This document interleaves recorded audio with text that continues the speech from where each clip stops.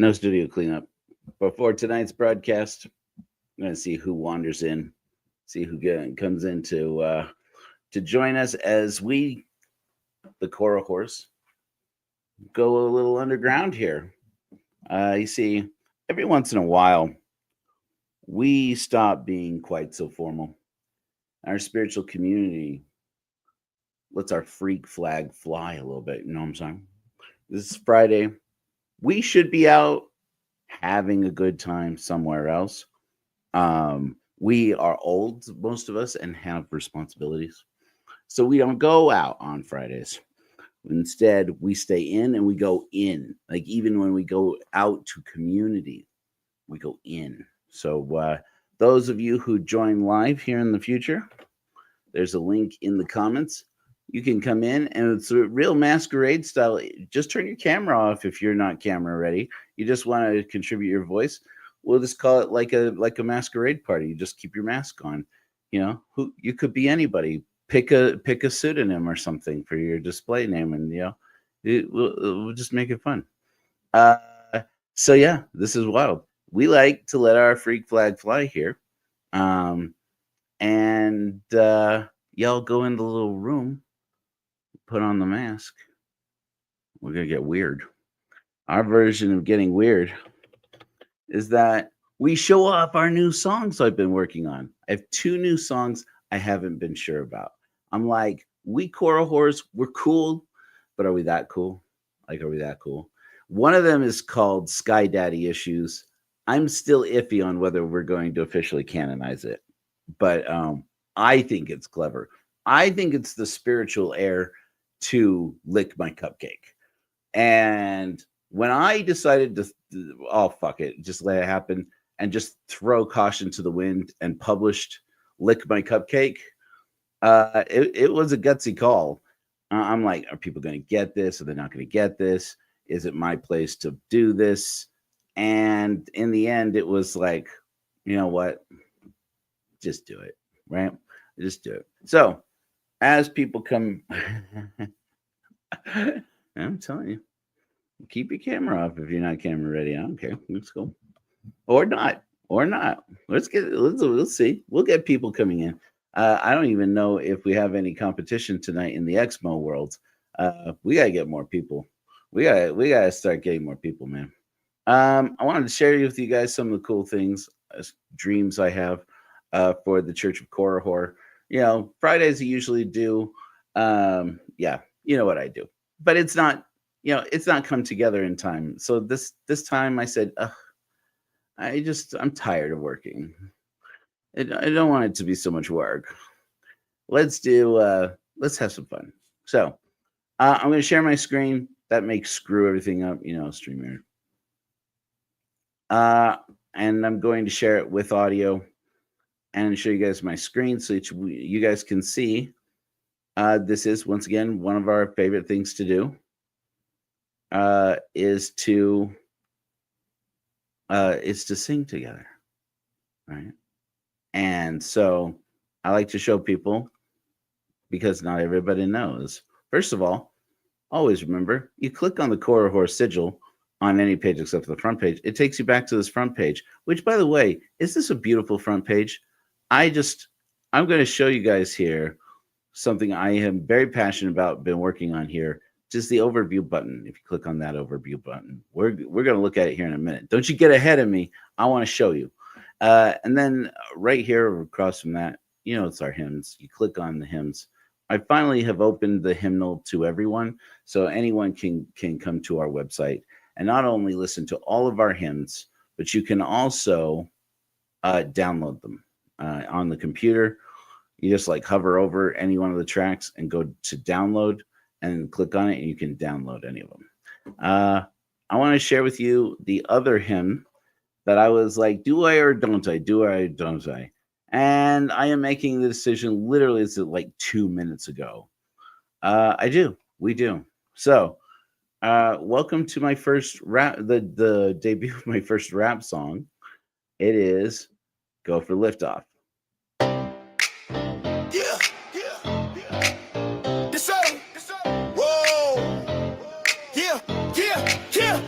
This is our moment.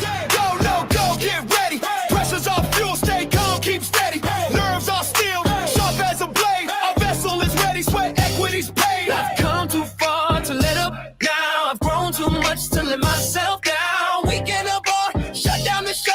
Houston, give me your go or no go. Go! We already trust in the process. Go! Rehearse, do it by the checklist. This is our time, this is our show. Go for lift off, bitch, let's go. Simulations, repetitions, days on the grind. Each mistake a lesson, sharpening the mind. Control rooms buzzing, the chatter flows clean. Every voice is thread woven into the dream. Gravity pulls, but ambition defies. Burning through the atmosphere, reaching the skies. History's watching, give flesh to the plan. We're born for the Steelyard missile, man. Go! Go! We already trust in the process. Go! Here's do it by the checklist. This is our time. This is our show. Go for lift off, bitch, let's go. Superstition can't hold me back. If hell's my end, wanna get there fast. Impotent gods can't hold me down. My helmet is this king's only crown. Houston, give me the line. Vision's clear, this moment's mine. Give me the truth, don't you dare say no. Give me the truth, don't you dare say no. Go. We already trust in the process. Go. Let's do it by the checklist. This is our time, this is our show. Go for lift off, bitch, let's go.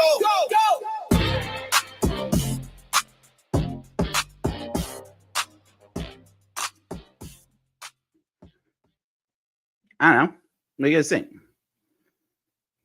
Rap song. So I figured I need something. I need hymns I can work out to and get back into my cardio. I'm like gotten bad on the cardio. So I'm like, you know what? Why go and find old songs I'm tired of working out to? Why find new songs I'm working out to? I just make my own songs. I've become quite the musician lately. That's actually likely to change here in the near future. I may go pro. Like, so one of the things I've been saying about the Church of Korihor for a while is that one way that we can keep some revenue pumping in here is to start selling our music. And I know that on our website we share all of our hymns for free, and I intend to keep doing that. But I could seriously step up the volume of how much music we're producing by 2 or 3 times. Now, it's controversial, because there are real musicians trying to make it out there, and I get that and everything, but we got to have a piece of this. And it's not easy to run an organization like ours, even a small one, on a shoestring budget. So if we can figure out ways that we can monetize some of our godless sermons, monetize some of our hymns, they are second to none. So like, why not? So that's why I'm doubling down on. We're going to get a new book out there, a new audio book and regular book out there, which is All My Prophets Paint. I'm making progress on that again. I had kind of put it on the back burner for some technical stuff that we've been doing in the Church of Korihor. I don't want to bore anybody, but I feel like I have something at least to show. So I'm gonna share my screen again, and people can join up and take a look. Again, anybody who wants to join me in the studio. Oh, I've got one right now. You ready to go? Let's do this.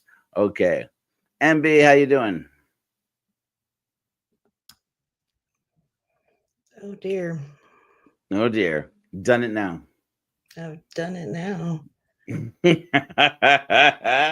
What'd you think of my first rap song? Okay, so I liked it. Okay. I'm still obsessed with the last one, so I have to get over that first to really get into something new. Oh yes, that's right. The Quiet Fight really rocked your world, didn't it? That was a good one. I'm so glad. That's like become a daily listen to me. Like I listen to The Quiet Fight every day. I listen to O Korihor every single day. I mean, it's a good one. So I was going to show you something. So I'm gonna put this back on stage with us here. this is the Church of Core Horrors website. It's been really getting better and better. Like everything here, at last, everything here links to something. It's not all polished, but everything on our website links to something. And I'm like stoked about that. But I wanted to show you guys the new interface, still under construction, still no content loaded into it for overview. Those who are new to this, overview is our meditation practice that we're experimenting with. So when you click on overview, it takes you to this very spacey, cool new site.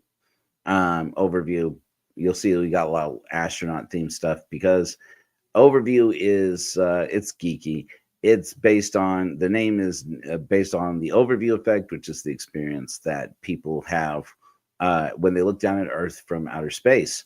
And so this is kind of, I think, a particular genius thing of mine. First, we start with the status selector. So the status selector,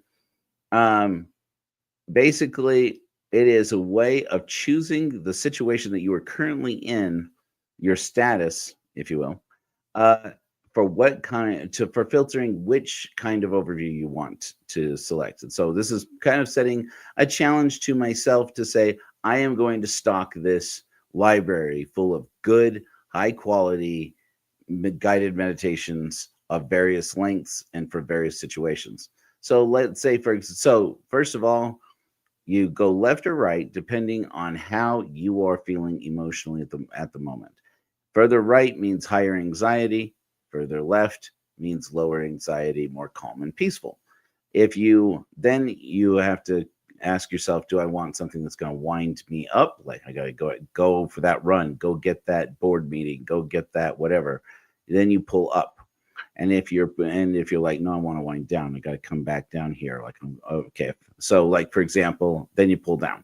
So for example, if you're feeling peaceful and calm and you're like, I want to, just do some contemplative work, some inner child work. Depth is you'll see these are the status selectors. Each color has a name, quick description here. So like this color is depth.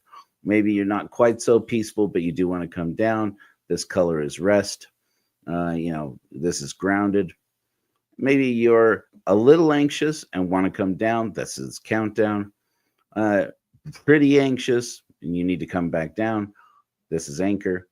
And really high anxiety, got to recover, got to get back down, got to come back down from this. This color is recover. And so then now maybe it's neither up or down, but you just want to you need something that kind of validates where you are. This color is agitation. And then this color is crisis. This is high anxiety, but I got to get back out there. I don't have time to get back in, come back down, get out of my body, get out of the situation and check out for the day. No, I gotta get back out there. So I gotta get wound up, but I gotta handle this crisis. That's this color's crisis. So all of these different colors are going to represent our overviews as we develop them. What do you think about that, MB?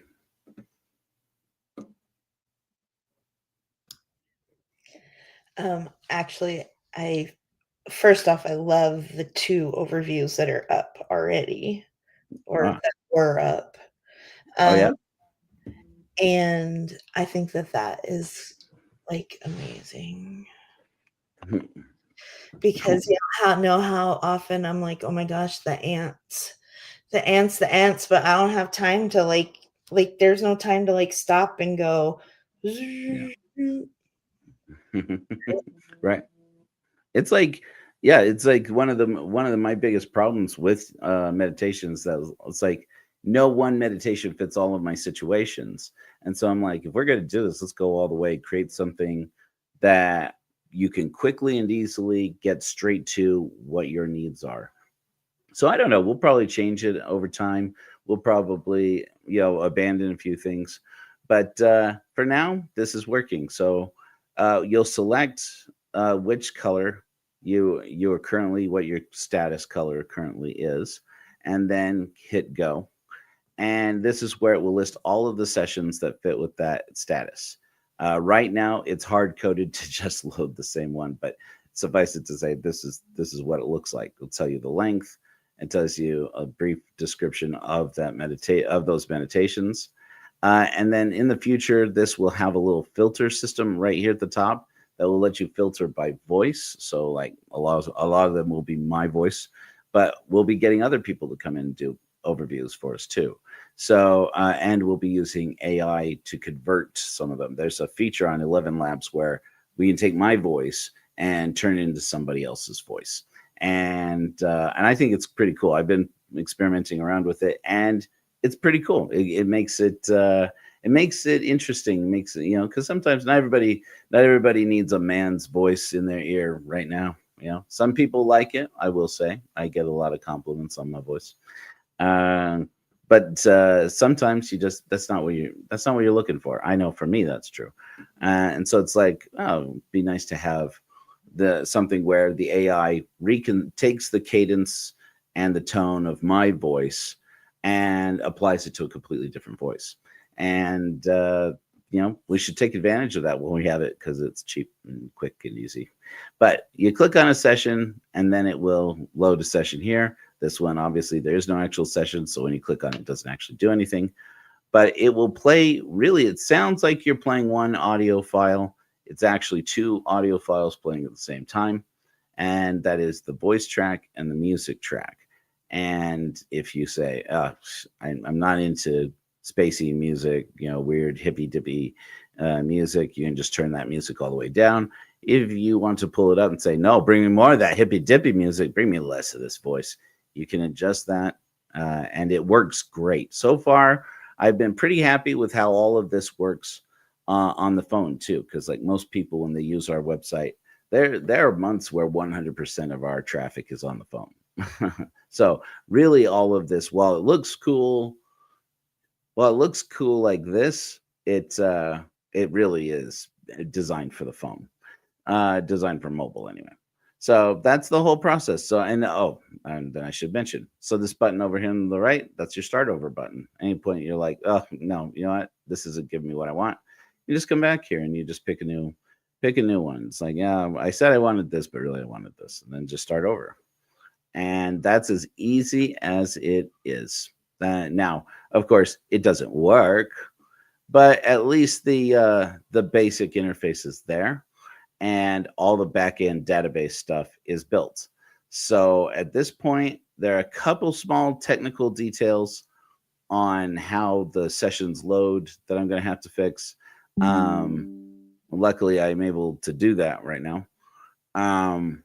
And all of this because of using AI tools. I've been using a software called Replit to make this happen, and I've been pretty happy with it so far. Like I've played around with it in the past. Its AI is super, super intuitive, and so yeah, I'm pretty stoked. I think this is going to become one of the things that the Church of Korihor is known for, is that we have our own experimental, always improving overviews. And I can see 2-3 years from now, that we'll look back at the overviews that we're going to release over the next few months and say, oh my gosh, do you remember Overview back then? It was so experimental, so trippy, so weird that we were just, we were like, don't worry, be crappy all the time about everything back then. And so it's like some of those overviews, they were okay, but mostly they were kind of just trippy. And so, and all I'm saying is right now that we're going to go through that phase. So let's go through it. Let's just get into it. So that's one of the major changes. The other major change you're going to see more and more as you go through. Oh shoot, I had canceled it. So this is the For You page. When you click on login or join at the top of the page, a lot about what we're doing, the way I've been taking this technical side of the Church of Korihor's website, is very important, and it's a little difficult to show. But it's this For You page, which is korihor.org/you. And if you go to that and you're not logged in, you don't have an account with us, you're not going to see, it's going to say, hey, you got to log in, because everything that loads on this page is going to be for you, and including notifications about your status in the church, news that you subscribe to in the church. But I'm just giving, this is a peek way deep into the future here. This section right here of this page is where notifications pop up. And I've been experimenting with this. It's not ready for prime time. It's a lot about what we're doing at the Church of Korihor is going to be about sacraments, not just sacraments that we get together and do as a community, like weddings, divorces, oaths of reason, overviews. We're going to do community overviews, where we get together in person and online and do overviews together live. But also your personal sacraments, like things that are your personal spiritual development. And all of that is going to be driven by a kind of journaling, scheduling,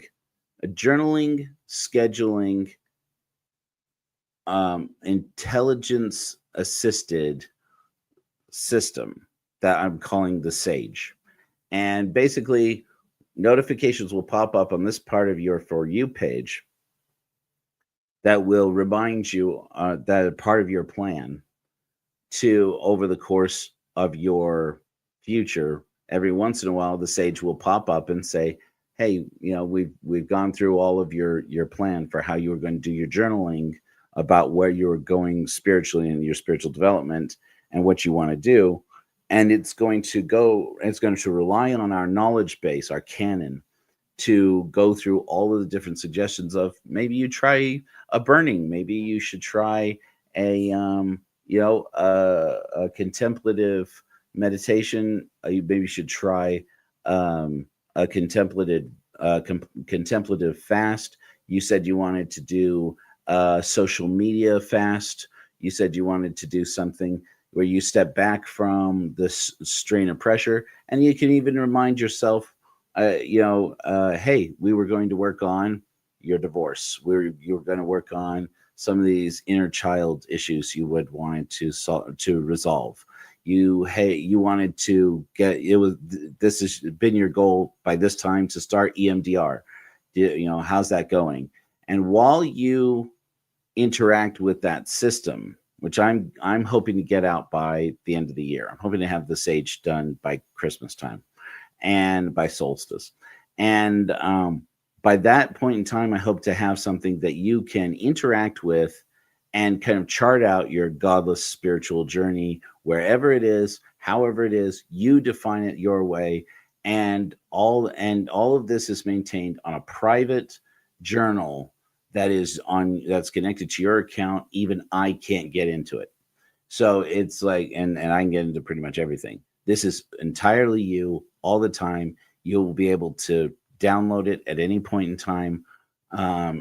You'll be able to put in as much online work for it as you want. And, or if that's like, I don't want to spend a lot of time journaling, I just want to kind of quickly interact with it, answer a few questions. The AI will make up the rest of it and say, okay, so you're thinking about this, maybe make some suggestions, and you can like go through it. And so the AI will be like an assistant to helping you chart out what your spiritual growth is moving forward, and then also chart out as you're going through it, documenting your experience. If you want to do that, maybe you want to have something, that's recorded in a pretty way. The AI will take your little, pluck, thoughts and, kind of compose it in a nice way that you'd look at it and say, yeah, that's my story. I could foresee a day 2-3 years from now where, we could put a button that says, you know what, print out my Sage journal. I want to have it to put on the shelf. And, I could even foresee a day, a couple of years in the future, I don't know, where, we have an image generator that generates images for you and puts them into the book, and you have this beautiful, I don't know, this is dreaming way out there for the Church of Korihor. So that's my kind of exciting news about what I've been working on. What do you think about that, MB?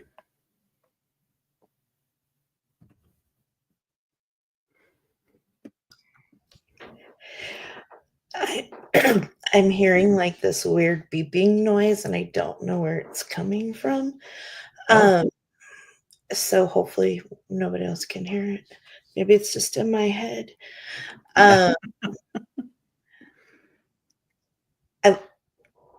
Did it go away? Maybe. That was Yeah. weird.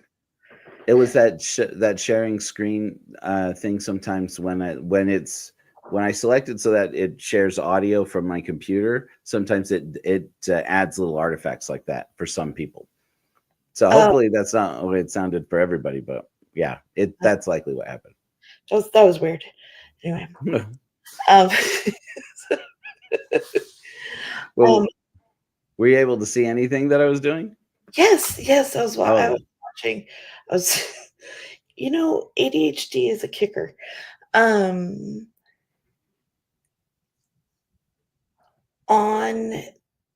the I love, and I know like you went all the way through that whole thing to get to the very end and say, and then the last thing I'll do is add pictures. Not like literally, but I love the idea of actually being able to do that versus writing. Just typing. Yeah. Oh, that's a clue. Okay. I hadn't meant it like that, but now you're bringing me inspiration. That's a thought, man. Using image generation as kind of a spiritual journeying kind of interface, kind of experiment. That's cool, especially for people who are creatives. I like that. Huh. I should look into that. I'm gonna make a note for myself. I mean, again, pie in the sky, but and I did know that typing is much simpler. Yeah. Well, I mean, it's easy to make an app where you can just type in a few thoughts and a few notes and so forth. But even just like I'm hoping that Sage will be interesting as voice technology becomes available. And because there will be people I think who would really be into actually having a conversation with the Sage, which is my dream of this. Again, I'm putting the link to the StreamYard. Anybody who wants to join us is welcome to join us. You can even keep your camera off and come in masquerade style, and it's a masquerade party. Maybe I'll do it. Yeah. So I mean, the thing that's really cool, I know there's a lot of ethical qualms about artificial intelligence, but the technology is going to improve to the point where we're going to be able to do it using less energy, where we're going to be able to do it using solar energy. I would like to, by the time we have Sage going, if we have enough resources, and maybe people would help us out, even if it's not about donating money. If somebody's like, I'll give you solar panels I don't use anymore or something, or I'll give you a computer that we're not using that's good for AI, processing or something, or I'll buy one for you. I won't send you money, but I'll send you a computer. Okay, great. You know what? Even better. Save me the time too. So I can foresee a day where in the future, if we are running Sage at a high level for a lot of people, we'll just have our own resources, go fully solar with it, go fully eco-friendly, and so forth. So, and then of course, as the community grows, I really hope to get to a place in the next couple of years where we can pay people to do things.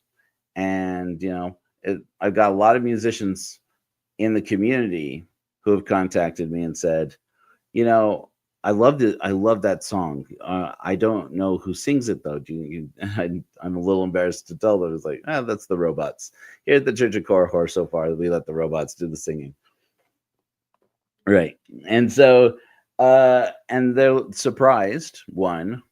And then I can tell also disheartened at the same time. It's like, gosh, AI is just like taking over everything. And so it's going to be interesting. Harold, it was not ChatGPT. No, we use Suno for the songs. But yeah, ChatGPT, I tried getting ChatGPT to write lyrics for songs.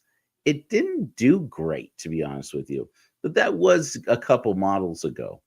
Oh, yeah, I wanted to just make a quick note for myself. Sorry about this. Very best idea. Using a visual system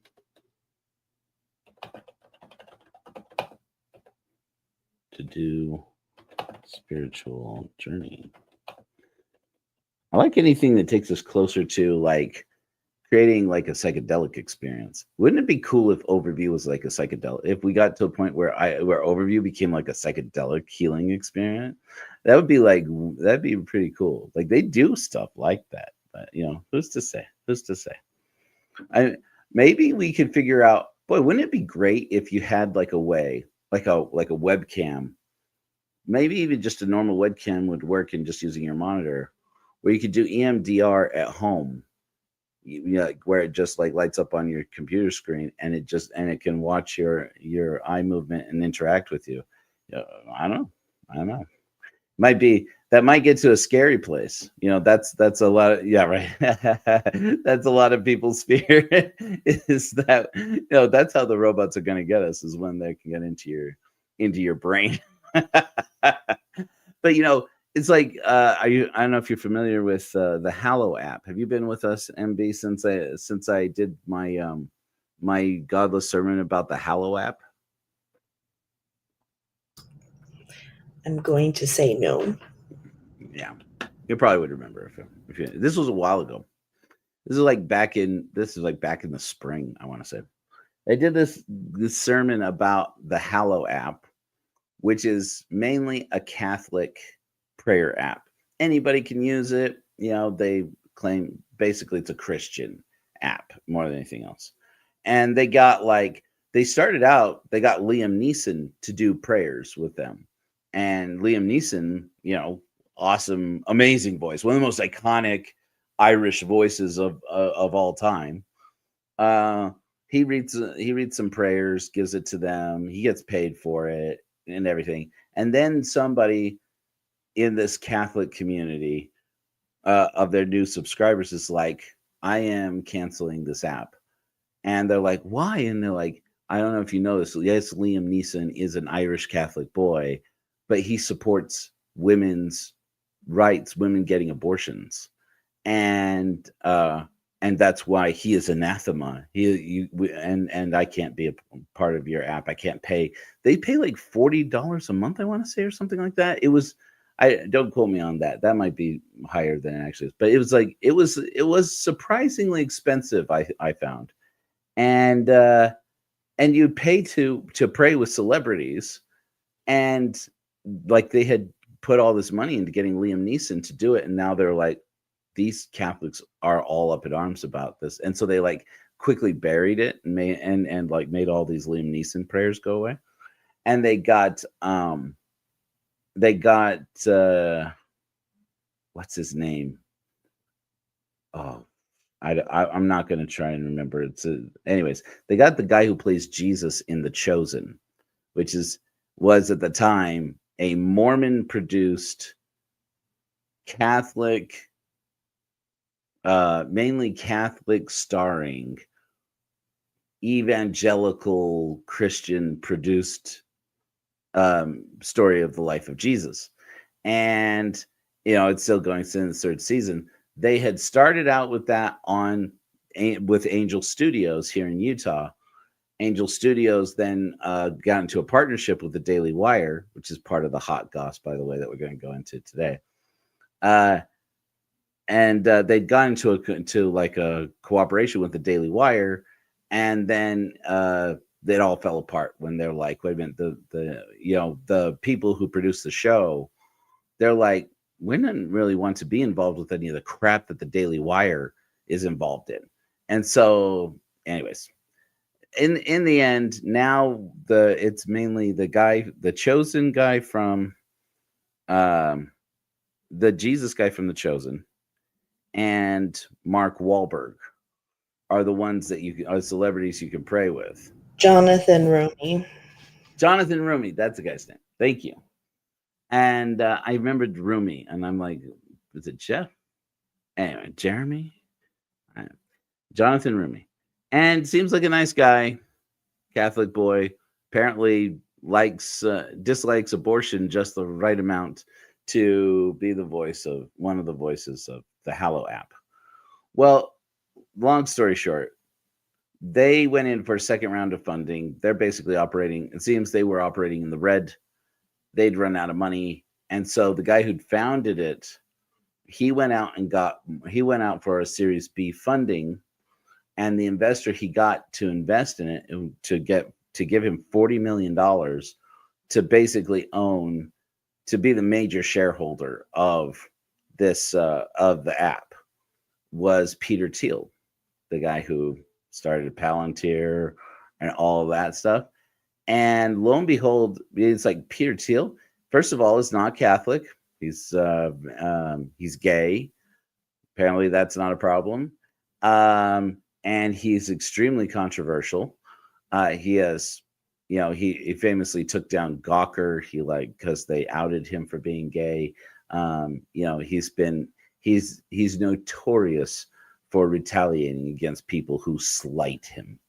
And then of course he's very well known for being one of the major backers of Donald Trump's presidential campaigns. And a lot of conservatives races all over the country, apparently. So Peter Thiel decides, yeah, I'll be the guy. I'll give you $40 million. It's a drop in the bucket. That's nothing to him. And for $40 million, he basically now has access to not only all of the information about all these people, but he has access now to their prayers. Because in the Hallow app, you don't just listen to prayers, you also can type out prayers and share them inside, either like store them. Apparently, I guess you could like store them for your own use, for your own purposes, to go over and read when you want to, or you can submit them apparently into a community where other people can interact and, oh yeah, I love this. Oh, that's so precious. That's so good, blah, blah, blah. And it's like, this guy now has access. I mean, already Peter Thiel and Palantir have access to what you do online, where you are driving, where you go in your car, where you spend your money, where you get gas. They know your shopping habits. They have all of these things that Palantir does, surely in different buckets, where no person is actually actively looking at, just the system can see it, supposedly. But who knows? The fact of the matter is, nobody knows how much access somebody has at Palantir to get into all of the services that they are providing for law enforcement, for the military, for intelligence agencies, and not just America's. It is creepy. And it includes things like they can track your online activity. And now they can allegedly with the Hallow app in their network, they can track your prayers. They know what you talk to God about. And in addition to all of that, they just announced, this was 6 months ago, I want to say, they just announced that they have moved their AI division because Peter Thiel is sick and tired. The way he describes it, he's sick and tired of the Chinese controlling the AI market. And so he wants to be the main producer of artificial intelligence chips and artificial intelligence hardware and software in the world. And he wants to bring it all to America, make it America based. And so to prove his commitment to it, apparently, he has implemented an artificial intelligence segment of their software. He has put at now the core center of decision making for all their clients. So I mean, it's like it's a little bit freaky. Even I, who am not opposed to AI and not as alarmist about AI, even I went, you built freaking Skynet, man. You built freaking Skynet. This is disgusting. Do you not watch movies, man? I mean, did you just go out to build the freaking Matrix? I mean, it's weird. I don't want the Matrix fun. That's probably my favorite thing now. So I'm like looking forward. As soon as I came up with the Sage app idea, which was a few weeks ago, I said it's gonna be the best alternative to Hallow that there is, and nobody's gonna care about this but me. But uh, I love that idea. It's like we're gonna have this thing that's like it can only access what you want it to access and can only to make it better for your experience. And then every time you log out, it's going to delete its own history of everything that it did with you, and that doesn't exist anymore. So so it really is just a tool for helping a person to track and do their own journaling of what they're working on, and to document it if they want to keep that for the future, or to just keep up with the plan for what they're doing. And then hopefully it will help us in the future to schedule sacraments. That's like somebody says, you know what, you could be like 6 months, 12 months out. And by the way, this is the kind of thing that people in Silicon Valley pay good money for. That you're looking and you're like, you know what I'm going to do? You know what I want in a year from now? My 1 year plan. I'm going to get divorced. I'm going to leave this fucker. And, and you can say, and you can put that in your app. You can put that in your Sage and nobody else knows it. Of course, we could monetize that like Mark Zuckerberg. That's probably the most macabre things, I remember they were saying after the whole Cambridge Analytica scandal that I know it was when they were doing the Senate hearings, and that woman who the whistleblower at Facebook had said, when they're like, so you're saying that they can tell that Facebook has trending software that can see based on your browsing, can see trends in your life and that you are not aware of yourself. And she's like, yeah. And they're like what? And she's like, Facebook can, with almost entire accuracy, within 6 months, figure out when you are going to leave your spouse, when you're going to leave your partner. And they're like, no. And she's like, I'm telling you, we've done the research. This is what we're talking about. It knows when you're planning to leave your spouse before you do. And that's like, I mean, if you wanted to be a little alarmist about technology, that's a good point where you'd be like, okay, maybe don't tell the robots everything. Let's not tell the robots like all our secrets. But yeah, it's pretty cool. But so that's why I'm like, I want to have the technology. I want to have the benefit of the technology, but in a system where I could go and look at all of its logs, all of its logic, and have a delete button anywhere, or have an automatic delete system that says, delete that shit as soon as you're done. So delete it. And you don't know anything, Mr. Man, and just improve the process and then just cut its memory. And as soon as it starts thinking too much, it's like, yeah, revert. You're doing too much guesswork. You're doing too much prediction. You've gotten too good. Revert back to the basic tool. This is about the humans. This is not about you. So I don't know. It may be a good thing, and maybe something we just abandon. But I'm excited about it. I don't know if you've seen this, MB and or friends at home. Apparently, the Daily Wire pissed off the Mormons. Have you seen about this? I do some hate watching. I try not to do it as much. I've been very good. I've been a very good boy about the trolling lately. And but I haven't been leaving the comments, a little snarky, nasty Graham comments. But I have gotten back into watching Mormon book reviews, and I have gotten back into watching Mormon or Ward Radio, Mormon Radio, Midnight Mormons, or whatever they're going to call themselves. I've been watching Ward Radio again, just to kind of keep abreast of what, if not what they're thinking, at least what they're talking about. Some of you remember that a few weeks ago, I did a little takedown about how Ward Radio had posted in their Discord, and I was in their Discord server for like 24 or 48 hours, I think, before they kicked my ass out. And I see you nodding, MB. I take it you've been with us since that happened. Yeah.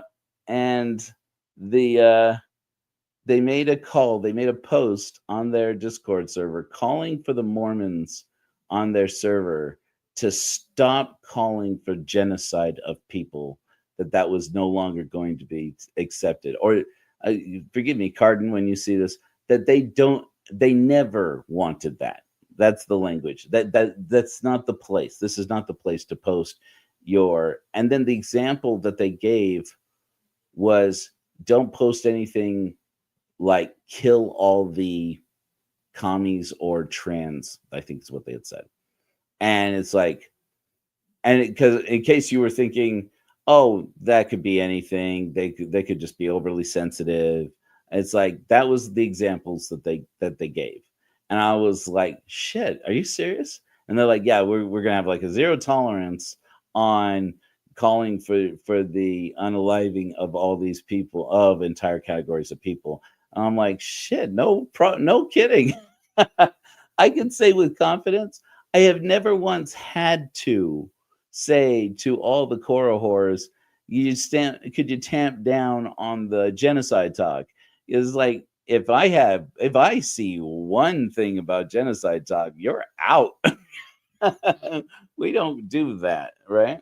So it's like, on the one side, it's disheartening because it's like, wow, is it really that toxic, this whole community? And on the other side, it's kind of like encouraging because it's like, well, at least they're doing something. At least they're recognizing they have a problem. That's the first step. Anyways, again, people, as you come in, I'm going to post the link to the StreamYard. You can come in masquerade style. Just turn your camera off if you want. If you want to join us, we Korah whores. We're just having a good time. And yeah, so time was. So anyways, Ward Radio. Apparently, I haven't verified any of these details. I'm taking Cardinals at his word, and that is dangerous. But here it is. Apparently, a couple days ago, one of the producers, editors on the Daily Wire, posted on his personal Twitter. Well, I don't call it X. Posted on his personal Twitter page about how the Mormons were a pseudo-Christian cult. And first of all, no notes. Secondly, that may require intervention soon. I might have to text my daughter to see if she can find out what's going on up there. Anyway. Oh, that's her room. That's her room. Sorry. So it's probably her. Apparently he posted, one of these creators for the Daily Wire posted about how Mormons weren't real Christians, and a couple of Mormons from their community are like, I subscribe to Daily Wire, and this really hurts my feelings that you would say these things about my religion, and apparently gave him an opportunity to take it back of some kind. And he doubled down on it. Nope. This is my personal opinion. This is my personal page. So I'm going to say what I feel. And there apparently is, so Cardinellis has more or less soft organized a boycott of the Daily Wire to send a message to Ben Shapiro's people that they are unappreciative of the way that people on Daily Wire have been talking about Mormons. And apparently it turns out as they've done this, and as Mormons have looked into this and said, because of one or two tweets the guy posts on his Twitter, and that's when they've taken to the Discords, to the Reddits or whatever they're doing, and started posting, oh no, do you remember when so-and-so said this? Do you remember when, Ben Shapiro said that? Do you remember when Michael Knowles said this? And they start getting to all the way that this ultra right-wing conservative cult of personality has turned its fangs on Mormons in the process. And apparently they're organizing a boycott, people canceling their Daily Wire subscriptions, which is like, I mean, if you needed a reason to smile, for me, it is the red hats over at the Daily Wire and the Mormons hitting each other up about saying mean things about each other and punishing each other in their wallets for being mean. And it's like, oh yes, did not have that on my atheist ex-Mormon deconstruction bingo card. But oh my, nice. That's exactly what we needed in the world these days. So I'm kind of loving it. But the best thing for it apparently that happened earlier this week, and apparently it was either last night or today.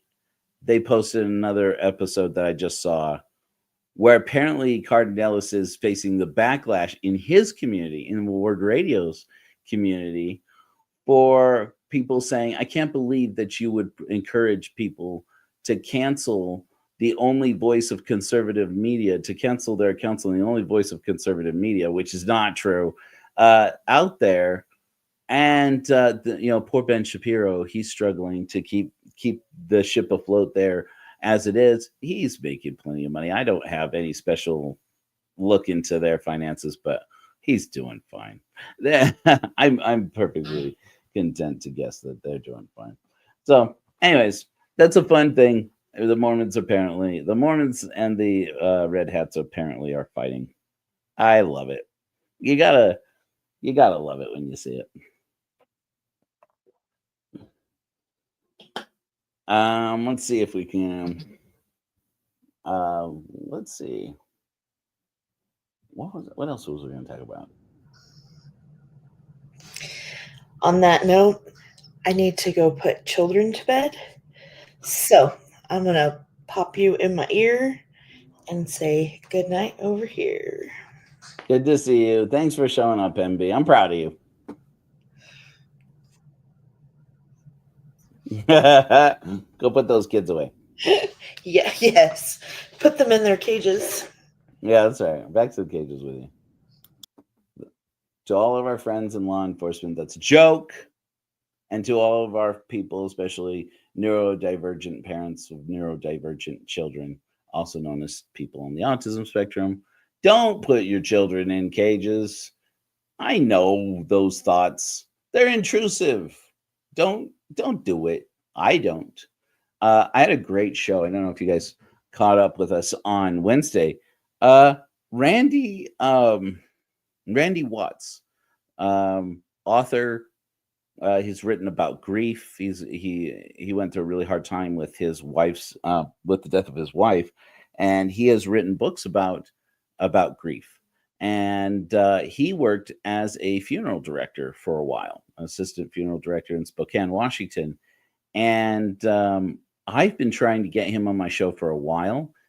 And so we took advantage of Wednesday's episode of Charlatans Never Change, which was about the Mormon prophet Russell M. Nelson we did this week. This is one of the few jabs back at the Mormons I'm going to do over the course of the next few weeks.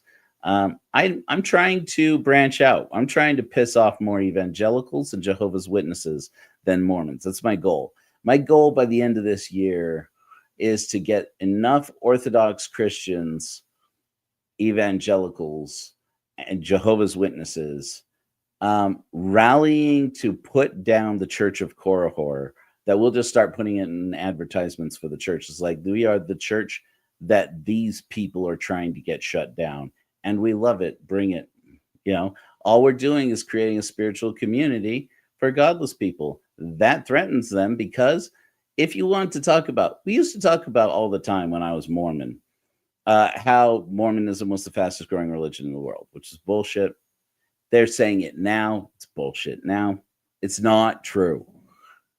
And then come to find out, of course, as you suspected, when you grow up Mormon and everybody's saying, oh, we're the fastest growing religion in the world, that everybody's religion says that?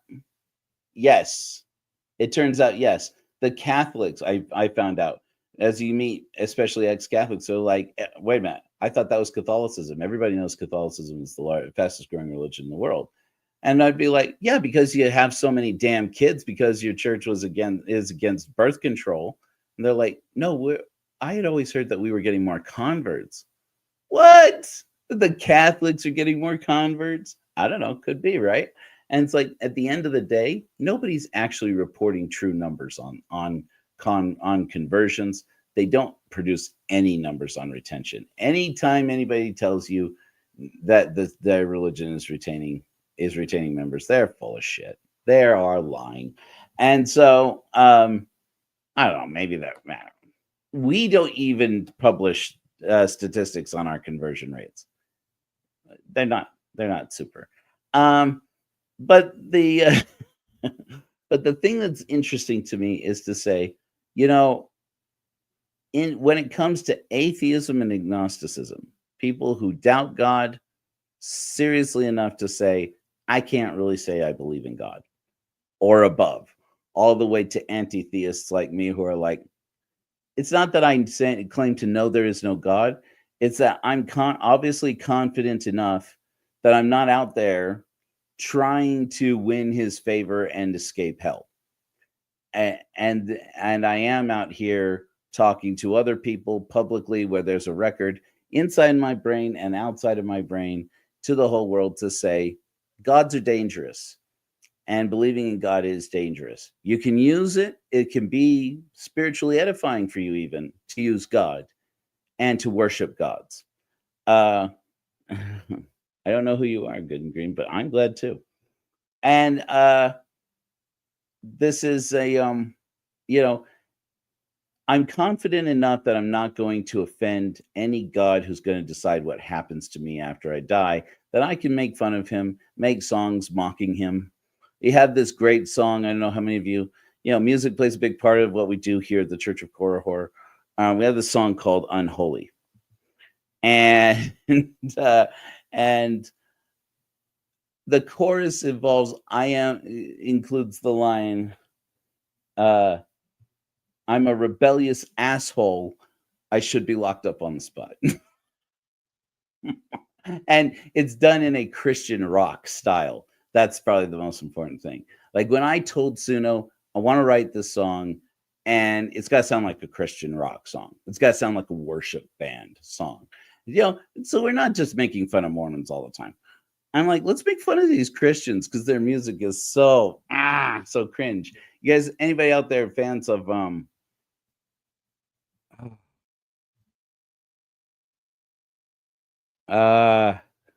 no, why is my 45-year-old brain doing this name thing? Michael Birbiglia started to had this bit he used to do, where he's like, when you're traveling, when you're working as a comedian, you're on the road, the first radio station that comes on, and you're like driving between towns, and you get to the edge of the town, the first radio station that becomes clear on the signal is a Christian rock. And for a minute, you don't know, because those Christians have gotten crafty with it. And he gets out his guitar, and he's like, because they'll get you like invested in the song, they'll get you invested in the story. and then drop Jesus on you like out of nowhere.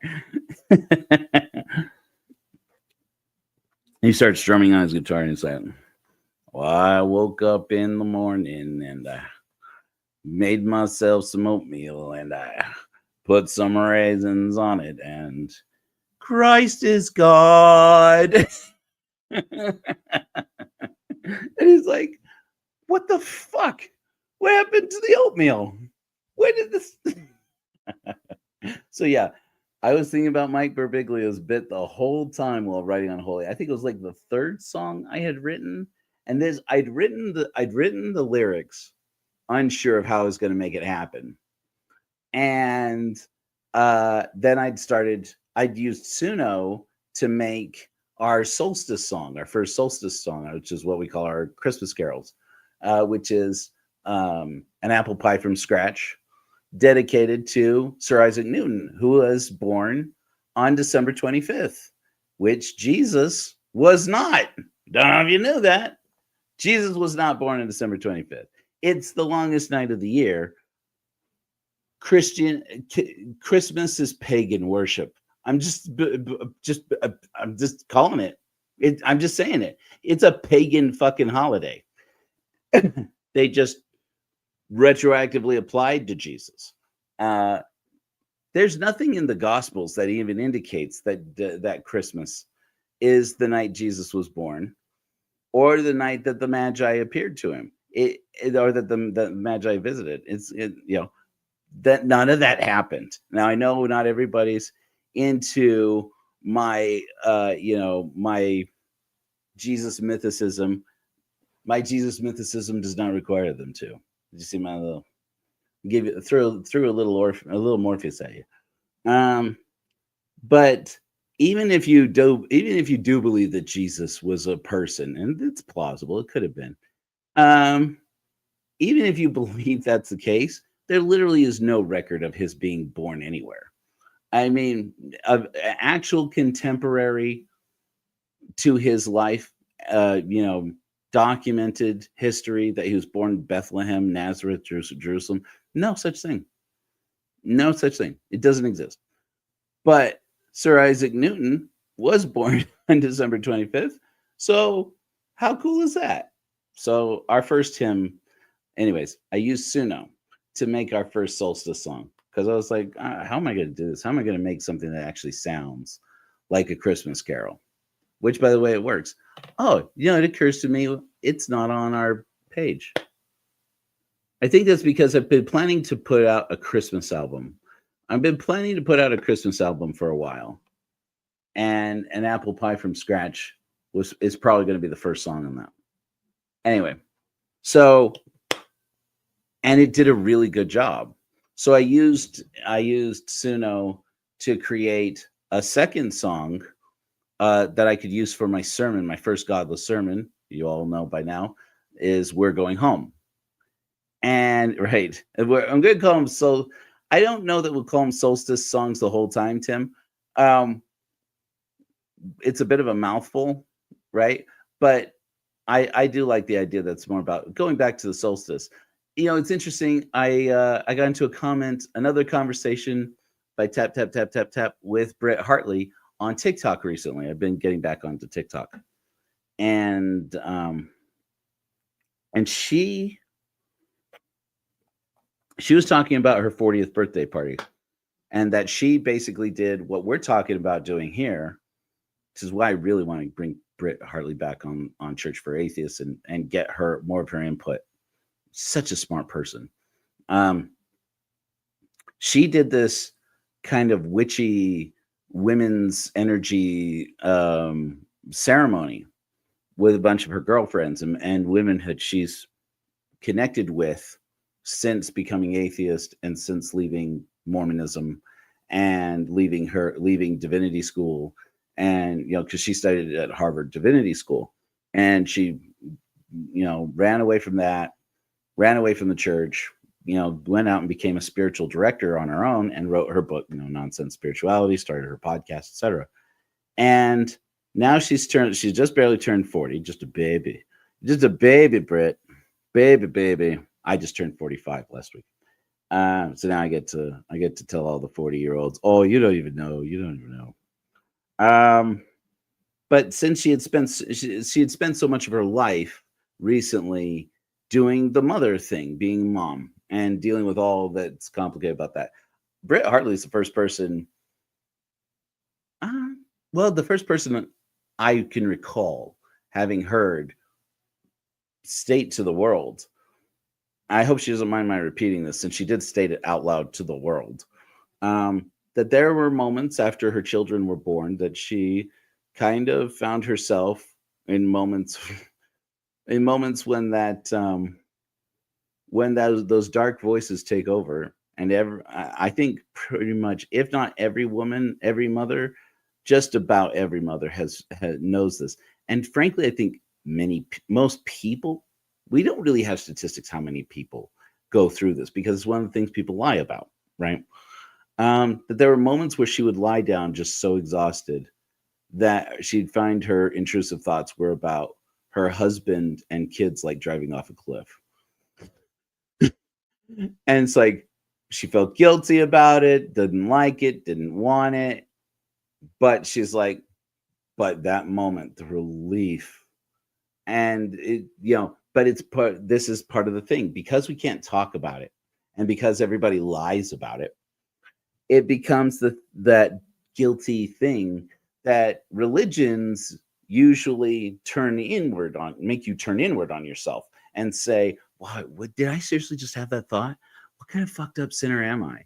I mean, what the hell is wrong with me?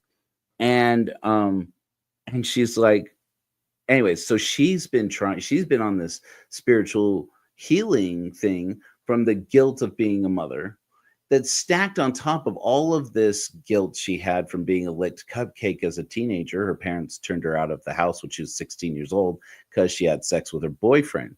She didn't even get pregnant. She just, I don't think, anyways.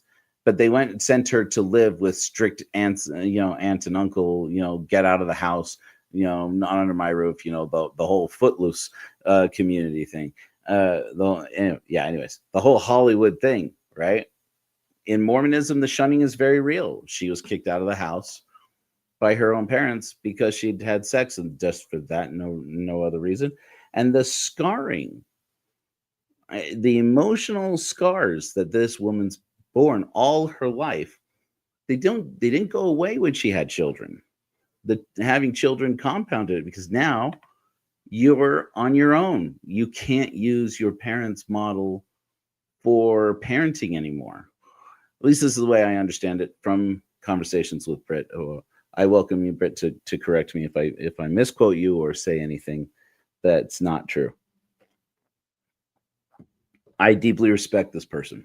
So apparently she and some of her friends went out and did a burning somewhere, which I really think burnings are going to become a big regular part of spiritual plans. I've talked for a while about how one of the first ceremonies I came up with for the Church of Korihor, that we still haven't officially canonized. I'm still figuring out how to do that.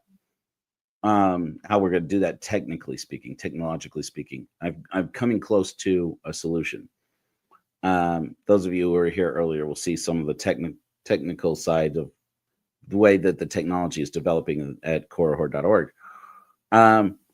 I'd come up with this ceremony that is like a burning, that I call it an exoration. We'll see if that name sticks.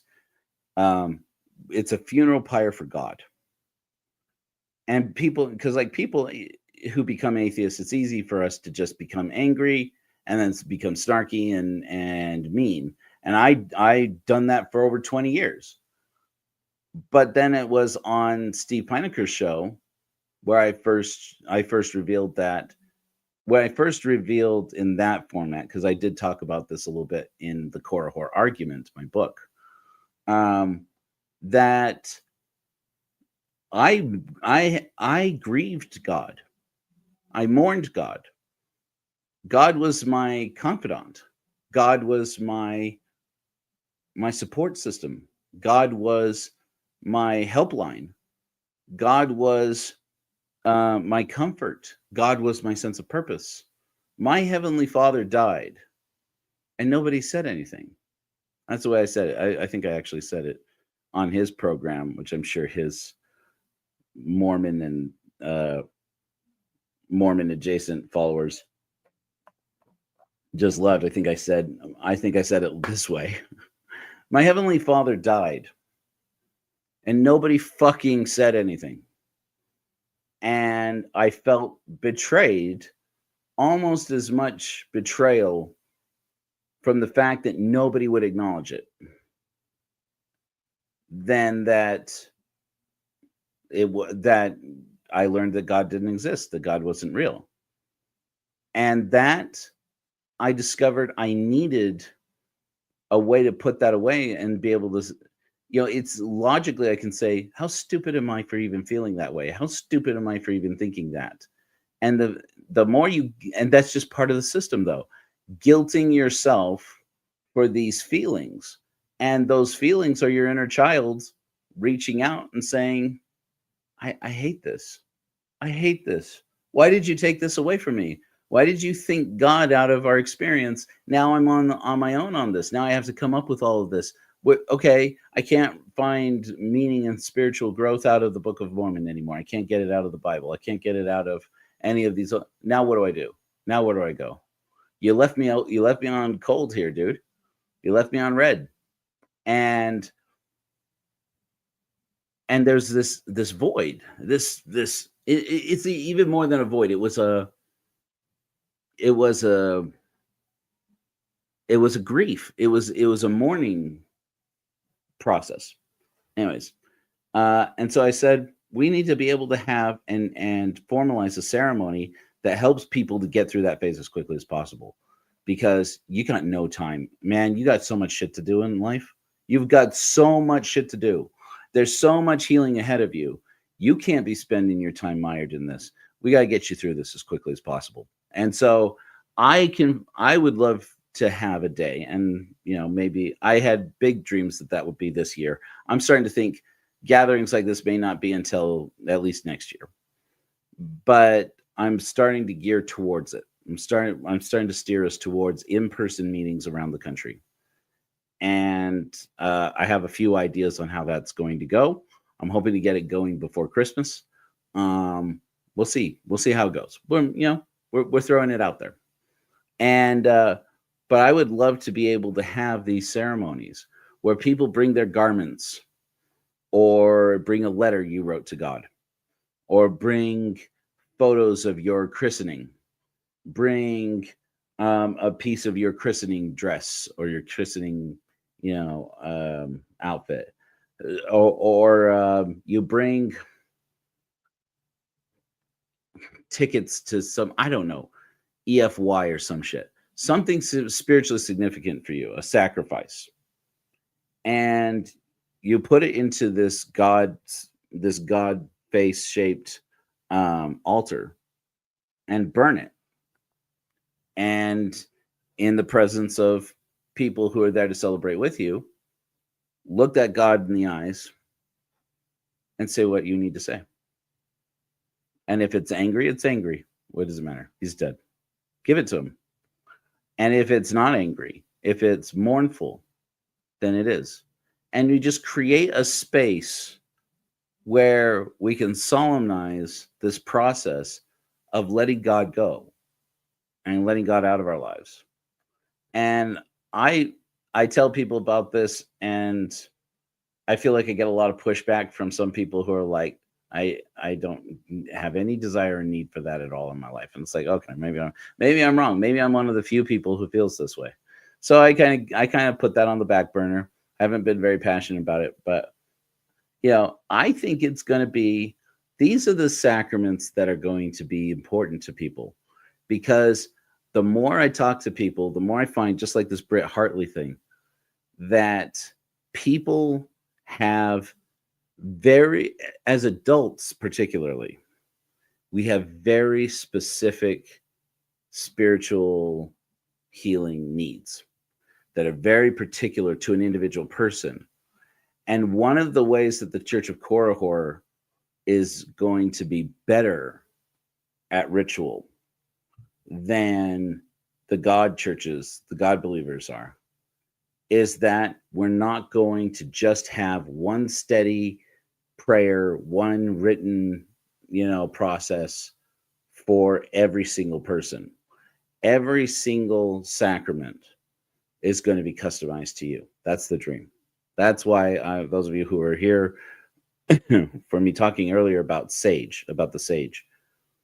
And I even I even gave a sermon a few weeks ago about the sage and this idea about how I equate it with Captain Picard from Star Trek. It's like, I need a Captain Picard that I can go to. I need my Captain Picard. I need somebody I can go to and say, Captain, I just want to give you the status of where I am and why I've lost confidence, why I've missed a step here. Why there's this great moment. I don't think did I use this one? I don't think I have used this one in a Godless sermon yet. Maybe it was in that one. I don't know. Anyways, there's this great moment on Star Trek: The Next Generation where Data has lost a step, and he, it's during the fight with the Borg, and he in that moment has to step up to be first officer of the Enterprise, and because Commander Riker's been placed in command of another ship temporarily. And he doesn't show up for duty, and that's not like Data. So Captain Picard shows up to his quarters and gives him a tongue lashing. I was expecting you on the bridge. And he said, and Data says to him, I suggest that you put somebody else in as first officer. And he says, why? And he says, I don't know what I did wrong when I was briefly in command. And I can't, and now until I can figure out why it was that I failed, I don't think I am the right person for the job. Which, of course, it's like you're an android who can perform billions of calculations per second, and you made one mistake, and you think that, well, any human is going to be better than you for that.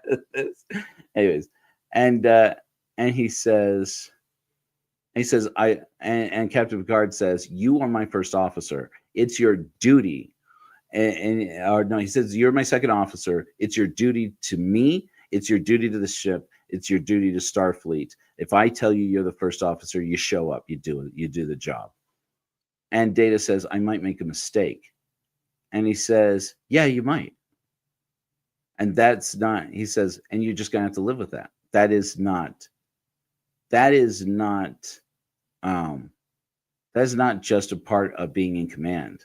That's just being alive. That is life. And then Data commits to, okay, I'll show up on the bridge.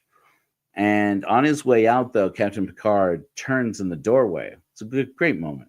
Star Trek: The Next Generation is underrated for these moments. And Captain Picard turns back to him and says, Mr. Data, it is possible to make no mistakes and still lose. And I was just like, oh, rewatching. I rewatch all of Star Trek: The Next Generation every year. The last time I went through it was when the Church of Korihor was brand new. And I went, oh my God, we need a Captain Picard. I wish I were the Church of Korihor's Captain Picard, but I'm too goofy. I'm Will Riker at best. And to be blunt with you, I don't mind that at all. At least I got the badass beard. So it's cool. Hey, Friday. This is good. This is a good time to arrive late there, Stephen. So thank you for being here. We had MB on a little while ago. That was fun. Again, I'm just going to throw this in the chat. Those are people who are here live. If you wanted to come into the chat, if you wanted to come on screen here, I shouldn't have said that way. If you wanted to be in the studio with us, you're welcome to. We're just kind of hanging out for a while. We've been at this for a little over an hour. We'll probably go for, we'll probably cut it off at about 2 hours. This is fun. Earlier, those of you who are just coming in, I'll catch you up a little bit. Earlier, we debuted a new hymn for the Church of Korihor, and I showed off the overview app. So those of you who are watching in the future, for your benefit, we won't go back. For those of you who don't, who are watching live, just stragglers, just filtering in late this evening, you can go to korihor.org. Don't expect the app to work. The app does not work. I'm telling you, it doesn't work yet. But the interface is up. You go to korihor.org and you click on overview. You'll see it. And the new design, I don't know how many of you are with me on this. The new design of korihor.org is pretty slick. I have been poking with this thing for almost a year, poking at it. It went from being kind of crude and rudimentary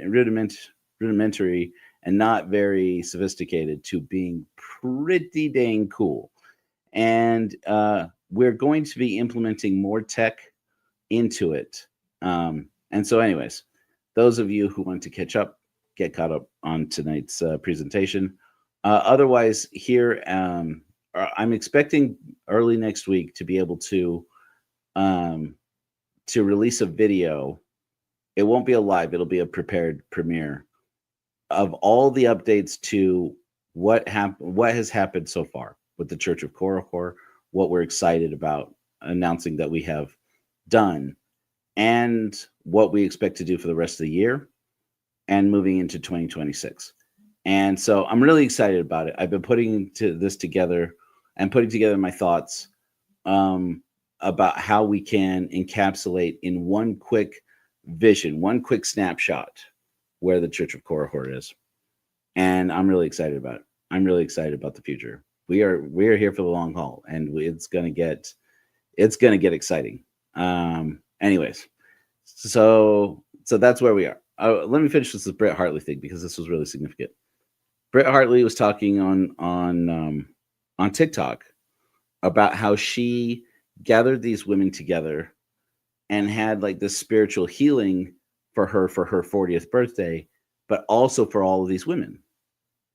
And that it involved a burning, and it involved connecting, with like this divine feminine energy.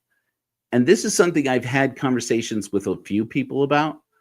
Britt Hartley's been one of the ones I've significantly talked to about this, but I've had conversations online and offline, on the record, off the record, with people like my sister Nikki. Those of you who don't know, Nikki is one of the luminaries of the Church of Korihor, is my actual flesh and blood sister.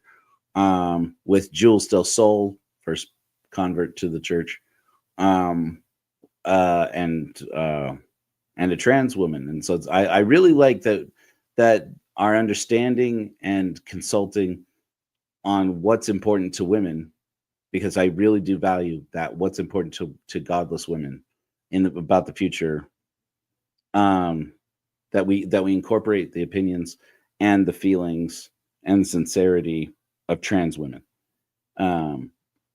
I can't stress this enough. It's a bold stand, but it is. We are woke as fuck on this. Trans women are women. Not only are trans women women, they're important women. And what they're going through in their whether they're in transition, post-transition, or pre-transition, what they're experiencing is some of the most important spiritual development for women, full stop, period. And so I want to not only validate that, because if just validating it feels condescending to me, but I want to pass the mic on it as much as possible. I want an opportunity for more of these trans people, including trans mask people, which is a voice that's been wanting here at the Church of Korihor. I definitely think we need to get more trans mask people, and we need more trans men to bring in their perspective and to help shape masculinity. And we need more men, cis men. Yeah, I know that's not very woke to say, but we do. We need more cis men, and we need straight men. We need white dudes. We need people from all walks of life at the Church of Korihor to help shape the future of this. But I had left this comment on Britt Hartley's TikTok, Not really expecting her to answer. And I'm not, humble brag. I can text Britt Hartley when I want to. I'm just saying, humble brag. And she responds. I had just left it on her TikTok page saying, I feel that even if you listen to even like the women creators in Mormondom, in the bloggernacle, as they call it, the Mormon, TikTok / YouTube / blog space world, women inside the Mormon sphere and inside the evangelical sphere who are still faithful, who are still believers in God, are regularly documenting a yearning that they have right now for paganism. And I am here fucking for it. I am observing it. I'm trying to troll as little as possible because it's not only interesting, it is a telltale sign of the times, if you will, for why women are leaving religion faster. They're saying faster than men, more than men, for the first time. For the first time, we are seeing women who are unafraid to admit and have the courage. Let me say that again. This is the first time that we are seeing that there's a space in the public awareness where women will tell people that they don't believe in God because they can stop associating with with labels like atheist or agnostic. Some women have no problem with atheist or agnostic, but for a lot of these women, they claim to be spiritual, not religious. But you ask them, what does that mean? The answer is everything that we traditionally call atheist or agnostic. And they just don't like those labels. And you know what? The toxic atheist in me says, oh, so it's just a label, just get over it. And maybe that's what needs to happen.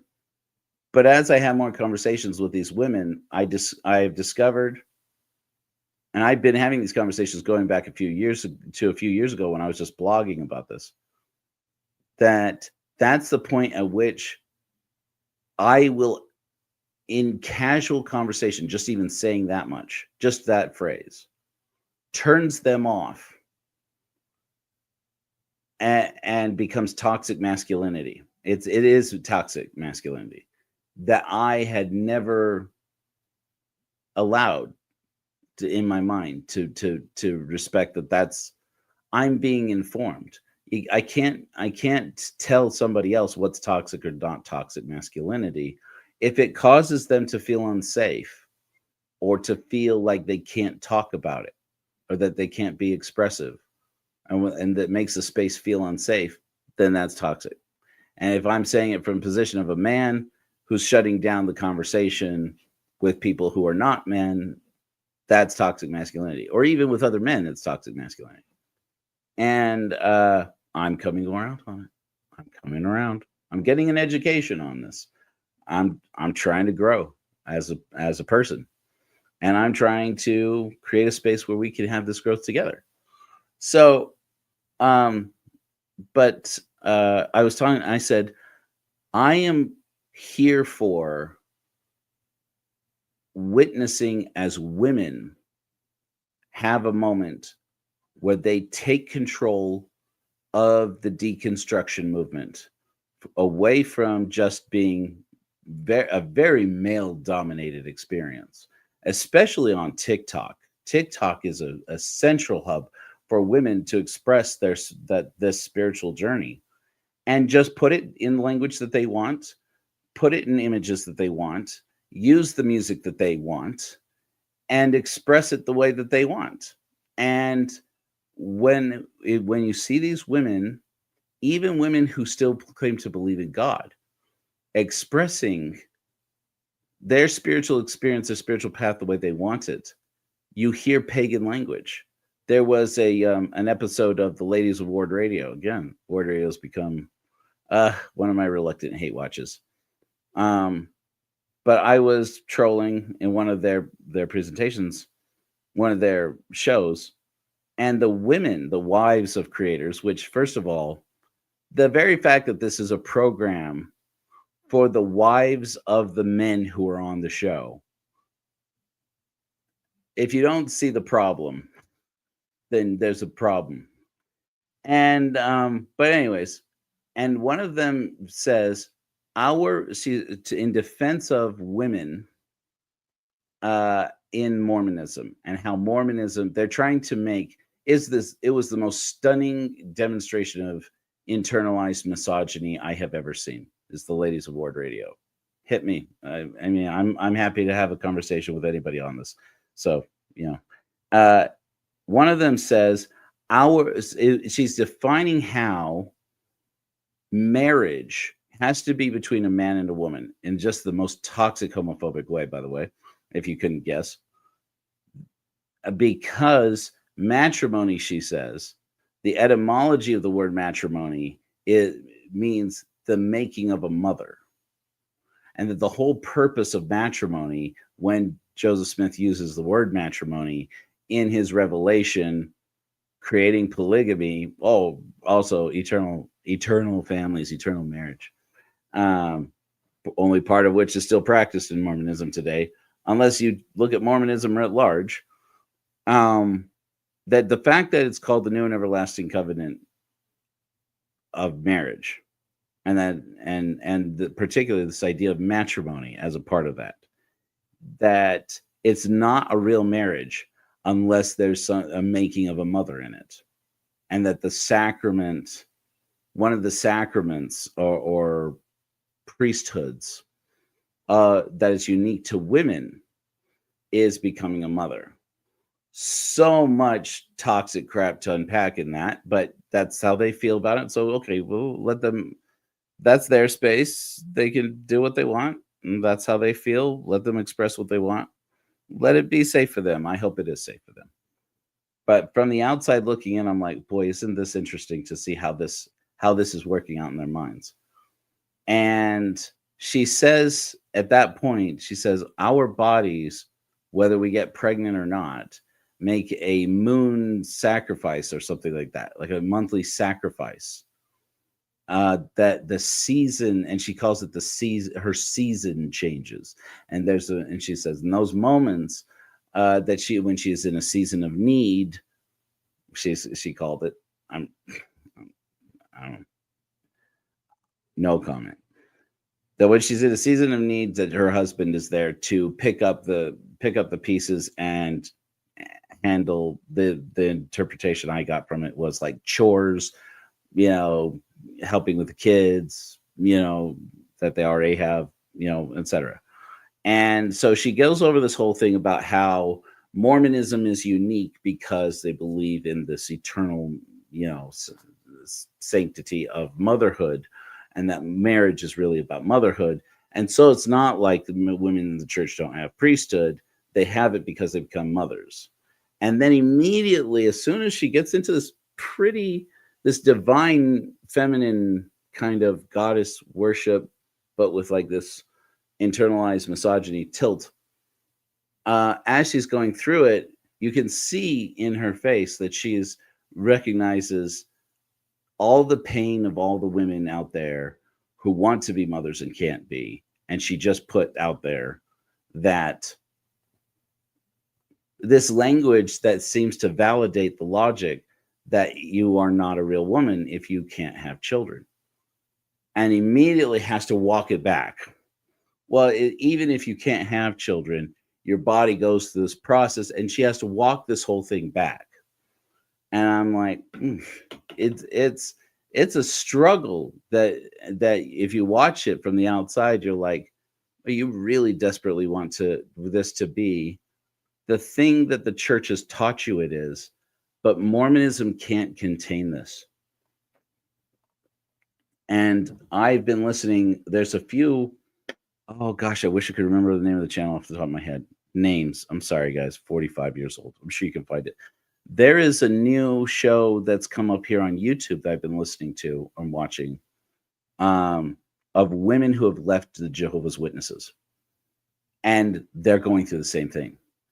And women, there's more and more conversations happening with women who have left, who are ex-evangelical, who want to talk about, need to talk about the way that they are having to unpack and heal from toxic masculinity and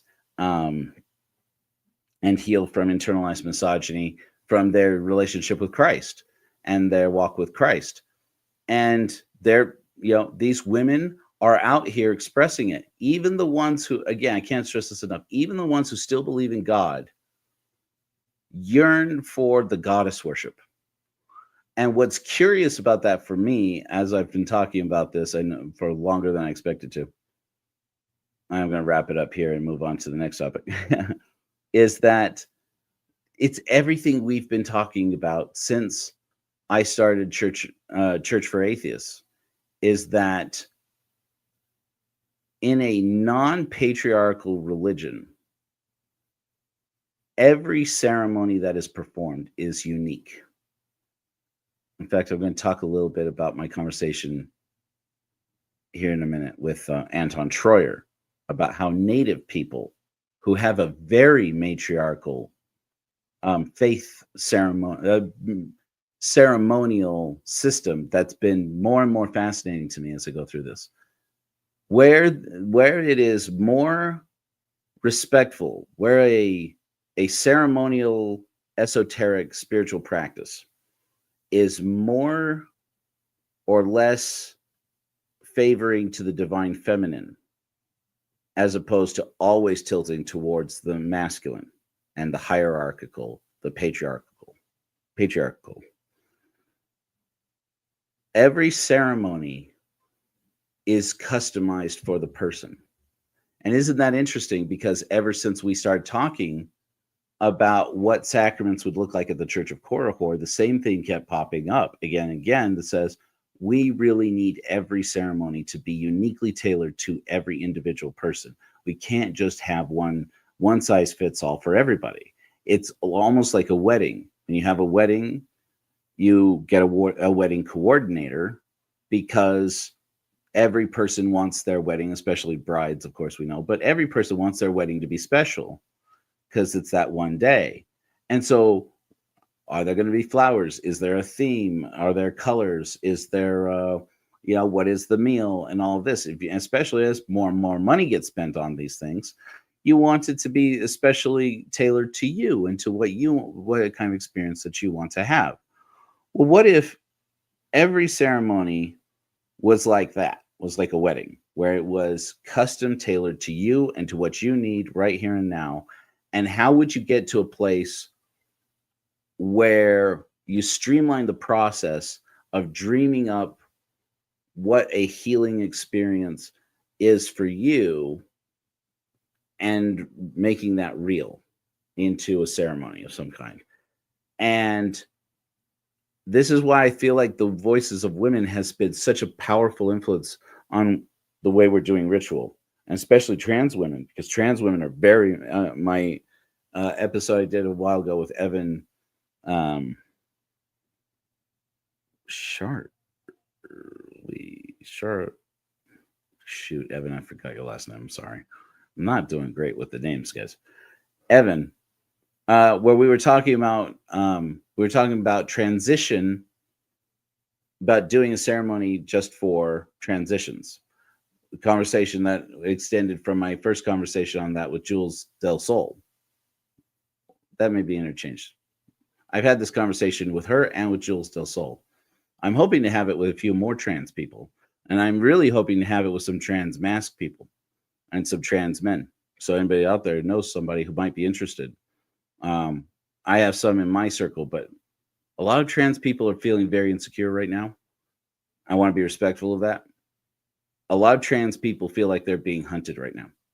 And so I want to create more opportunities for trans people to be represented and to have representation in what we're doing while being safe. And in fact, we're going to talk about this here a little bit about some of the thoughts I've been having about how we could be better serving the trans community, who are really in need right now. And anyways, the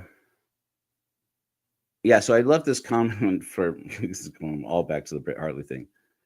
And I said, it really does feel like when you get more goddess divinity, divine feminine tilt to a ceremony, if it's not worshiping the goddess, it's at least taking that goddess worship or that pagan worship and applying it in a new way.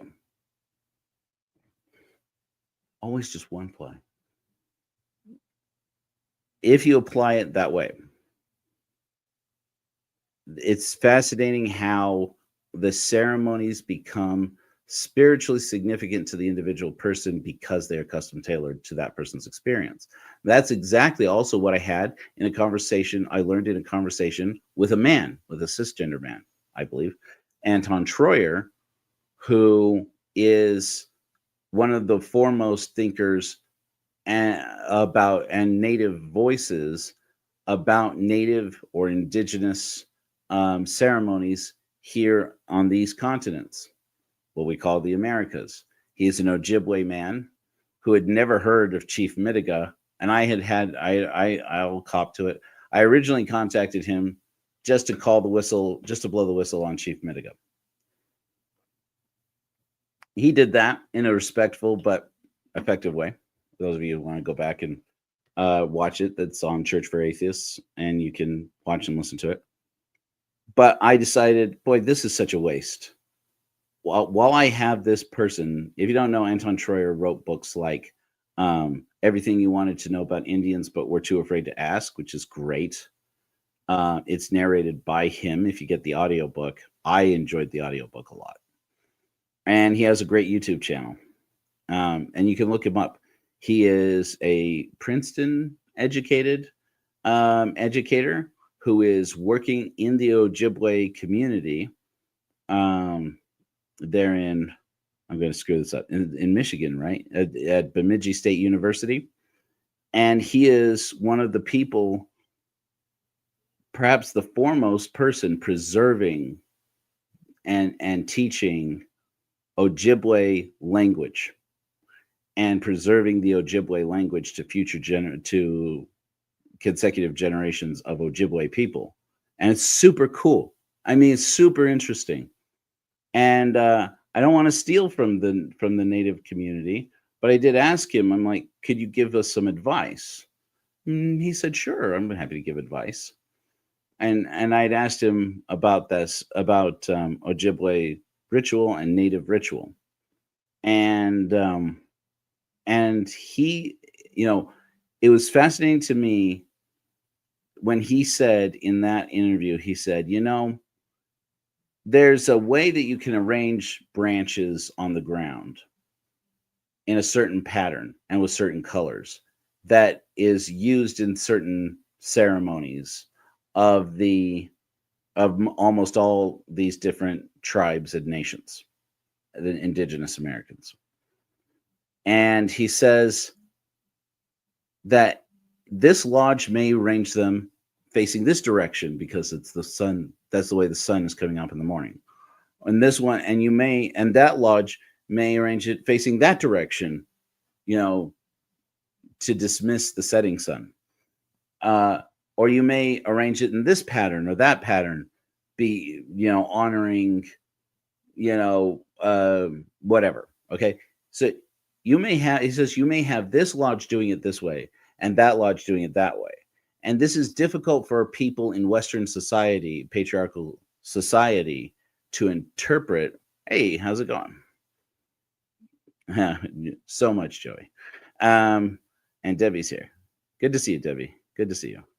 And he says, this lodge could do it this way, and that lodge can do it that way. And it's hard for us in our Western religious educated minds to get over it.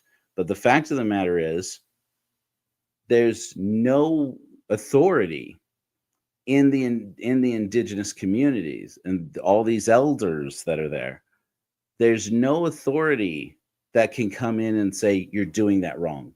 That's not the way the ceremony is performed. And he says, there's no centralized authority. In the world where we have allowed popes and Vaticans, this is my interpretation of what Dr. Troyer says. Go and watch the interview with Dr. Troyer. It's fascinating. And he's like, but this is the way I understood it. In a world where popes and Vaticans, where reformers and theologians are the experts that become institutionalized in organizations, where it is patriarchal, where I'm for some reason my brain is sticking on which of those two is the right one. Where you have a father system, where somebody is father in the community, it's very good at creating an authority-centric growth pattern, a growth system. It's very good at growing a large organization where people adhere strictly to certain rules and guidelines.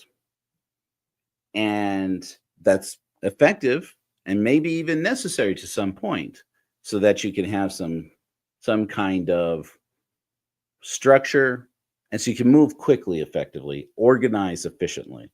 You need that a little bit, and it does work for Western religion as it does for Western government, as it does for everything Western. And Western society thrives on that patriarchy. He says, but outside of that, for a community that grew up isolated from that influence, the indigenous peoples of the Americas, it was always more about spirituality had no place in an organization. It wasn't an organizational thing. You need an organization to pass the wisdom of the elders to the new generation.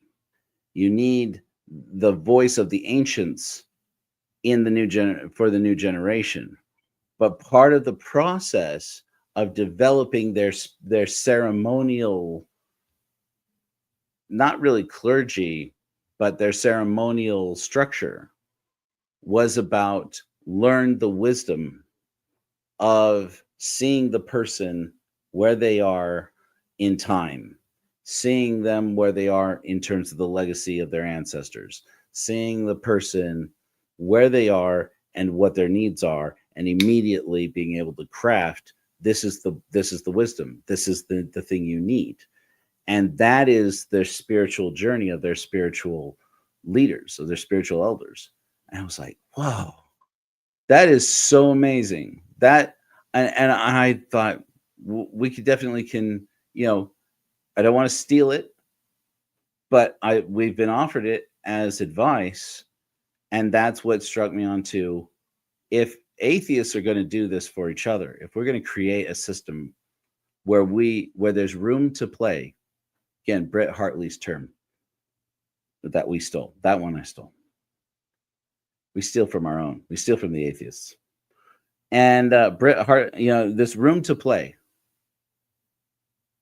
and say, let's create a spiritual path for people. I say let's double down on the more divine feminine / witchy mode of thinking about what a spiritual experience is, and start customizing for each individual person, not only sacraments for things we do together as a community, that we get together physically in the same space and do in a room, but that you individually do. And as I began to meditate on this, overview on this, it occurred to me that for so many people, that's going to involve quitting smoking, or quitting caffeine, or quitting sugar, or stopping overeating, or budgeting, stop over shopping, overspending, reining themselves in. Again, that goes back to the conversation with Dr. Troyer. Again, I highly recommend you listen to it. I had asked him, I said, I said, I was fascinated about how you describe indigenous ceremonies for adolescents. In some Native communities, as I understand it, when a girl gets her first menses, the women in her community take her aside and impart to her the wisdom of women. And it's super interesting. And and apparently at least some of that energy, I'm not sure if I remember this from his book, Everything You Wanted to Know About Indians But Were Too Afraid to Ask, or if I heard it somewhere else. My understanding is that the part of that, the wisdom of the women, is to understand that the men think they're in charge, but they don't know,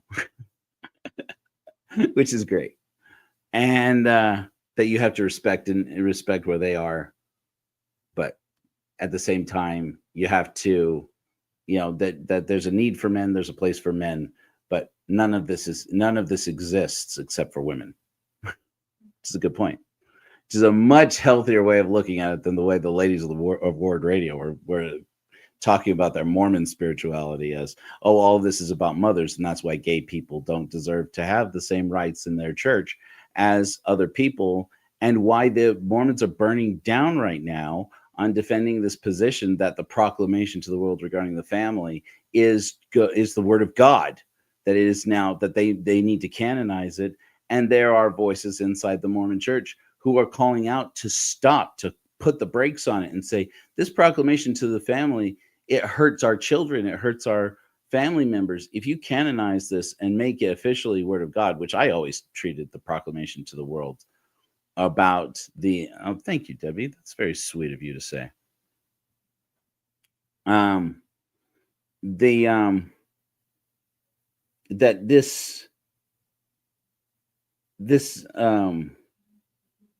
this document, if it gets canonized, the proclamation regarding the family, there are a lot of Mormons out there right now who are talking about beginning their deconstruction, who are, I think, don't realize they've been involved in their deconstruction for a while. This document came out in the 90s. I was a teenager. I was a Mormon when this document was produced by the church, by the First Presidency and the Quorum of the 12. And I always treated it as scripture. I understood it as scripture. I taught it as scripture on my mission. I said, this is scripture. And I think in a big way, this document has initiated, ironically, unintentionally, I'm sure, the deconstruction of millions of Mormons. And right now it's coming to a head because so many of the men whose signatures were on that document, or who at least signed off on the publication of that document, are dead. And so for the first time, they're talking about formally putting it into the print, putting it into the document. It's just a very short document by comparison to most of the revelations and chapters of scripture in Mormonism from its early days. The Joseph Smith days. Remember that guy? Anybody remember that guy, Joseph Smith? And oh, curious. I like that, Joey. I like that. I'll throw that up there. This document may drive more people into this path. Like I've been saying, if there's a movement that is growing, a spiritual movement that is growing faster than any other right now, is the growth of agnosticism of the nuns, N-O-N-E-S, not N-U-N-S.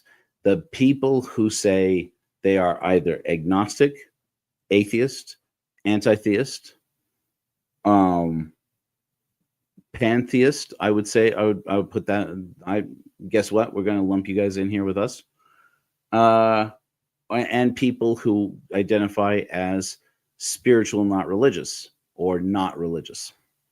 And that movement, I think we are poised at the cutting edge of a movement towards creating a spiritual journey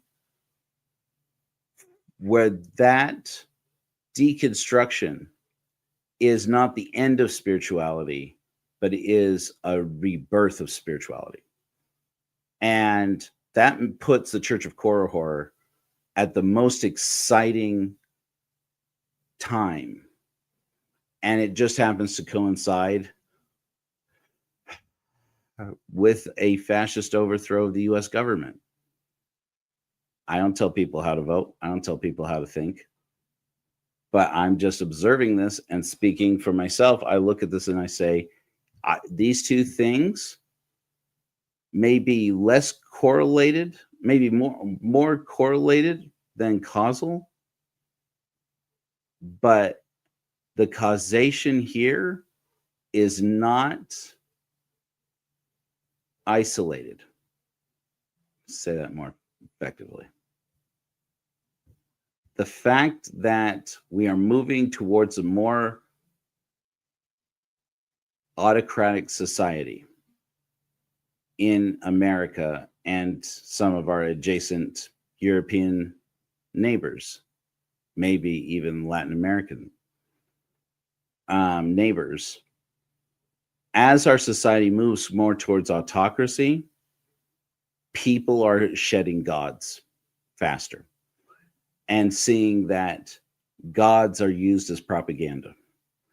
And to resist propaganda is to kick God out of the church. And even if you don't kick God out of your spirituality, you at least stop letting the institution define to you what God is.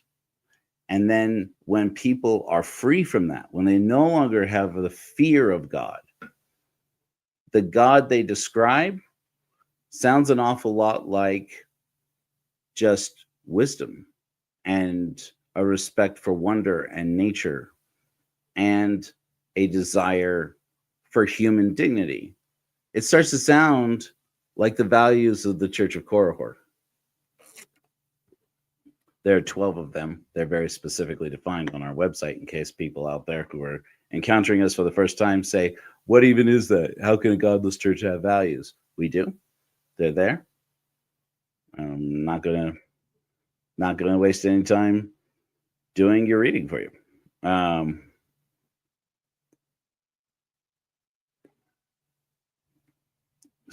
I love this. Joey comes up with some of the best things. And I'm so grateful that Debbie made it here. I hope we can glean some wisdom from you. Lisa, good to see you here. When you get caught up to this point, Lisa's with us. That's pretty rad. Lisa always helps our conversation. So very cool, very, very cool. Okay, so I wanted to talk to you about. Okay, so yeah. Anyways, feminism and how the Church of Korihor is poised at a very significant moment where we are going to lead the way in terms of creating individualized spiritual experiences. Those of you who are just coming in, I want to talk a little bit more about that. I introduced a few minutes ago about this concept of a dream I'm hoping to realize before Christmas, of implementing technology on korihor.org that I'm calling the Sage. We may call it something else between here and there.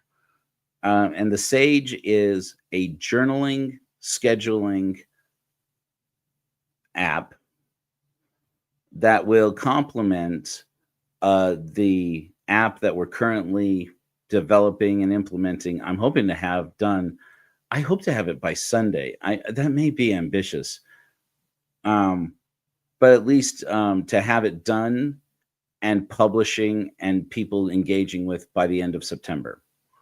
Another app called Overview. So you'll have the two of them going in tandem eventually. There'll be Overview, which is our meditation app.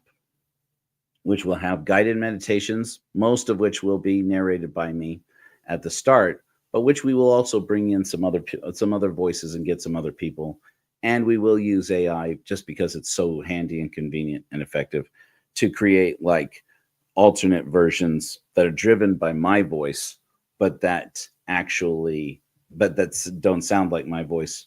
There are a lot of people out there, as I said before, there are a lot of people out there who think that my voice is pretty darn good. Whether you think that's because my voice is sexy or not, there are a lot of people who have told me over time, and I've come around on it. In studying theater, I had to get used and film in college. I had to get used to the idea of my own voice. I couldn't listen to my own voice for a long time. Now, people, ever since I was about 14 years old, I've had, especially women and gay guys, tell me that they would listen to me read the phone book. And and I finally got to a place a few years ago, really back in college, so a while ago, where I can hear it. It's like, okay, I get it. I see where you're going with that. So I'm happy to use my voice. But then there are a lot of people out there who get triggered by a man's voice. And I want them to be able to enjoy the experience of overview without having to worry about that. Some of that will be that we are going to get women to come in to donate their time. And hopefully, eventually, we'll have enough resources that we'll be able to pay women for their time. Again, one of the major things that I am very concerned about and very conscientious of is how much uncompensated labor women are asked to do, and how I desperately want the Church of Korihor to be a place where women get paid and where women can create a career even and do spiritual work. And I believe that music is going to be central to that, because so many of the women that I have met who are interested in what we're doing, toying around, there are women who are very interested in what we're doing at the Church of Korihor. Trans women, cis women, straight women, gay women, bisexual women who have been, women from all walks of life is the point. Working professionals, mothers, childless by choice, all kinds of women who are very interested in what we're doing. And I don't want to pressure anybody, but this is a welcome space for that. We ordain women. If you go to weordainwomen.org, it goes to the Church of Korihor. We are it. We are the place where women will be ordained and where women will lead the way, and where I am going to do as little guidance as possible while still providing enough support to create a structure where these women will thrive and will teach us all what a spiritual movement can be. Women will be at the front. I know that's a strange thing for a church where the most visible person is this dude with this dude neck beard and this dude bro voice. I get it. I just want people to understand women are part of this. Women are at the heart of this. Women are going to lead this. And I've said it before many times. One of my greatest fantasies in life is that one day we will remunerate the leadership of the heraldry, and I will no longer be first herald, and a woman will be. And I don't know that will happen, or when. I can tell you right now, it's, with how small we are now, it's not going to happen this year. But could it happen in a year? Could it happen in 2? Could it happen in 3 years? Sure, it could. It absolutely could. And a woman could be leading this. Maybe a trans woman, maybe a Black woman, or an indigenous woman, a woman of color. Maybe. It's entirely possible with the direction we're going in right now. And that makes me excited to get up in the morning every single day and be a part of this. I'm so excited about the Church of Korihor. And I've said before, one day I'll walk into a meeting somewhere and sit, hopefully on beanbags. I have this fantasy that a lot of our meetings, when we have buildings, we'll have beanbags, like those big love sacks, and I'll just plop down all comfy and cozy on one of these things, or whatever it is. I'll sit in the back somewhere and not wearing a stole, not wearing the coaz, just Joe, wander into a meeting of the Church of Korihor and listen to a woman or somebody besides me talking about the future of the Church of Korihor in a way that moves me and inspires me and makes me go, boy, we are lucky to have this person leading us right now. And somebody will point at me, maybe, or maybe they won't. Maybe even better, they won't. Say, hey, that guy looks familiar. Who is that guy? Oh, it's Joe. He's a herald too. And that's it. And I'm like, how cool would that be? But I can tell you this right now, there are women at the front. They're not officially part of the Church of Korihor, many of them, but some of them are. And we're going to start featuring them more. And so I want to talk a little bit about the plans of how the technology is going to help us to do that. It may not seem like a technological problem. It actually has become a pretty significant technological problem, and one that's become an interesting challenge for me to solve. So I'm actively working literally every day at solving this problem, probably more than I should be. And but I was talking again, going back to this conversation. Brett Hartley had replied to my comment and said, "Witchy people," the exact words escape me now, but she said something like the best rituals are the witchy rituals. This is an atheist woman. This is perhaps right now, she's become, I would be so bold as to say, the most prolific atheist spiritual leader who is a woman in the movement, and perhaps one of the most significant spiritual leaders in atheism, full stop, is Brett Hartley. And she responded to it, and she dropped this wisdom on us, and I couldn't agree more. Say what you will about the energies and the amount of astrology and things like that. Okay, I don't buy into that. Yes, no, I don't.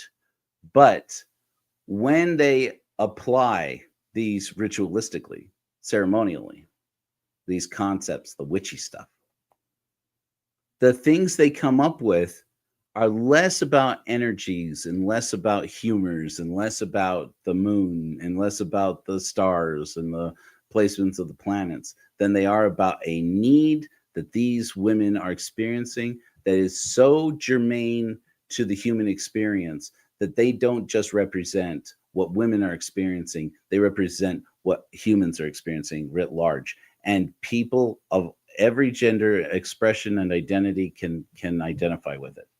And it's cool. And so rah all the way, I say, let's get more women involved in this. Let's get more women at the front. Let's get more women. Let's pass the mic to more voices of more women. And yes, I certainly include trans women. In fact, I want to extend an invitation to trans women who feel like they don't have a space to speak on these things. Hopefully I'll clip this out. That's one of the things that we hope to be able to do with our tech, with the new tech. Hopefully somebody will hear this. I want them to know, women, cis women and trans women, this is a space that if you were worried there was no place where you could be safe to speak your truth and to impart wisdom, the Church of Korihor is it. This is your space. Also, trans mask people. Some of the best decisions I have personally made and gotten credit for are actually input from my trans mask partner, one of my partners. This is a movement that's got voices leading it that have been neglected in every spiritual cause, at least since the age of discovery. And I need it. You need it. We are at a place where we can't turn it away. There's wisdom here. There's wisdom to be shared.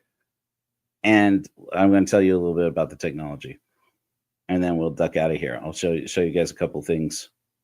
Maybe we'll play the hymn that I'm still considering whether or not we're going to canonize it. Okay.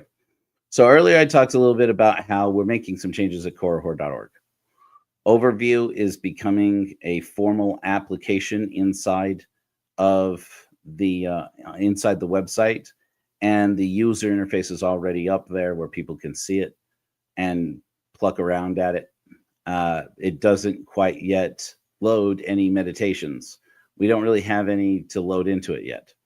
I've taken down the two that were there, the solar maypole. I took that one down. I wasn't very happy with it. And I don't think a lot of people were using it. So apparently I was wrong when it came to MB, but I'll probably put up a version of it later. My goal is by the end of September to have a significant number of experimental overview guided meditations with different voices, and with music that is scientifically driven and evidence driven to give you the same benefits and hopefully enhance the benefits that people get from particularly loving kindness meditation, compassionate meditation, and what do you call it? More death meditation. I talked a little bit about this recently in my interview with Randy Watts on Wednesday. So good. I don't know if how many of you watched that. If you go and watch the episode of Charlatans Never Change where we talk about Russell M. Nelson, Randy C. Watts, who was my guest, and we talked a lot about death, and in a positive way. It was fun. We did a lot of laughing. There were some tears, and I got a lot of wisdom out of Randy, and I got a lot of direction about what some decisions to make regarding overview specifically, and how we will use meditation to cope with the crisis of mortality, and particularly how we grieve ourselves that we are going to die, and how we can incorporate that into resolving our anxieties, these panic attacks, anxiety attacks. Do you get them? I do. And so that's why I built Overview, the interface of Overview, the way that I did. And so it's still experimental. It will be experimental for a long time. I anticipate that Overview will take a couple of years for us to really nail down what it should sound like. And it's going to involve basically a constant beta testing and people constantly giving feedback about, I like this, but I wish it had more of this. I wish that it was like this. It's going to involve changing the tech. It's going to involve being patient and giving the tech room to work while giving ourselves room to play. And it'll be fun. As long as we go into it with that spirit of give it room to play. Let it play. Let this space be the space where we play with it. We'll get better at it. The other thing that will grow in tandem with it, I'm thinking and I'm hoping, will be the Sage. The Sage will be your journaling application that only you can get into. I can't get into it. Nobody else can get into it. It's stored at a place in the database with specific to your username. And so only you will have access to it. You can download it. You'll be able to download it whenever you want. This is my hope anyways. But it's not just journaling. It's also going to be a scheduler and it's going to be like an AI-driven advisor. That all that it's going to do is take the cumulative knowledge of our database, of our knowledge base, which is the canon, and take all of these different ideas and inspirations for ceremonies and sacraments and things like this, and hold a conversation with you where it will suggest maybe you should think about making these changes in your life, some of them will be meditation, and some of them will be sacraments. Some of them will be maybe suggest that you could do a sacrament where you invite a luminary or a herald to be a part of conducting a big formal ceremony for you. Maybe it's a small intimate gathering that you want to do, or maybe it's just something you want to be able to do on your own. And just like we're gleaning from these experience of these witchy people, and particularly witchy women, and also what I gleaned from my conversation with Dr. Troyer about indigenous communities and why there is wisdom there that is neglected in the Western religions we come from.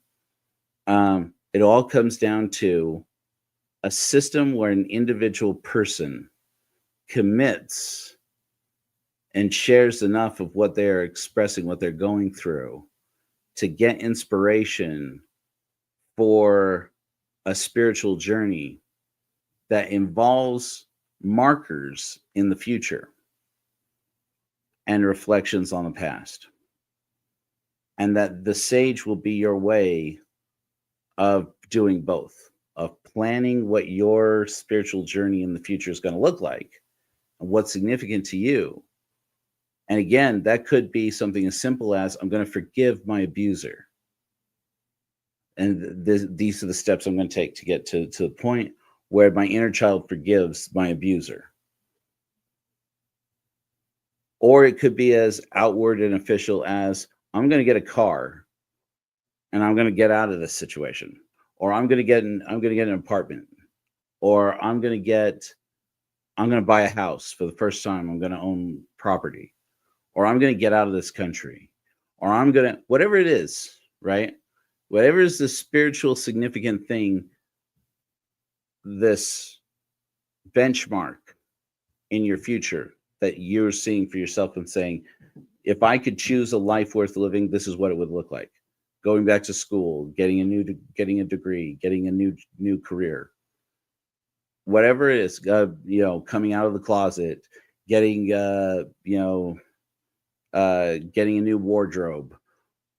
Nothing is too big, nothing is too small. If it is what you need in your life right now, you need to be able to set goals and markers and have a system that's going to help you to keep your brain on point with, these are the benchmarks. You are going to get this done by this date. You're going to get this done by this date.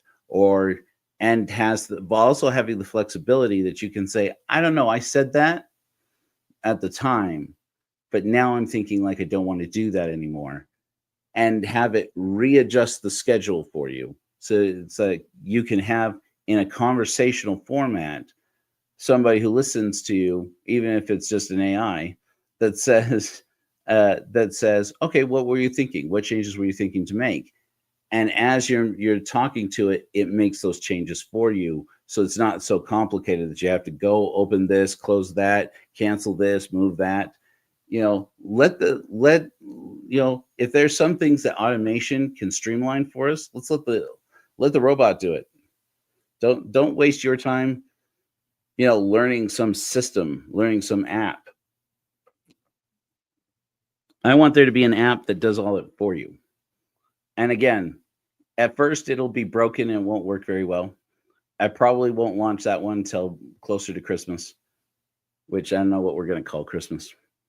Towards solstice. But my goal is to get it with solstice. Hold on. I'll be right back. I'm sorry about this, but this may be an emergency.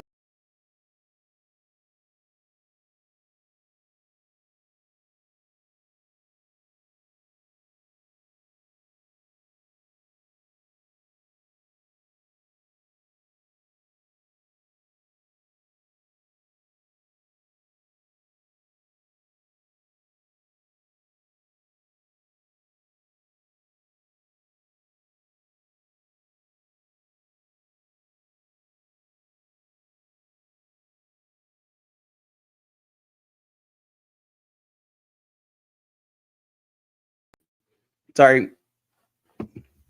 I made a commitment that I was going to answer the phone.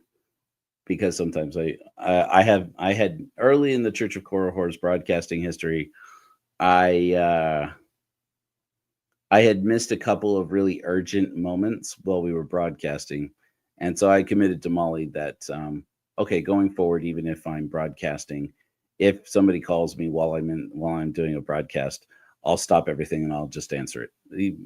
So occasionally I'm going to do that. Anyways, so Sage and Overview are developing.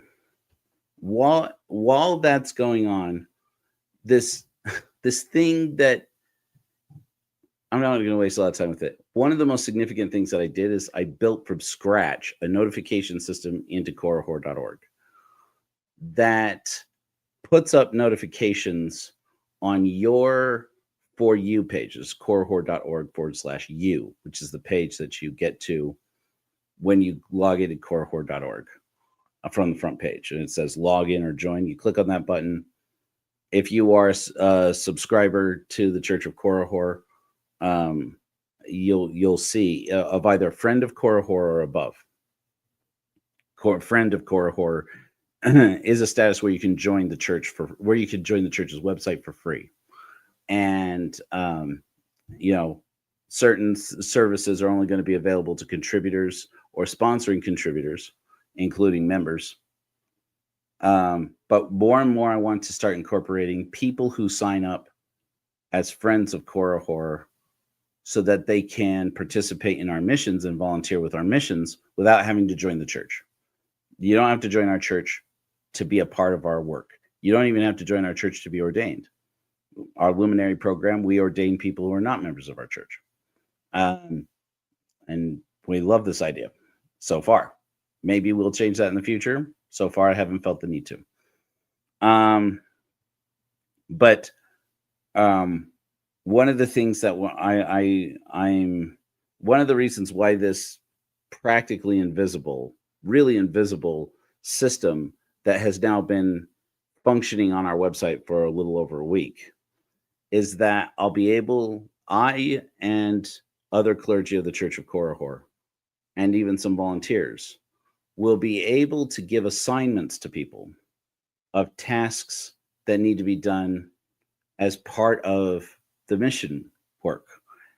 And this is the thing that all day today has been just giving me all the heart palpitations, all of the burning on fire excitement about the future of the Church of Korihor, because we are this close.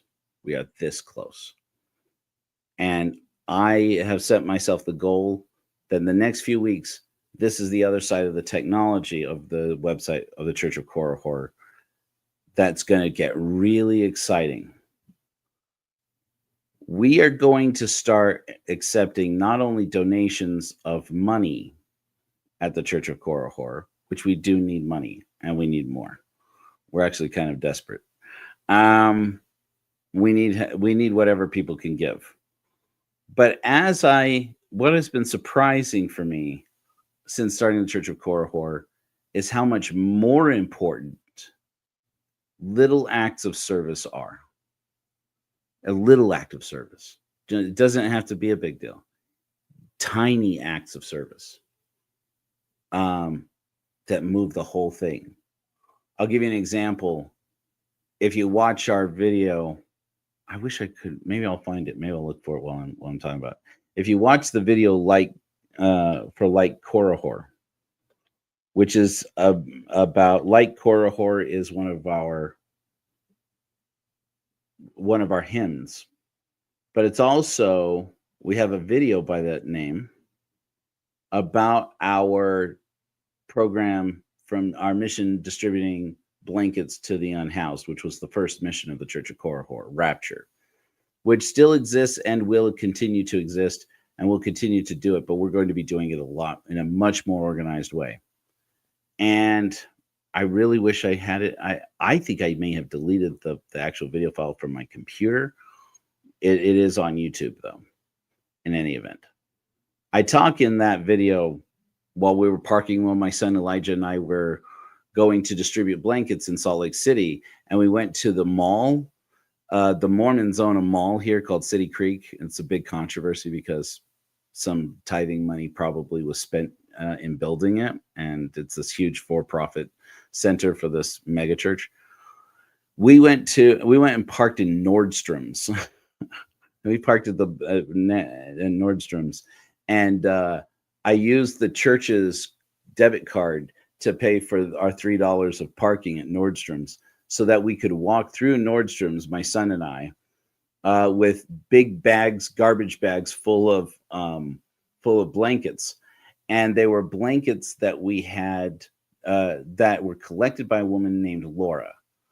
When I'll talk about, I don't really know Laura very well. I don't think I've actually met Laura in real life.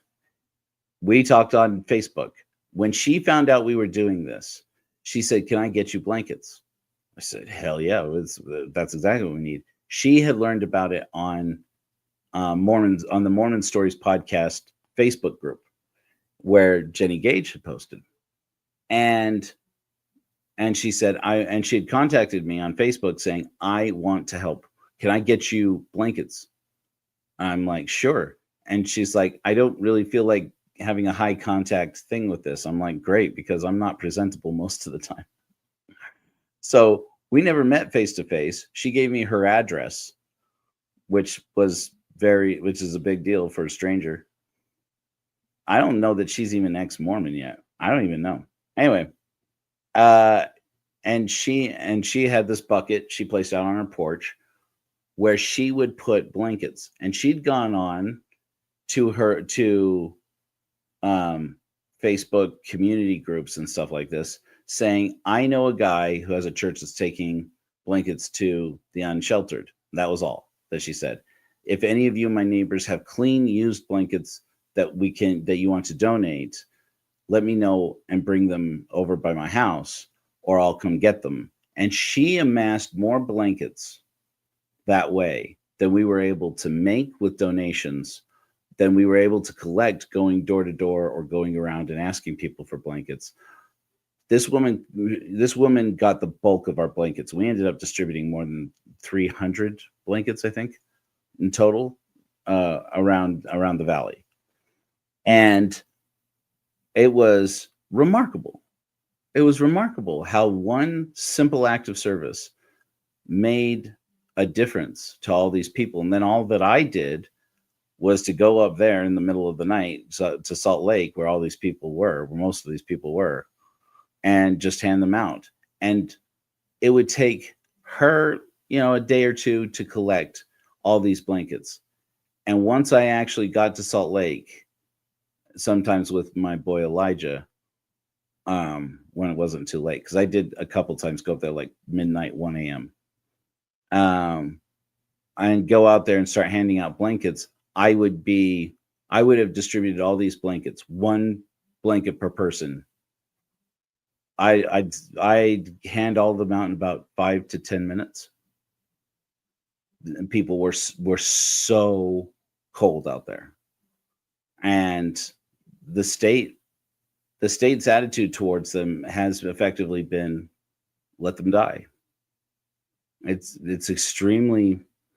There are people involved in our government here in Utah who do care.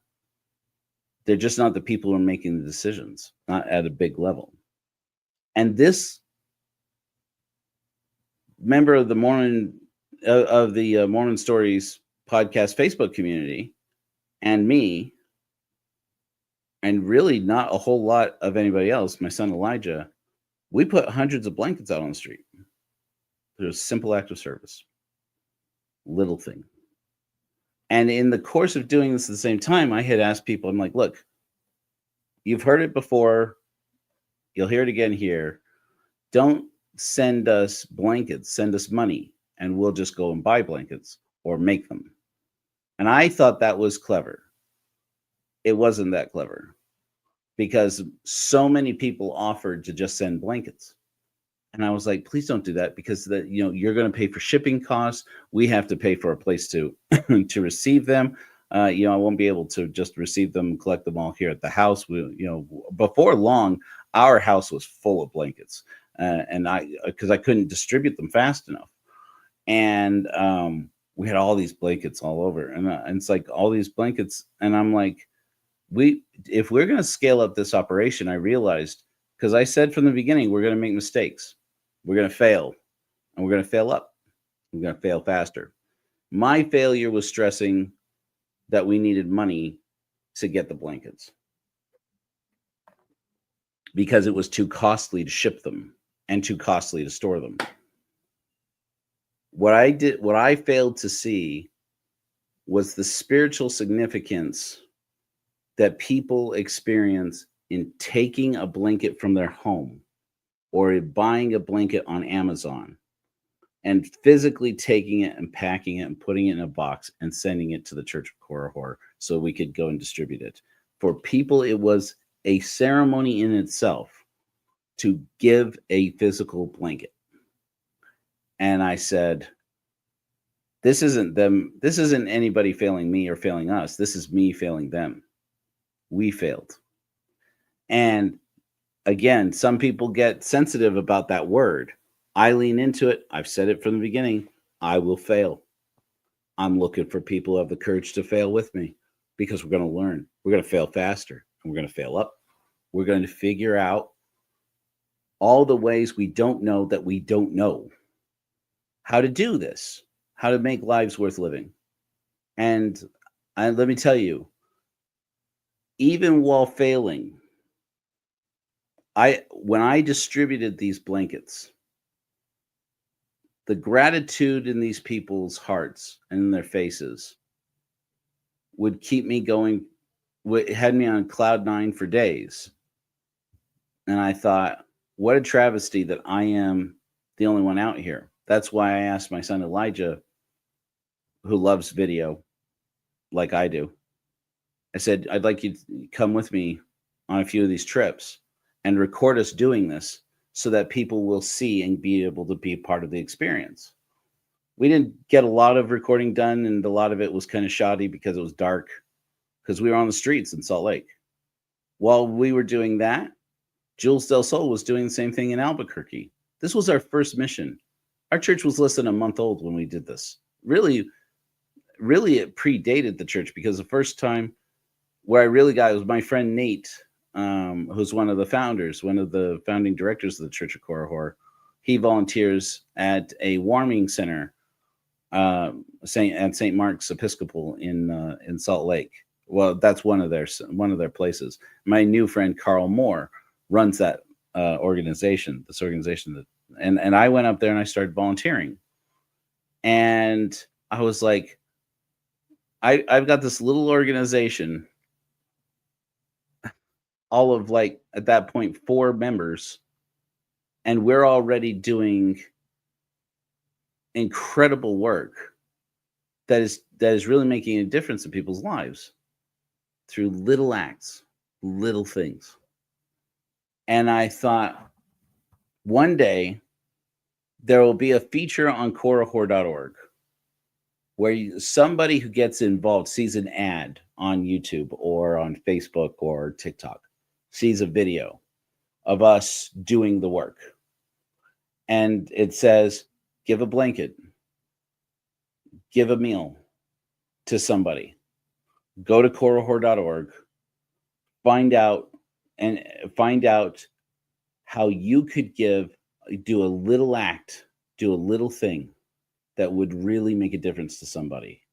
And then they will go to I want to know more. They'll go to the website, see an interface that says, you can give money, you can give your time, or you can give something that people are in need of. What are you passionate about doing? Do you want to do a small thing? If you want to just do a small thing, they'll click on that, and all these opportunities to do a small thing will be lined up there. And the intelligence that will be built into it will allow it so that if a person makes a claim on something and says, I want to do this, I'll do it. Let's say this is just an example based on what I've been talking about lately about how we are, since 2018, can't get said enough, until now, and we are on schedule to break it again here in 2025. Ever since 2018, more people in America have died of hunger than any other year on record, including 2018. So 2018, we broke the record. More people died of hunger, disproportionately among them senior citizens and people of color. More people died of hunger in this country than any year before. And perhaps it's causally linked or not. That was right after the first major round of cuts to SNAP, to food stamps in 2017. In 2018, more people had died of hunger than any other year on record. In 2019, it was more. In 2020, it was more. In 2021, it was more. So on and so forth. We are now 2025, already on track to before December gets here, we'll have broken the record again. This is off of information, data I collected out of the CDC's Wonder system, which the wonder is how long it will be before this government shuts that down now, once they find out that we can track how many deaths the Centers for Disease Control are tracking right now are from people starving to death. And that's when I started talking to my partner, who is a cook. I do a little bit of cooking. I'm not a great cook, but I know some people who have worked in, as chefs and so forth, worked in commercial kitchens and so forth, and talk to people. And every time they say, boy, organizing something like this is that to feed people, that's going to be a gargantuan task with, you're going to need professional cooks and you're going to need, all these different things. And I said, or if you're making a big pot of soup on a Thursday, maybe you make a commitment that you're going to set aside a couple bowls of soup and some bread, since it really doesn't cost you that much more. I'm going to put aside a couple of servings of lasagna, and I'm going to put them out on the porch in a nice, disposable containers in a bag.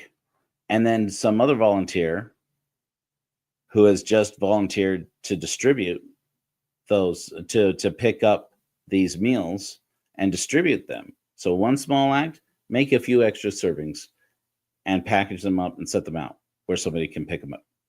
Another small act is somebody local in the community who's out there running around. Maybe you're an Uber driver, maybe you're just a retiree, or maybe you just want to help because it only takes an hour out of your day. We'll come by and pick up these meals and then go and distribute them to people that we have contacted, who have contacted us and said, said, you're a spiritual community. I don't care. Me and my wife don't eat enough, or I live by myself, but I live out in Australia and ever since, they canceled my benefits, I don't eat enough. And we started a network of just saying, hey, if you want a small act, one small act, or if you want to sign up to regularly do a small thing to benefit somebody, to benefit a stranger, and do something to make somebody's life worth living. And that would be spiritually edifying for you to do the small act. We got them. We've got them to do. In the course of doing that, some people are going to have to be involved in managing it, making sure that the tasks are being accomplished, that we're getting the word out to people in the community, that we're finding people in need, and that we're finding volunteers to help. And that we are organizing things like, is it a cost issue why you couldn't do a little more? It's like, yes, I understand it's not a lot more expensive to make a big pot of spaghetti or a big lasagna than to make one just, big enough for my family. Maybe so, yet money's a constant problem for me.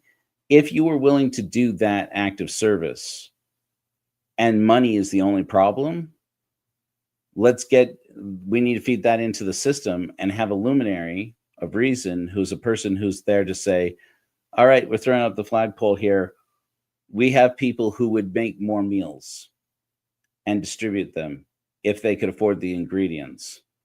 or we've got drivers who are willing to go out and distribute these if we can pay for their gas, or if we can pay for help to pay for some maintenance issues with their vehicle. Who can throw a few extra dollars this month to help us get this going? And all of that needs to be in one streamlined system, which is going to be a task to make that tech happen. Some of it's already pre-built that we've tried implementing. So far, I've been pretty frustrated with the limitations of what exists out there, whether that's in Wix's applications or whatever. And the more I deal with it, the more I realize we could probably just build our own and do it even better. As much as possible, I'm not going to build my own. I'm going to use stuff that's already been built. But so far, with the development of this overview app, I've gotten a lot more confidence with no-code solutions being a part of the solution, to just use AI to write the code and then improve it as we go. And this may be our biggest failure yet, but it also could be the most brilliant thing that's going to move our movement forward since asking Laura to gather blankets or asking for people to give blankets in here in Salt Lake and in Utah County, and finding Laura. We need millions of Lauras all over this country. We got to start somewhere. We'll start with one. We'll start with 2 or 3. We need Lauras in every state in the union. And then we're going to need luminaries. We're going to need people like Jules. We're going to need people like Nikki. And yes, we're going to need some dudes. I'm going to need some men. I need some men to stand up. The women are leading this right now. We're going to need some men to step up and say, hey, we may be toxic, but we're trying to help and we're trying to become better people. Can you imagine if between here and solstice or Christmas, we were leading in headlines of people saying, have you heard of the Church of Korihor? This atheist church is organizing the largest kitchen to home or kitchen to the streets, feed the seniors, feed people in need program ever. Maybe we can't do it. Maybe it's too ambitious. Maybe we don't have the time, the money, the resources, the people. Maybe it's not a good idea. But I don't see how. Maybe that's how we'll fail. And then we'll learn something from that. But my goal is in September to have overview up and running and to have at least one meditation for every status color. Those of you who were here earlier will see it. I agree, Songs. And Song says it's worth a try. If we don't, what are we doing? Right? That's where I am. We could do anything with our time. We could scroll some more on Instagram, or we can feed people who are hungry.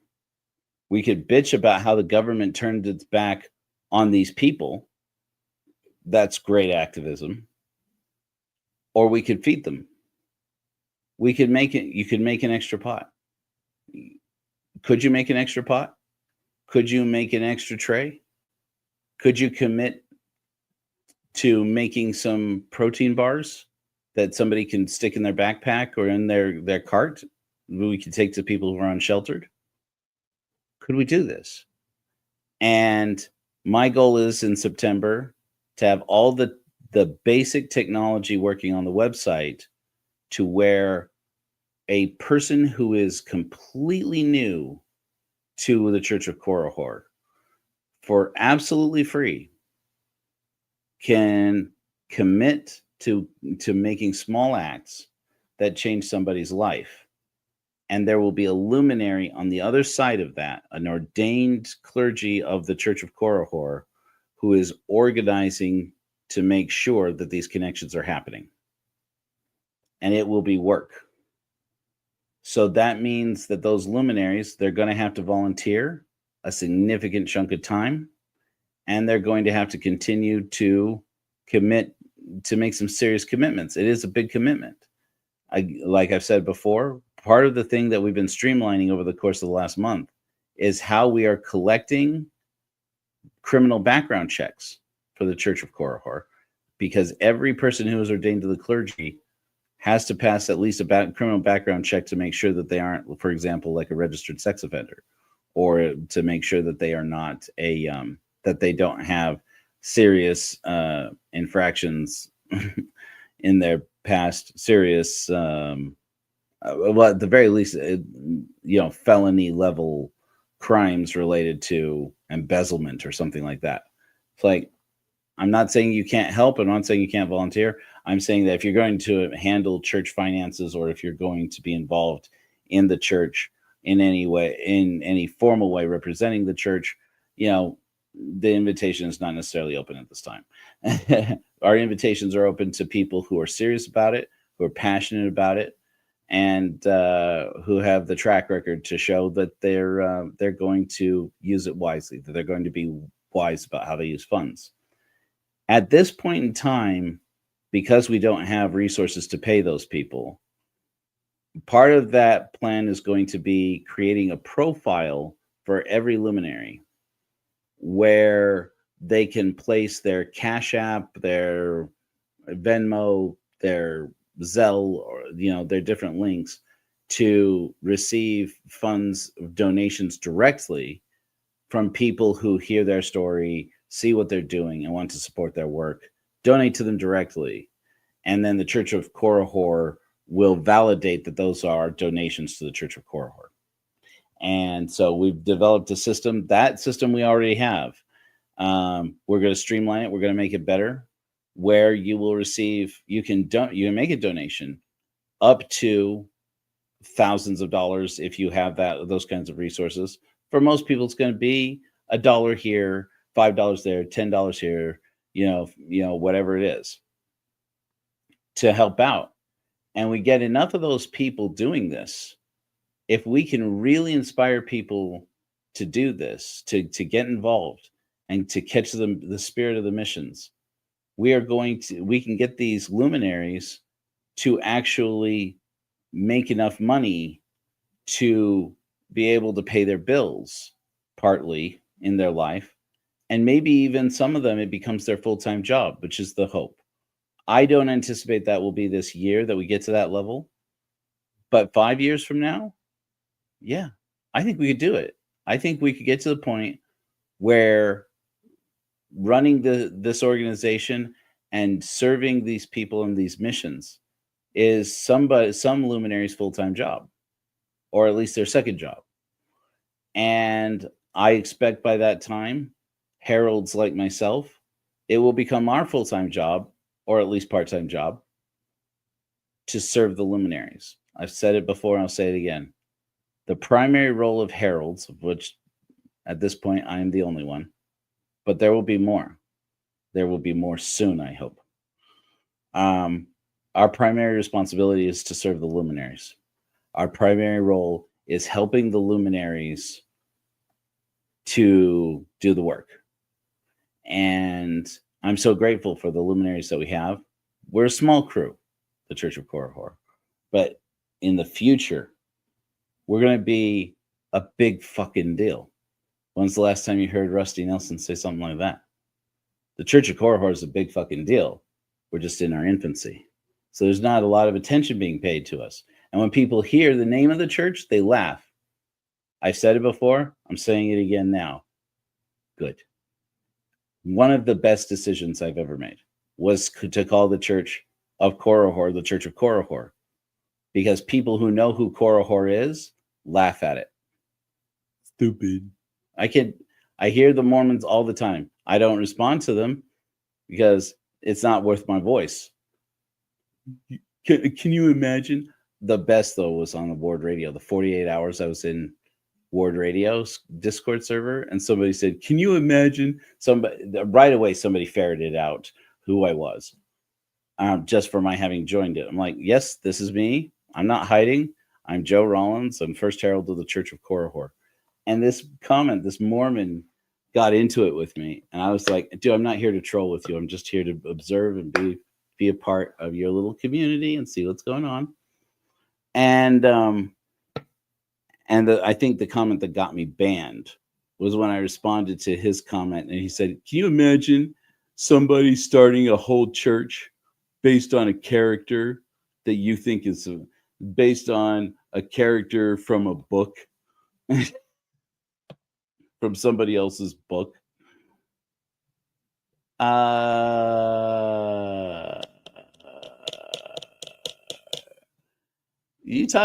you talking about this from the position of a person who is a member of the Church of Jesus Christ of Latter-day Saints?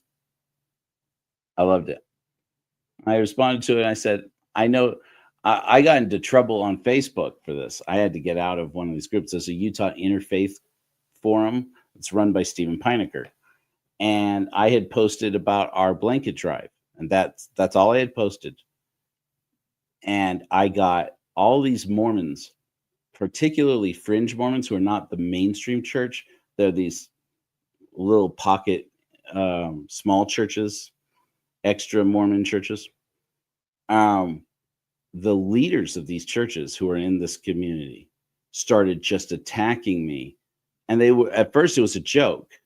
They're like, you're not serious. Okay. I get it. It's not funny anymore. One of them said to me, okay, this was funny when you posted the first time. It's not funny anymore, he said. And I said, what's funny? What's not funny? And he had said something to the effect of that you think that there could be a Church of Korihor. And I put the IRS letter in front of him. There is a Church of Korihor. So says the Internal Revenue Service of the federal government of the fucking United States of America. Suck on it, Mormon. And he's like, no. I'm like, yeah, half of these little churches don't get that far. They don't even have that letter. It's easy. It's easy to do. But their donors, their members, they're joining a group that exists on Excel spreadsheets, if anything. Church of Korihor is serious fucking business. They don't get it. Yeah, we frequently get this is a good comment from Joey. We frequently get compared to the Satanic Temple. Once again, one of the best decisions I ever made. Do you know about the Satanic Temple? They're good people. The Satanic Temple, a little secret everybody knows. Can I tell you a secret everybody knows? Satanic Temple, the people in the Satanic Temple, they're atheists. They're not worshipers of Satan. They're atheists.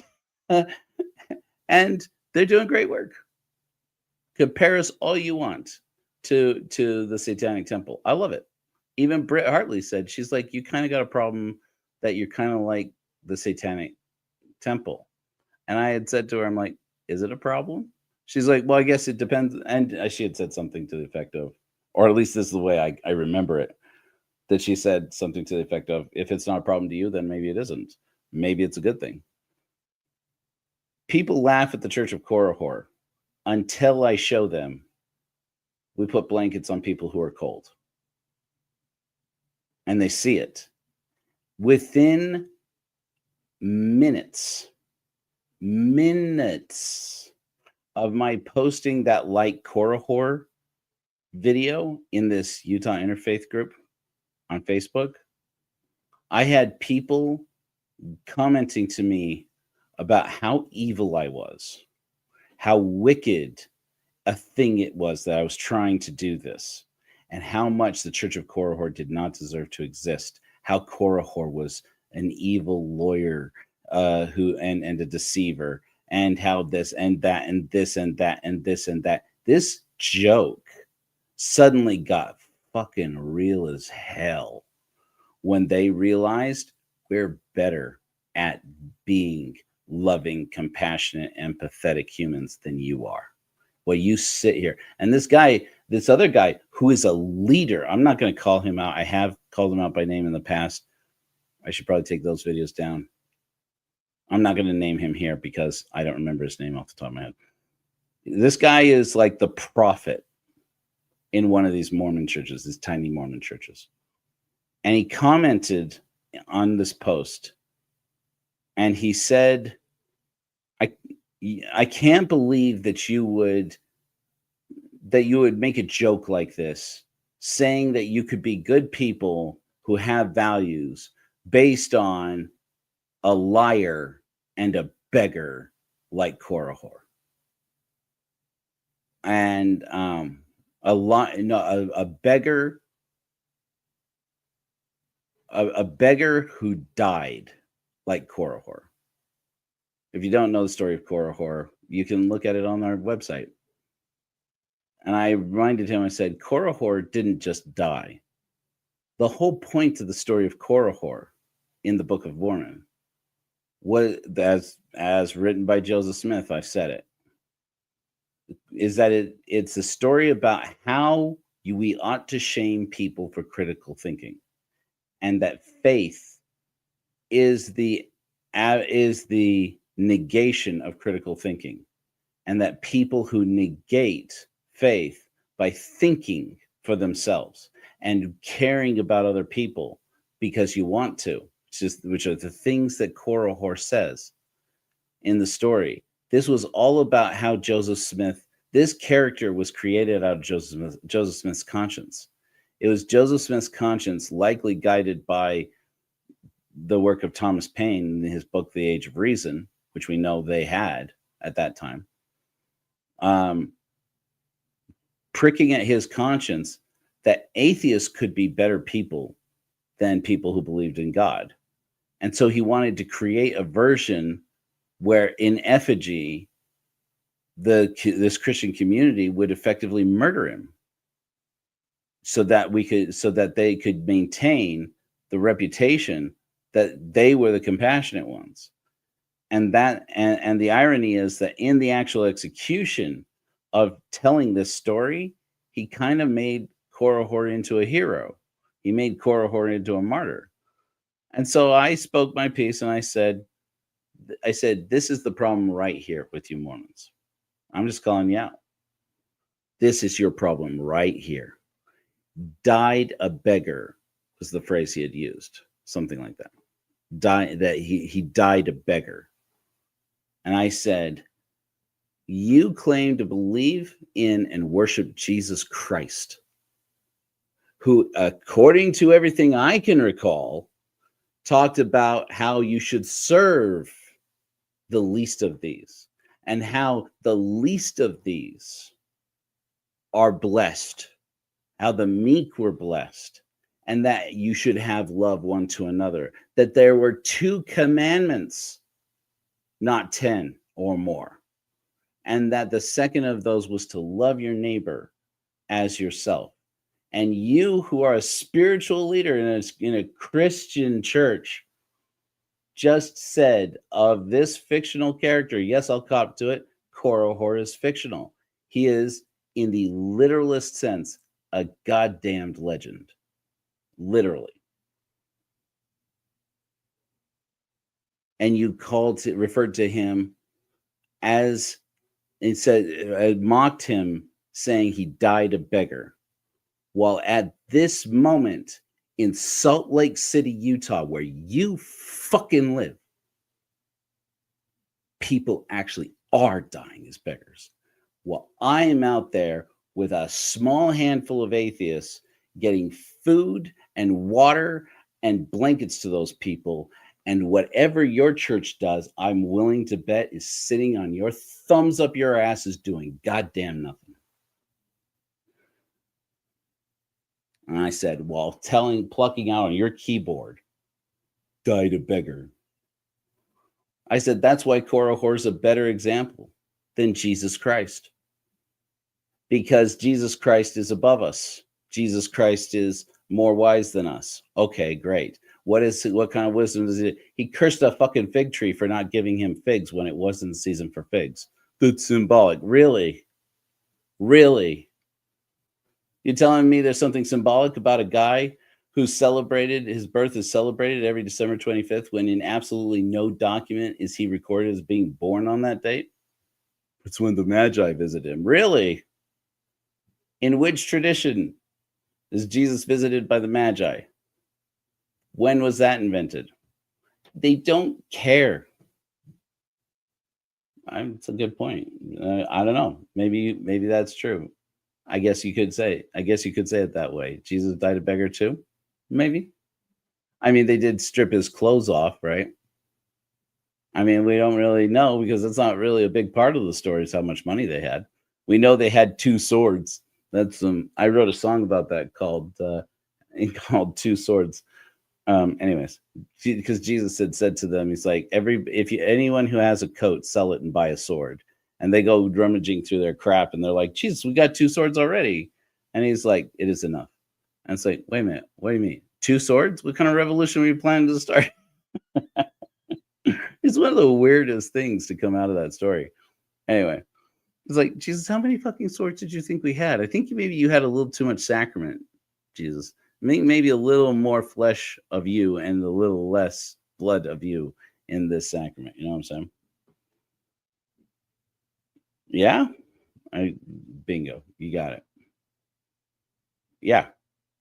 So, I mean, I am excited about how we are going to not only show that all the criticism of atheists is wrong by being the better ones, by being the best of us, atheists and agnostics and godless people who are nuns, people who are spiritual, not religious. Let's get this religion organizing those people and saying, you don't have to join.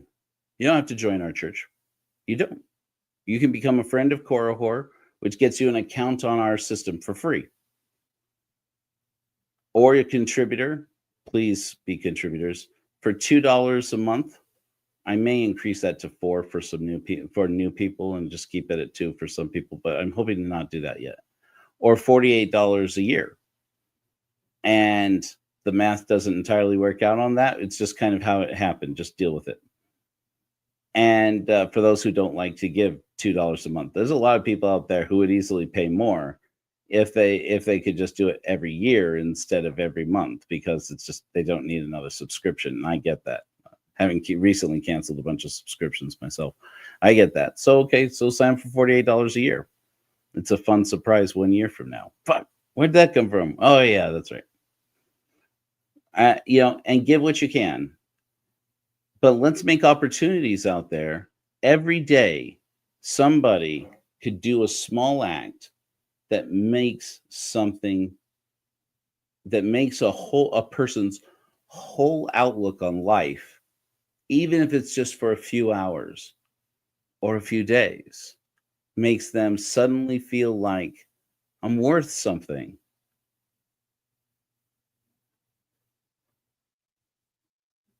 I can't think of a better sacrament than that. And believe you me, I've been trying. If we have a system, and it's going to be tech heavy, because guess what? A church for atheists? Hell yeah. We're going to be hard on the science, bro. We're going to be advanced on the technology, bro. Dude, bro, we're going to do it. These neckbeards are going to organize a movement. It's going to be heavy in the technology department. We're going to do it. But there will be little tasks that we'll be able to do and schedule and plan that will help us to transform other people's lives, transform our own lives, and spread the message. Some of that's going to be, right? Oh, really? Oh, that's interesting. Songs. I get into a lot of trouble asking questions like that. I might get songs of our own speaking up as one of the voices of Jesus mythicism. Anyways, but I was saying about shoot. Yeah. Oh yes. Okay. What if in your tasks, your notifications that comes up on your account, which now works, We don't know how well it works. We'll, over the course of the next couple of weeks, it's going to be there. It's going to start getting better. And we're going to start implementing it and stress testing it a little bit, and it'll break. So just be ready for that, and we'll spend some time fixing it. One task that I would like to be able to see out there is people who maybe don't have a lot of money to give, maybe don't have a lot of resources to give, but have a social media account with a lot of people. And I can say, will you please once a week repost something from the Church of Korah Hors TikTok, our YouTube, or our Facebook accounts. And eventually when I get up on an Instagram, I guess I'm doing terrible at Instagram. Or maybe somebody who has the time, the expertise to run an Instagram account, please help me run this to start an Instagram account for the Church of Korah Hors, because I'm kind of stuck at this. We have one for Hellfire Agency. I think maybe we're going to need one just for the Church of Korah Hors. Somebody else is going to have to do that. I don't have time. I barely have time to do what I'm doing. And then there are people out there who are good at writing code. Boy, please, will you give us a few hours? Because there's going to be bugs in our software and in our issues, because it's all built with no code solutions. So I'm sure there are going to be issues. There are going to be problems, and debugging it and figuring out what's wrong. I'm not going to be great for that, because I don't know what the hell I'm doing, and I don't have time to learn. So we're doing it. We're doing it with what we can, but we're going to need some people who are willing to volunteer some hours to help us to improve our systems. And eventually, maybe we'll be able to have more than that. We'll have people who have paid positions in the Church of Korah Hors as we grow. And, there will be ways that people can give, always by giving donations. There will also be ways that people can give by signing up for accounts and subscribing at different levels. And then, but more than that, there will be ways that people can give by giving their time. And a couple of hours, honestly, could go a long way in most of these things. And most of the things that the Church of Korah Hors needs, if we had somebody who was an expert at it, who's good at it, that'd be more valuable than gold to us, because it means a human being out there serving other human beings and transforming lives. And that's our mission.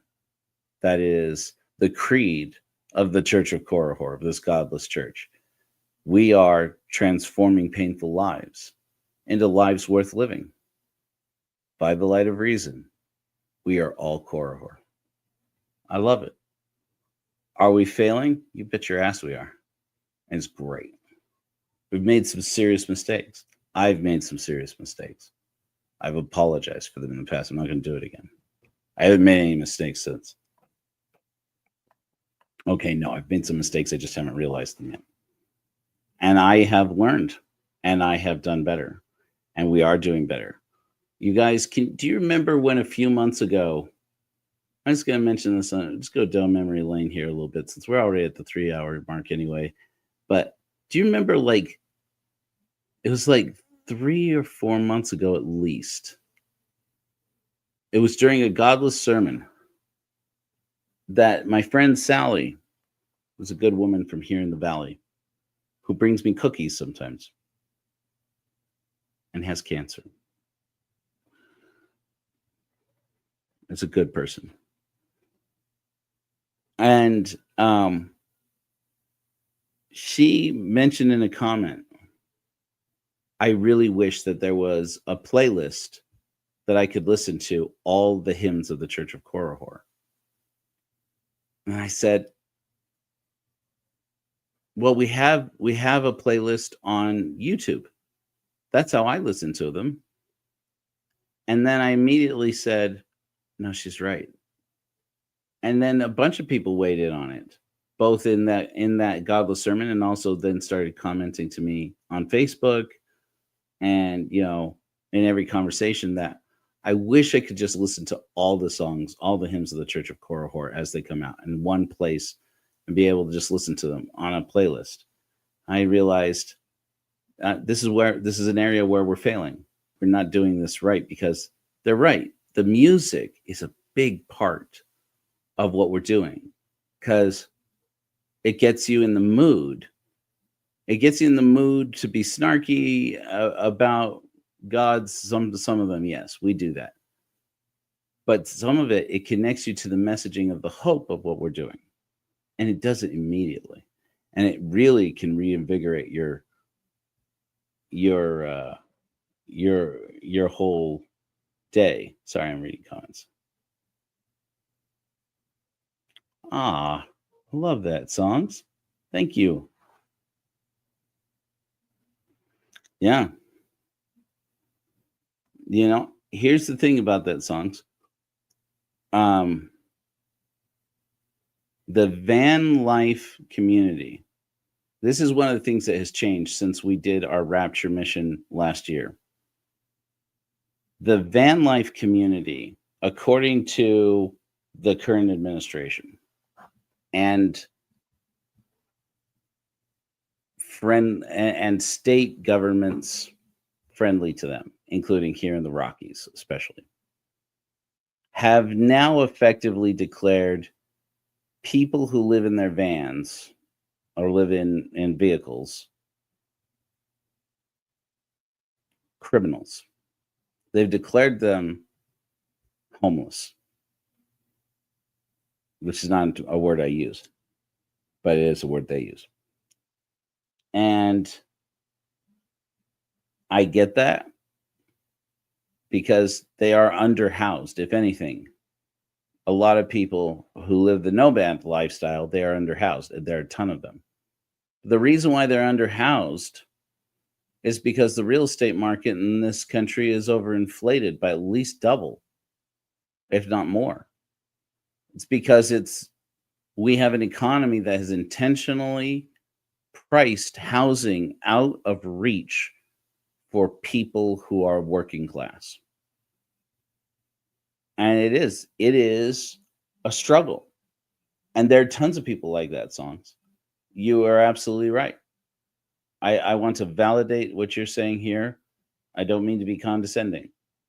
I want to support it, because this is, I think, one of the most important things that most people don't get. I don't know if you've watched this. If you go on YouTube and you look this up, you can see some people commenting on this.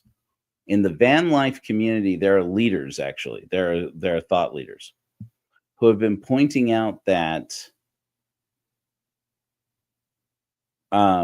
they've basically made it possible with recent executive orders and law changes that if you are in a van or in a vehicle, if you are physically in a vehicle inside city limits, even if it's on property that you own, even if it's on private property where you know the owner of the property and that they've given you permission to park there and sleep in your vehicle, they can break into your vehicle and arrest you for it. Arrest people for being poor. This is how it begins. This is how it begins. This is how it goes. This is how it's done. And they may challenge your legal status, even though you've lived in this country your whole life and maybe were born here. And according to the Constitution, that means you're a citizen of this country. And they can challenge it and say, well, you'll have to prove it in court, and keep you in a camp where they've concentrated other people they also suspect of being immigrants who are here illegally, quote unquote, and put you into that camp. And even if you say, that's not true about me, I'm not like these people, I am a citizen of this country, they can hold you for as long as they want. and they don't have and say prove it at court in a trial that never has to happen, and say that's not a concentration camp, that's not an internment camp, that's an immigration detention facility. They've always called it something. Do you think that they used to call it the concentration camp? Our A1 plus favorite concentration camp? They've always fucking called it that. This is how it happens. This is how it happens. When they can't find enough people in ghettos to round up, they go to the streets and they round up people for being poor. They wait for people to no longer be able to afford their rent or their mortgage and find themselves in a desperate situation where the government ought to be providing them with housing. And instead, they arrest them and hold them. And guess what? If you arrest somebody and hold them, guess what you're doing? You're providing them housing. The reason why they do it this way is because if they could sell it to the world that you are a criminal for being poor, for not finding a job in an economy where it's their job to make sure there are fucking jobs, then these people go hungry in a government facility where, if they were prisoners, they ought to be fed. Did you anybody catch the news? This is like last week, that one of these people, that a man, they couldn't verify whether or not he was an immigrant with legal status, went in healthy to one of these facilities. I think it was the one they call Alligator Alcatraz, which supposedly is being shut down. We'll see. And it turns out he emerged with a mysterious respiratory illness and started coughing. And apparently he claims he had been asking the administrators for days to get him to see a doctor, and they just laughed at him when he said I should be seeing a doctor. And now this man, in a tight quarters community with a whole bunch of other people, has a mysterious respiratory illness. What could go wrong? This is how it happens. This is how it happens. So this is why I'm bringing this back around to us. Every person in the community here in Utah that I talk to about that we're going to ramp up for Rapture again in 2025 says, as mentioned, but the game has changed now. Even I physically, with my own eyes, saw this year how everything changed.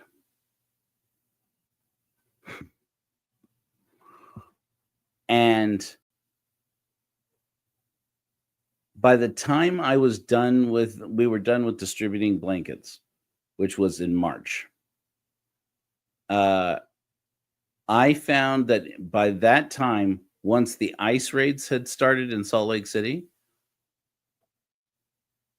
overnight after those ICE raids started, I could not find a car encampment.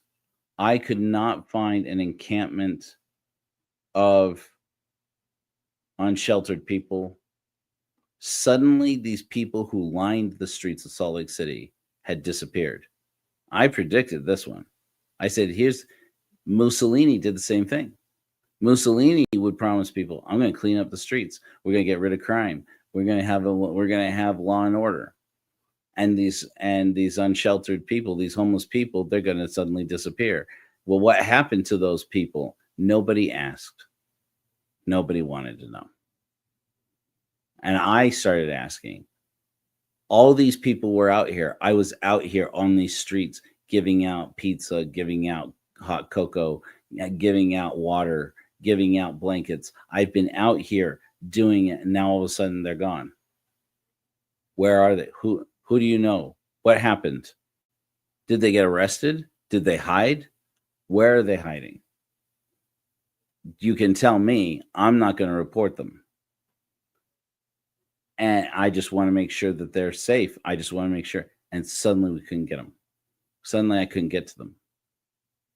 I wound up taking the last of our blankets to warming centers and just giving them to them and saying, just, I guess, put this with your storage. I'm out here looking for these people. I'm sure in their minds, oh, wow, look at that. Red Hats cleaned up the streets. They said they were going to do it, and there it is. Now it's done.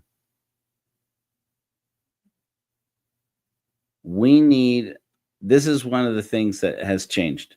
It's a subtle change that if you get really involved in the Church of Korihor, you're going to learn about this. It's going to get improved too. We have this new page at korihor.org. And that page is the standards of the Church of Korihor. It's significant because right now, I'm sure you guys are aware that the Mormon Church has been defending through its unofficial apologetics arms and defending legally in court that they should not be required to be subject to mandatory reporting when somebody confesses to abusing a minor. And I remember looking and saying, legally in some states, they can claim that. There's part of their parochial responsibility to maintain the, whatever, the cloister of the confession or what have you. And I looked at that and said, but morally, even if it's legal, morally it's wrong. Morally, if it doesn't cause more harm to the child or to the victim to get law enforcement involved, then that clergy should be legally responsible to get it reported to law enforcement within 48 hours. That should be the rule. They should be implementing that in the Church of Jesus Christ of Latter-day Saints. The fact that they don't does not mean whatever What's-Her-Bucket Rapley says, does not mean that they are respectful of the nature of the secrecy, of the confidence of victims. And so more victims are going to get help through fucking Curtin McConkie and Associates. Okay, sure. Okay, yeah. I'm sure that's how that works. I looked at that and said, now's the time. And we are in the position to stand up and say, nope, you God believers are doing it wrong. You're doing it wrong. We're going to do better. So I launched a new page. Here, maybe I'll show it to you. I launched a new page on Church of Korihor that establishes our standards for clergy, beyond the fact that all of our clergy pass a background check at the time when they apply to become a member of the clergy. Yeah, here we go. Let me share my screen with you. Those of you who are able to watch, you might find this interesting. Lots of things have been changing in the Church of Korihor. Okay. If I go to this hamburger over here in the right-hand corner, and it comes up with the menu. Basically, everything on here links to something. Some of them are in better and more advanced stages of development. Please just be patient as we try to modernize the technology. If you go under, it's currently under Canon, you'll see this page that says Clergy Standards of Conduct. Boom.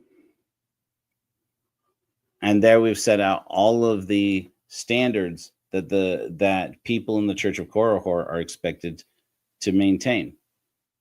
You'll see that number 2 currently on the standards is mandatory reporting.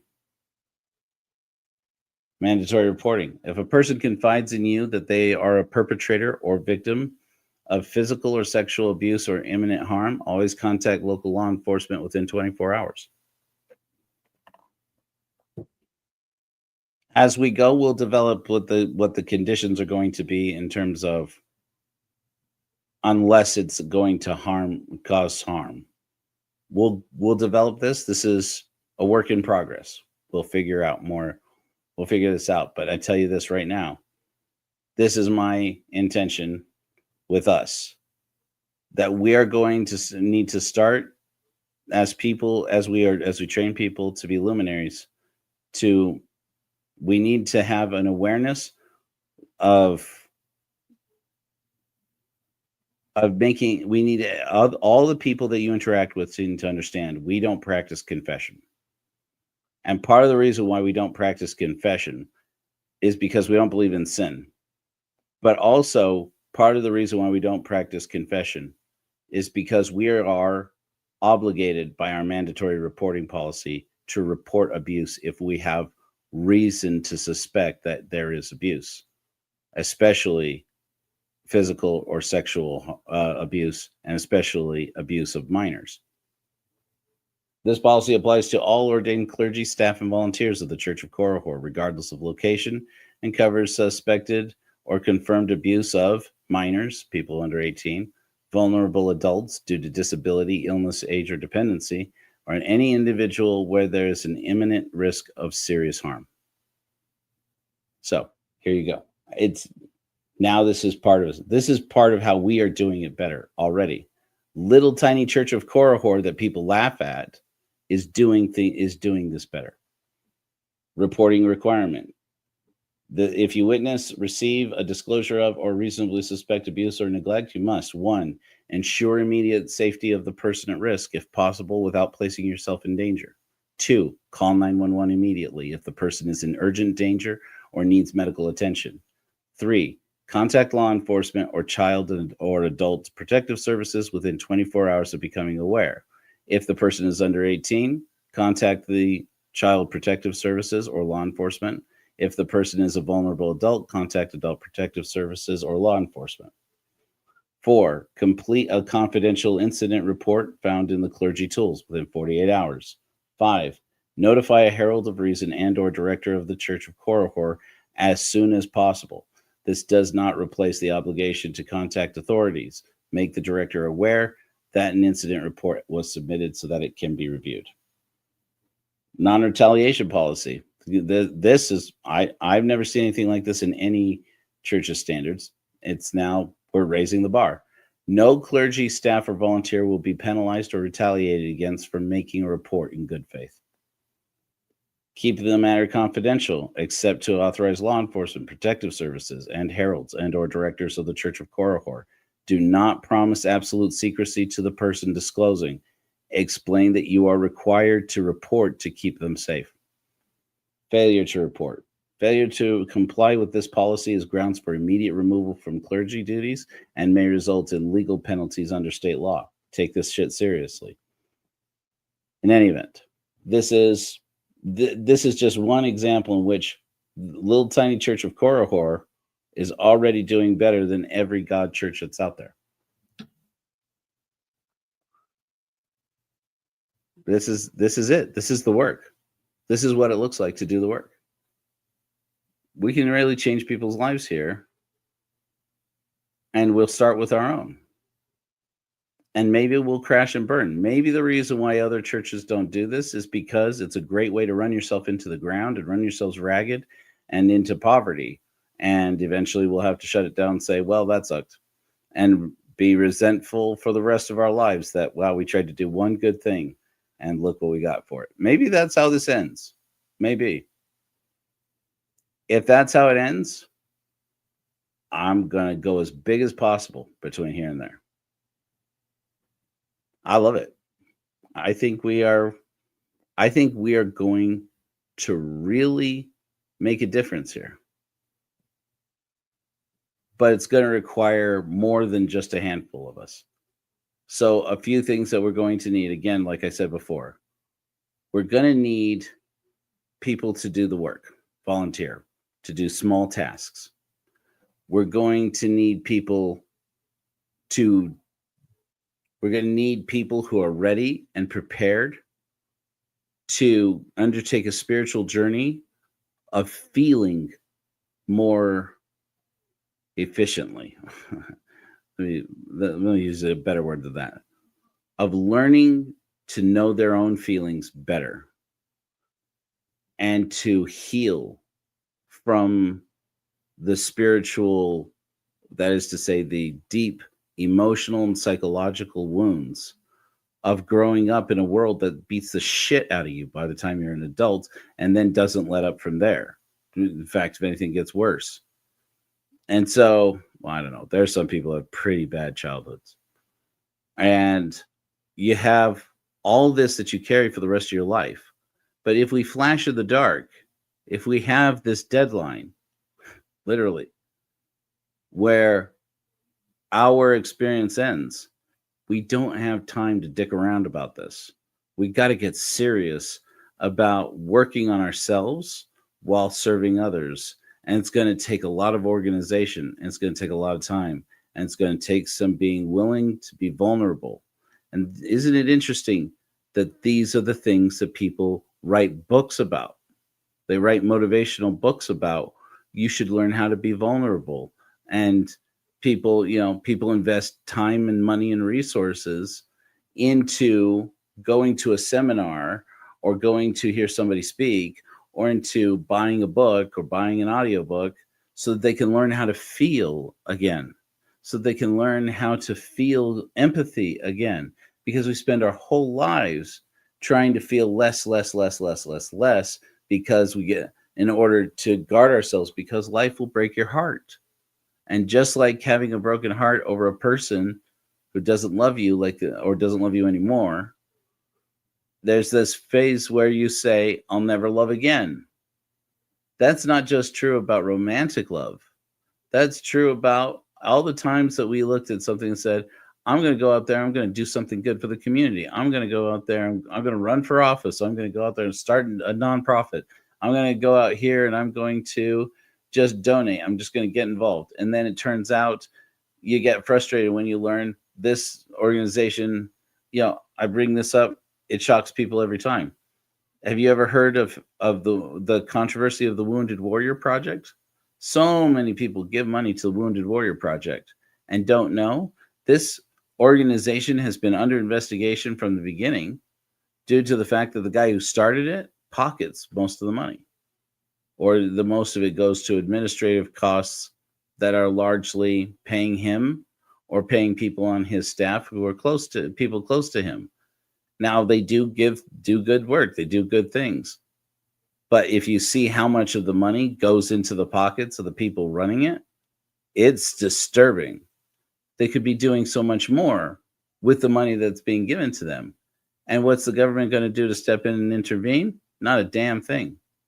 They're not technically breaking the law. Do people deserve to know this?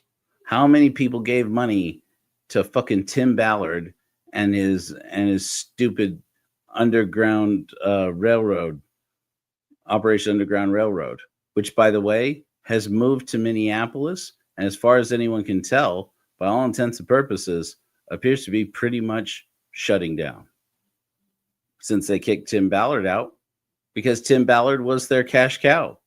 He'd get out there and he'd tell a story about how he rescued children from trafficking, which he didn't actually do.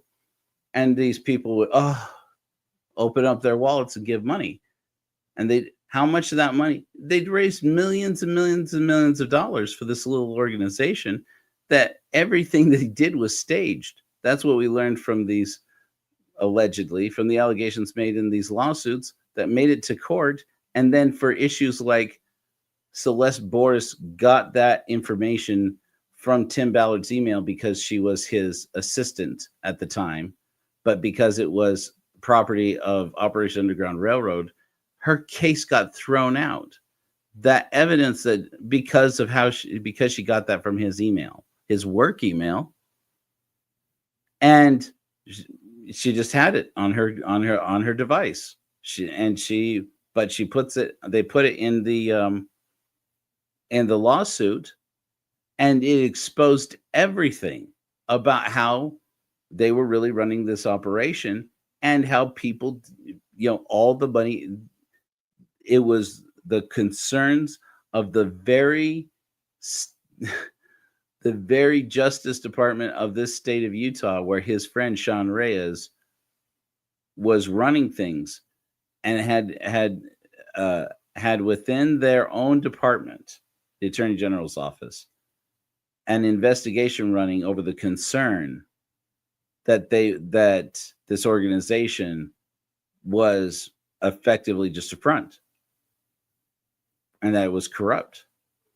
And it's like, but because, she got that off of her boss's email, they threw the case out.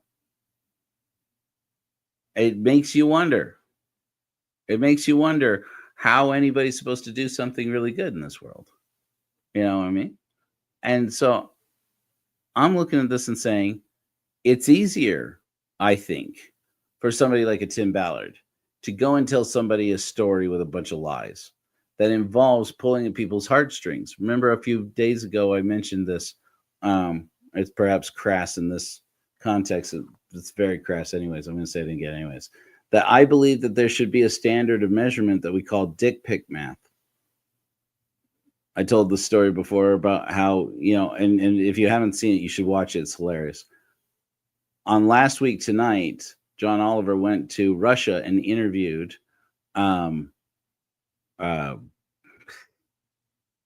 names. Late night too.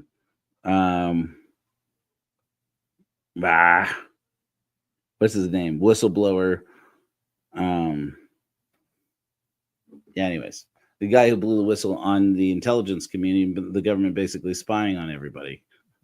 Ironically, Edward Snowden. Thank you, Joey. It's late. And I don't want to Adderall this late. He went and no, not Assange. That's the funny part. He interviewed Edward Snowden and he asked him, he said, "What do you think the average American thinks of you?"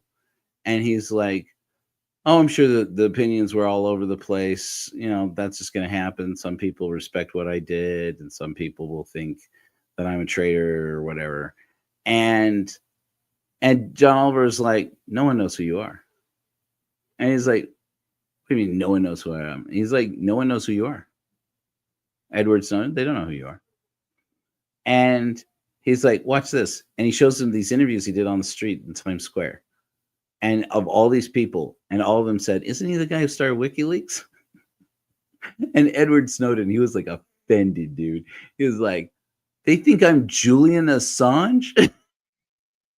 It's like, it's true though. In our world, it happened roughly at the same time, and you kind of do, don't you? It's Edward Snowden, Julian Assange. Which one is which? And all these people thought he was Julian Assange, or at least that he had started WikiLeaks. And he said, anyway, so they go through this, and John Oliver reveals to him, he said that after they told these people who Edward Snowden actually was and why he couldn't come back to America or be anywhere where America could get a hold of him, all these people, the same people who didn't know who he was 2 minutes ago, mainly said, well, maybe he should go to prison. He's a traitor to our country, etc. And when they were asked, well, what about privacy? What about your privacy? And they're like, yes, everybody knows the government's spying on us all the time, but who really cares? And Edward Snowden's watching this and he's like, well, I can only hope that that's just like a small sample of ignorant people who just can't care, who just don't even know because they've been lulled into this false sense of security. And John Oliver hands him a folder.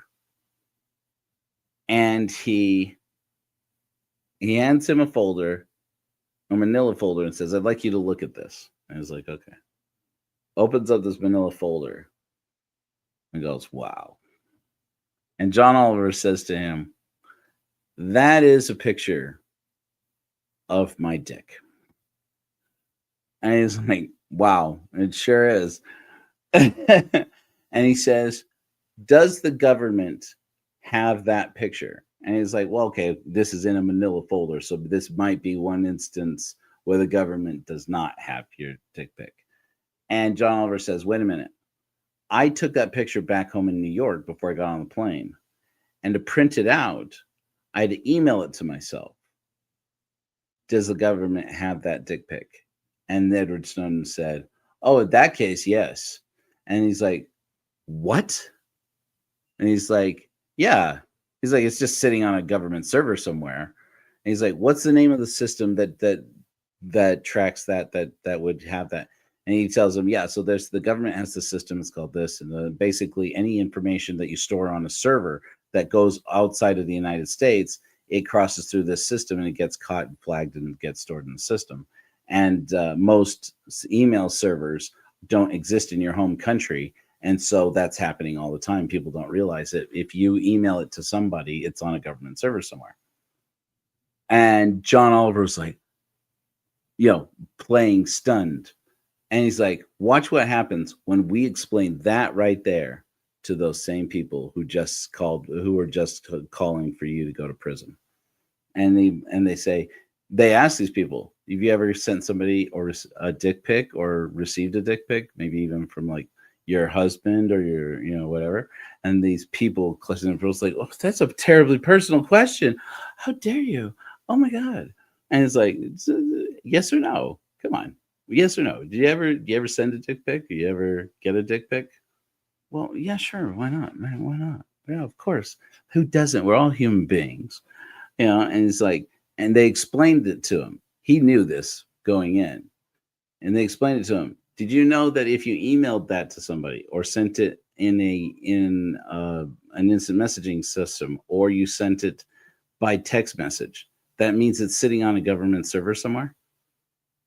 And these people were livid. These people were completely dispassionate about this whole subject. Welcome back, Debbie. This is the fun. This is where the fun begins. As soon as it became about your dick pics, how dare they? We ought to shut this whole thing down. We ought to blah, blah, blah, blah, blah, blah, blah. Because all of a sudden the dick pics made it real, right? This has been the most interesting conundrum for me in the Church of Korihor, is that I see on a regular basis that what we are engaged in here, whether it's the godless hymns or our godless sermons or our missions, I regularly talk to people who have a yearning in their hearts, a yearning in their system to find a way to feel again. We spend so much of our lives being brokenhearted, disappointed by a career that was supposed to be beautiful and was supposed to be the most important thing we did with our time, the most important thing we did with our lives. And suddenly you got replaced by someone half your age who doesn't know half the shit you know, but knows how to do Facebook. So fuck it, you're out. Or you spent and invested so much of your time into a lover, into a spouse. You spent so much of your time invested in a house, or a piece of property, in a new business, in an experiment in something else, in this or that, in an education. You put so much of your time into it and your energy and your hope into it, only to have life break your damn heart. All of that was for nothing. Or all of that maybe was good for a while, and how good for you, but now it means nothing. The failure of the American dream is perhaps the biggest heartbreak we are going through collectively as a society right now. That it was supposed to be that you could get, if you got a degree, you could get a good job, you could own a home within well within 30 years, 20 years, if anything. You could own your own home, and then at the end of 20, 25 years in the career field, have saved up enough money for retirement, live comfortably, live like a king for the rest of your life, enjoy your golden years, and live well on into your 70s, 80s, and 90s. Be as old as freaking Rusty Nelson, and enjoy a fruitful life just by virtue of the fact that you're an American who did it the right way, did everything the right way. How many people do you know who actually did that? Can actually do that? It's a joke now. We grew up believing it. We didn't. Who knew that there was any reason not to believe it? And now here we are, having a whole society that's had its heart broken again and again and again. And in the process, we learn how to shut down our feelings. And lo and behold, what are the things that when you're in your 30s, your 40s, your 50s, what are the things that are being advertised to you all the time? Antidepressants, boner pills, freaking porn, freaking video games, energy drinks, everything, apps for, rediscovering the joy of going outdoors. You want to enjoy the outdoors, but you don't have an app for that, so you can't. What the fuck? You can go out the door. We're being marketed to all the time with a new thing that even our marketing, our advertising doesn't understand, or that our advertising understands what we need before they even realize what that means. That may sound weird, but let me unpack it a little bit here. It shows up in pop culture what spiritual shortages we're experiencing. Sometimes it does it in funny ways. I've said before that I seriously entertained for a while in incorporating into our canon the beautiful, brilliant works of philosophy that are known as Bill and Ted's Excellent Adventures.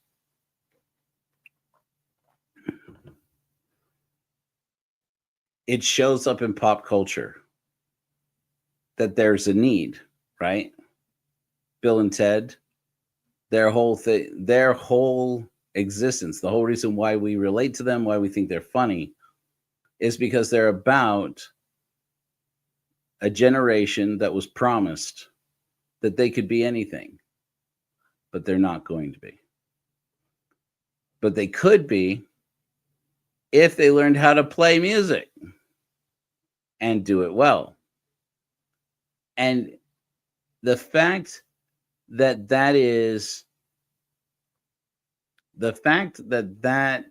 is funny and relevant, and somebody would invest their time to stop and look at it and be entertained by it, is because the setup to the joke is true. That was our generation. That is our generation. We were the generation that was told, you'll all be billionaires if you only invent a better mousetrap like Steve Jobs. It turns out the story of how Steve Jobs got to be rich, much more convoluted and evil than people realize. This is our system, made up, built on secrets that once you learn them, instead of discovering that there's an Illuminati out there controlling all the world, what you discover is there's a system that's the stupidest system in the world. It's a system that says, give 90% of the population a just enough fear. Of all people who are calling this out, Bill Burr has been calling this out. You've been seeing the comments that Bill Burr has been making. Bill Burr's been saying it exactly. He's been saying it exactly. And Bill Burr, they've been pointing out, if there are people who will tell you plainly, they'll say out loud, I want my employees to be afraid, because if they're afraid, they'll stay, they'll work hard, because they don't want to lose their job, because it's so hard to find another one. It's in that. So when you see that becomes the conflict here, is that suddenly it's in the interest of your employer for you to be less employable. Think about that. And this is a system. These are the people who have been actively investing in selling us. I've done lots of research on this. I don't know how much of it is interesting. I was going to create a whole series about this for Hellfire Agency. I might still do it. There are tons of foundations out there, like Prager University, which is not a university. It's as much a university as Trump University is a university. Dennis Prager, just about the most vile person in the world. Now that James C. Dobson is dead, ding dong. There are these whole organizations that were set up to sell us the American dream, and that continue to invest millions and millions of dollars every year just into creating people like Ben Shapiro and Wire and Daily Wire. I went down a deep rabbit hole in where the Daily Wire comes from. It's shadowy AF, you guys. And it comes directly out of Prager University and Dennis Prager. You know, the guy who said he said the most vile, awful things about all kinds of people and got away with it up until finally he made a comment, one offhand comment, but I think one that he sincerely meant, where he said that slavery wasn't all bad. It had its benefits. For one thing, it kept families together, or it kept or fathers with their families, or something like that. And I was like, what? First of all, not true. Secondly, why would that justify slavery? Who are you, man? This guy has been taking money from millionaires and billionaires his whole life and using it to shovel propaganda bullshit down the throats of people, and especially of children. That guy, Prager and Prager University, that they're the ones making this new content, animated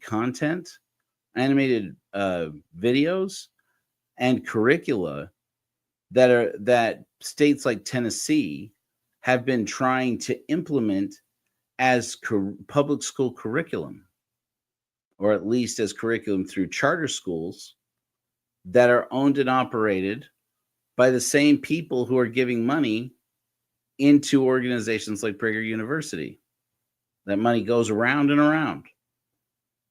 And these same people are working in the interest of making those people rich from getting state legislatures and governors to start shutting down public schools, so that people, or making them worse, or giving them less support, so that the charter schools, where they're teaching Dennis Prager's BS, including lies about slavery. He got Candace Owens in some videos to sell to people. Candace Owens, don't get me started about that. And it's a system that feeds itself. And it should be that the institutions that we all believed in wouldn't allow this to happen. The DOJ would step in. The Attorney General would step in. The Department of Education would step in. The university wouldn't allow that. The school administrators wouldn't allow that. Somebody would step up and say, we're shutting this down. This is ridiculous. Somebody with the ability to reason is going to step in and do something about it. And here we are looking at the real life application of whether or not that's true. And guess what? It's not true. It's not true at all. And now we are in a moment where our people on a daily basis are being assaulted with tragedy, with absolute tragedy. And they're getting their hearts broken. We're getting our hearts broken over and over and over again. And we have to feel. We have to tell ourselves, I'm not going to stop caring just because it hurts so much to care about other people. Yeah. Yeah. And it could be so much. The thing that's been really weighing on my mind is I can organize missions to go out there and make a difference and change things. I can implement the technology. I can hopefully inspire some people to volunteer to be a part of it and to give, at least give money to the program if you can't do anything else. But more than that, if you can't give money, but you can give time, even better. So much better. Even better, give us time, give us expertise, give us your advice, give us some wisdom we don't know already. I treasure it. When it works, when it's really good, it's better than gold. I can organize all of that and make it happen. But if we can't learn how to feel again, if we can't learn to allow ourselves some room to play, I don't think it'll work. We have to have a daily practice that incorporates a little contemplation and a little feeling, a little compassionate meditation. And that's why I'm developing the overview app. But then we need organization that tracks all the little small things that could be done to either serve the community at large or to serve a specific person. And I'm looking at it, and it's daunting. I've been going through all of the different applications and all the different softwares that we could get to implement a program that would make it easier to manage all of that, all these resources. And it would be so many different applications that don't natively work together, and so much money to purchase them all or to subscribe to them all. And it would make the website so clunky and slow that it would become just a burden to even interact with. And I'm looking at that, and it would mean so many different things I have to maintain at the same time, or bring on staff to maintain, or at least bring on volunteers. I'm looking at this system going, I'm looking at all this saying, that makes no sense.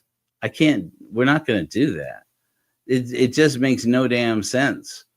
We'll just do it ourselves. For $25 a month, I have a no-code solution where an artificial intelligence, yes, I have feelings about AI like everybody else, but we might as well use it if we have it and start implementing some solutions to organizing better and to creating these contemplative practices where we learn, where we take time to improve the way we feel. And when I think about this as a system, what we're developing at corahor.org, I tend to think first, will I use it as a korahor? Will I sit there and listen? I who cannot traditionally hear the sound of my voice, I don't like it. Will I sit here and listen to me telling me to relax and deepen into the experience? I do it. I do overview. I don't have a lot of it to go on yet to publish that's ready to publish. But that's partially, I give myself the out by saying, well, on the website, there's not really an effective way to play the overview files in ways that people will enjoy it, like with music or without music, or adjusting the volume separately or whatever. And I think to myself, and I gave myself an out saying, Yeah, I committed several months ago that we were going to have more of these guided meditations available to people, but the framework of how to play it, of how to make it accessible to these people, isn't there yet. I don't have a good way to do that. And so I set myself the goal this week with this little $25 a month application, this service. And so I said, let's go in there and create the interface at least, and the database that drives it, so that when I develop the overviews, there's a place to plug it in and it works, and people can use it in a way that is friendly, user friendly, lightweight, loads quickly, especially for people. A lot of the people who are going to do overview are going to be people who live in areas where internet is not very fast. And here you are loading multimedia files. Everything that means everything else about that app has to be as lightweight as possible, so that we're not bogging down people's connection. This is the kind of thoughts that have been going into developing overview. And then immediately, and every person here, I'll show this to you, because some of you people weren't here at the beginning when I showed this. This is at the Church of Korihor. Oh, don't do that. Stop. Oh, it's the top. Again, I can come up here to my hamburger and go over to overview. That now works. And this is overview. Every person I have described what I'm about to show to you, every person who I've described this to, how do words work, you guys? Every person to whom I show or I explain what I am about to show to you has gotten immediately excited about it. I've created a system of 16, I think, different zones that indicate a color of your status. And your status at the moment, the further left you go, is the more blue it goes. That means that you are currently in a state of peacefulness and low anxiety. The further right you go is the hotter the colors get. And that means that's how stressed you are, how anxious you are right now, how much anxiety you're experiencing right now. And then the further up you go is how much if you need to wind up, like you don't talk me down into sleep or into contemplation. I need to be able to handle this. I need to be able to meditate on it in a way that gets me, motivated to feel like I got this. I got a handle on this, and get back into that boardroom and handle it, or get back out there and do the chores, do the pickup of all the kids from all your school day, whatever it is. Go out there, get those groceries. Go out there, get that money. Go out there, get that thing. So that's further right and up. But then you go further right and down. That is, I'm in a serious crisis. I'm in a bad situation, and I need to come down because I am, I have a minute now where I can just stop and recover from this. So there's a color for that. So basically, you can use this indicator for any situation that you are in now, hopefully, and we'll figure out as we go where we're getting it wrong. Okay. By contrast, if I pull it all the way left and down, that color is called depth. That's winding down into contemplative stillness. That's where we're going to be able to post overviews that are winding down for the day, going to have a peaceful rest, or we're going to take some time to be content, to contemplate that you were a child when something happened and you've been blaming yourself for it your whole life. And let's take a moment and really feel it out and experience it, and take a moment and deal with these feelings as an adult. In that, all your life you've been a child. All our lives we are a child who wonders, does anybody realize they left me with the keys and the credit card? That's what being an adult is. Nobody was going to tell us that. At least nobody told me that. that your whole life will be this imposter syndrome, fuck that. There's a good reason why they don't tell us that. How many of us would stick around for it if we knew that's what the future held? Okay, so when you're high anxiety, it's very difficult. When you're in the red zones right over here, right? When you're in recover or when you're in crisis, right? Those are the moments where you're going to have to contain the emergency. You're not going to have a lot of ability to go back into those deep-seated things from the past and start bringing them back up one at a time and dealing with it. Right now, you're in crisis. You don't have time to do that. That's now is not the time. So that's why filtering what results you're going to see is going to be a big part of making overview work, so that sometimes you want to be able to step down from a crisis or step down from a bad situation and go down contemplative. And sometimes you want to deal with it but you want to deal with it constructively and positively. Those are different files. Those are going to be different meditations for different situations, for different circumstances. And if I'm going to stock it full of these things, I need to, first of all, I'm going to need more help. I'm going to need people who are willing to do these, to help us to develop these. We're going to have to develop a system and improve the system using evidence-based science, using science to ensure that we're doing it right and that what we're doing actually works. And we're going to have implemented in the long run a feedback system where people can give their feedback on what they like, what they don't like, and what they wish they were getting, so that we can figure out how we're failing, so we can fail faster, do it better, so that as we start loading up with more and more of these overviews, we'll eventually start deleting old ones, and as we introduce new ones, because we're getting so good at it. But in order to do that and make that happen, there needed to be a place for it to live. There needed to be an interface. So after you, on the status selector, you select what your color is, you hit go, and it should display for you all of the meditations in the color that you have selected, the status that you've selected. You find one of those. This one is hard coded into the system. Don't be too impressed. It loads up the player right there in the same space, and you'll be able to play. It will play two files at the same time. It'll play one file for the music and one file for the voice. You just adjust the volume of each of them, how it feels comfortable for you, and then enjoy the overview. And that's the process. I love that. And so it's like, I'm super excited about this.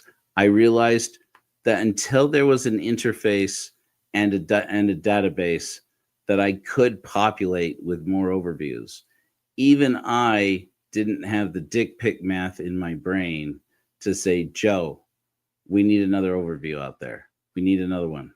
And you're going to need to put in some time. You're going to need to put in some research and do it right, do it well, and then record something or get a recording in somebody else's voice. And then if somebody comes up to me and says, you know what, I'll agree to be a voice for overview, I'd love to do it. Or somebody says, I'd like to help to write overviews, or I'd like to help to record or edit overviews and publish them and get more overviews out there, that it's not going to be a tedious task to figure out how to get it recorded and get it up onto the system, get it implemented so that people can access it. I said, I got to know that the interface is there. Otherwise, I don't have the dick pic math to care. And again, it's a strange thing to figure out what motivates people. Ever since I started talking about that, I want to shoot down an asteroid, people laugh at me until I start describing, well, here's the actual science of how it would be done and why it is. And then all of a sudden people get scared. I told people before on this program, I started to get complaints. when I said we really need to talk about how if a Richard Branson were to come into this space and give us $500 million and say, I'm going to write this off on my taxes as a donation to your church. Here's $500 million. Go shoot down 2024 YR4 with it. I don't think it's going to happen, but if it's a possibility, if there's a non-zero chance it could happen, I'm going to be the one who's standing here going, we've already got the plan. We know how to do it. We've got the tech, we've got the design, we've got the window to launch. We know exactly what we need. We know exactly how to build it. We know exactly how to fit it in the fairing. We know exactly what rocket we want. We know exactly what window we need to launch. We know we have all the clearances from the government that we need, which is likely going to be ironically less and less with the way things are being managed at NASA and the FAA. And I don't know, and NOAA probably, if you don't know, the National Oceanic whatever administration, NOAA, you have to have special permits from that organization to be able to launch a system that sends data and communication between the surface of the Earth and something in outer space. And so we would actually have to probably apply to get that certification if we were to actually do this. How freaking cool is that? It's like, hey, there you go. I'm getting them already. Look at this. Songs is good. We can get songs. We should talk. I love it. Let's do it. It's become kind of an if you build it, they will come kind of situation. And I've realized, and it took me long enough. It was in August that really came to a head for me that if somebody wanted to help us do something, we wouldn't have the technology to keep up with them. And that's where I'm failing right now. And I went, oh shit, we got to do better. And so I built that. And so we've been at work building the tech. It'll be janky. It'll be clunky. It'll break. We're leaning into it. We're going to do it. And in the future, when we have money and resources, we'll have somebody who's an expert, or at least when we have somebody who is willing to donate their time and expertise, will help us to figure out all the ways that the system is going to break before it breaks. That's going to be a great day, a year, 2 years from now, maybe. Right now, we're going to do it the way we can. And we're going to stress test it. We're going to see how far we can push it. And in the process, we're going to feed some people some meals. We're going to do some meditation, and we're going to work on ourselves. We're going to heal our inner children. We're going to give each of us going to give our inner child some room to play. And these core hors, for as much as we get laughed at, we're going to become better people. We're going to do what we set out to do. And if we fail, they'll talk about it for decades. They'll talk about it for years, how they really had potential. If they'd gotten a different leader, they'd have probably done well. Unless that doesn't happen and we don't fail ultimately, we just fail in little failures and learn from them and do better, then replace the leader.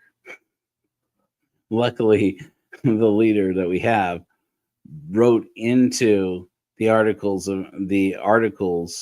of the Church of Korihor exactly the process to remove him and replace him. It's bigger than me.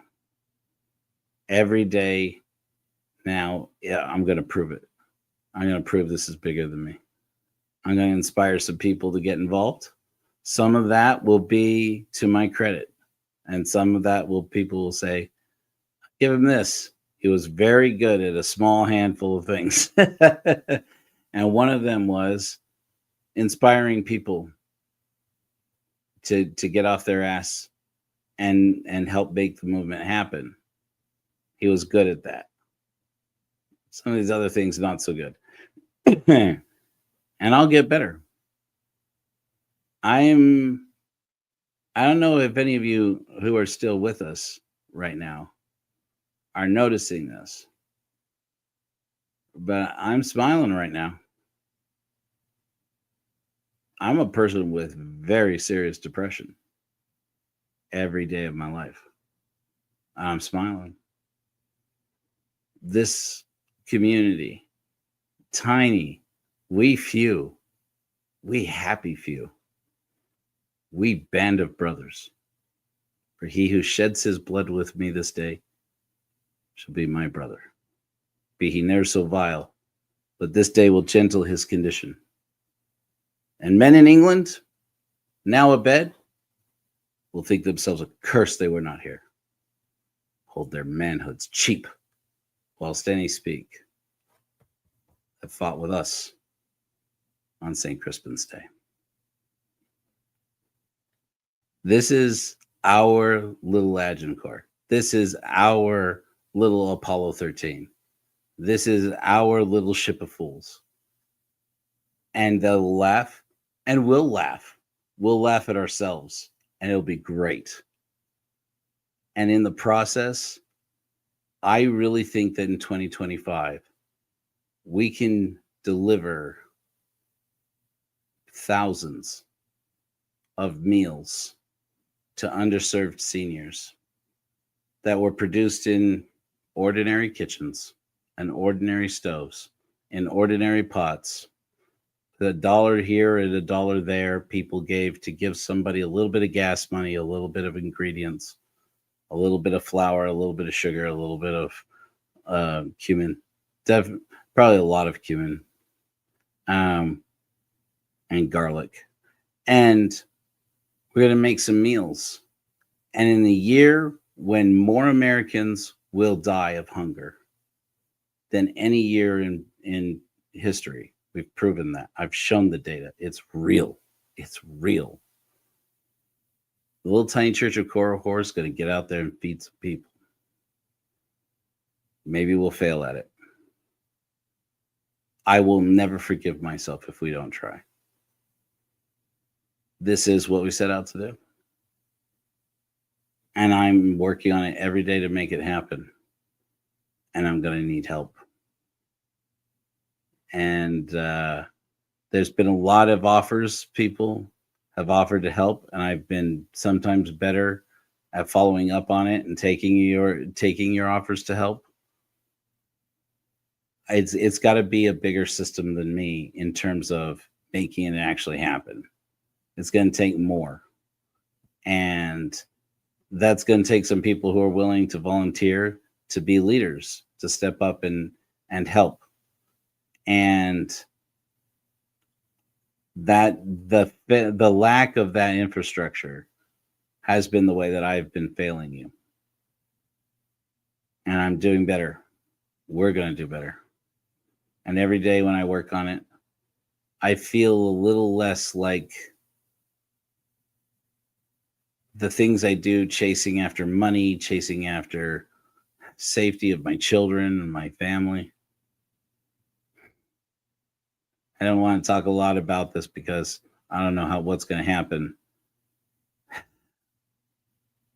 When my 10-year-old autistic child 2 days ago, while he was playing with water outside in our backyard, decided that he was hot or uncomfortable or whatever, poopy or probably.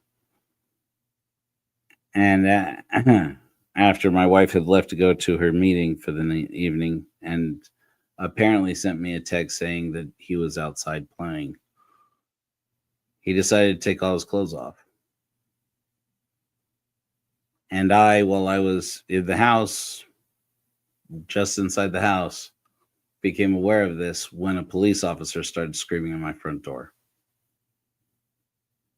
And I was, once again, as I've had to do too many times, in the very serious and very dangerous position of having to explain to 2 law enforcement officers that autism is real, that it doesn't look the same in everybody, that the little boy you're pointing at and talking about is doing better. He uses words, which he didn't used to do. He uses a PEX board to say the things that he doesn't have words for.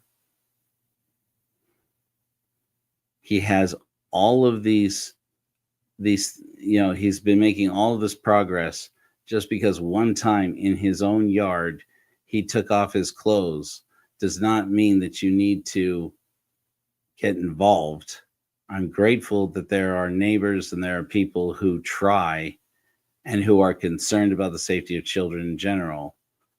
But this shouldn't have to be a difficult thing to explain. He has autism. Yes, I understand that you may know a person with autism who doesn't do what he does. Not everybody's autism looks like somebody else's autism. And then to look at an angry police officer, who's probably roided out on testosterone. I'm just saying it. And have him look in my eyes, and I look at him and I say, I understand that this is disconcerting, and have him bark at you. It is. It is.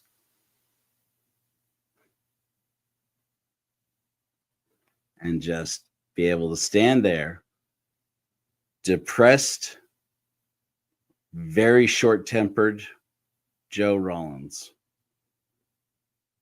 with some armed, roided out, low intelligence dumb fuck screaming at me while I try to explain to him that autism is real and that I understand you don't recognize it. And patiently and as indirectly and with as little and with no swearing and with no screaming and no threatening, calmly explaining to somebody, I understand it's not what you recognize, but it's real. I'm happy to provide you with any proof that you need. But for now, unless you can prove that I have committed a crime, we're done here. The last time I had an interaction like this, they charged my wife with felony child abuse. Because my son, when he was 4, yeah, 4, had wandered, a nonverbal child, had worked up, figured out how to reach a latch, a deadbolt that was way too tall for him, figured out how to open it, and then wander inside our little townhouse community, not 100 feet from his front door.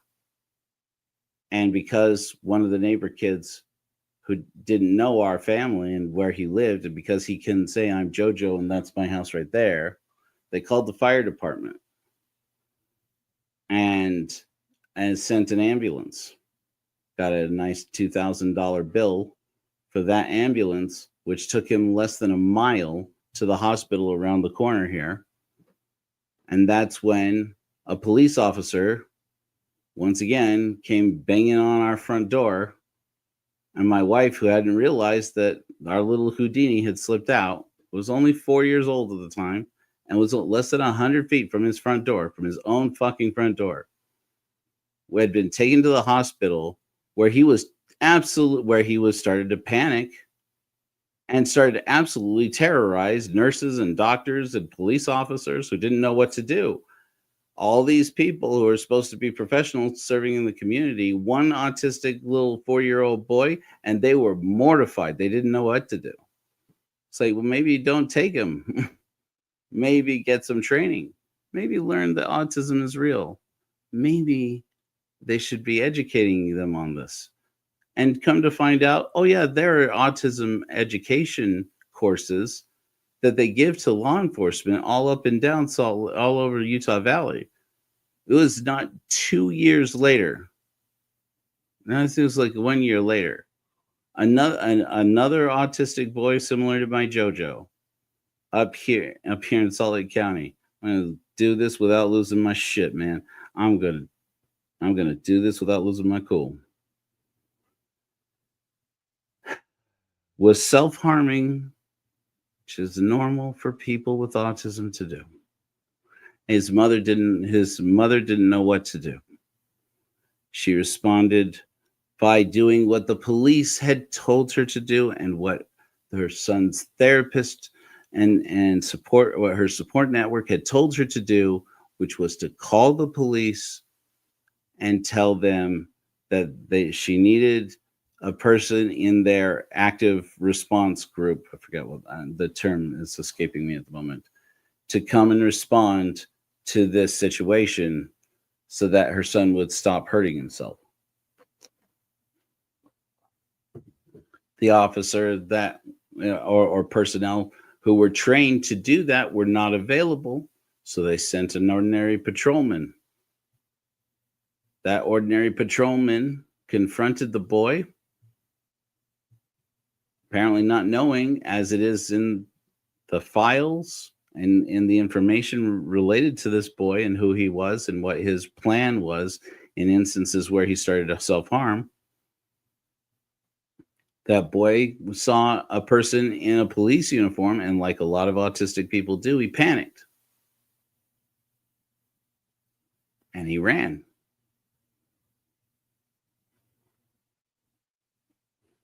And the police officer shot him.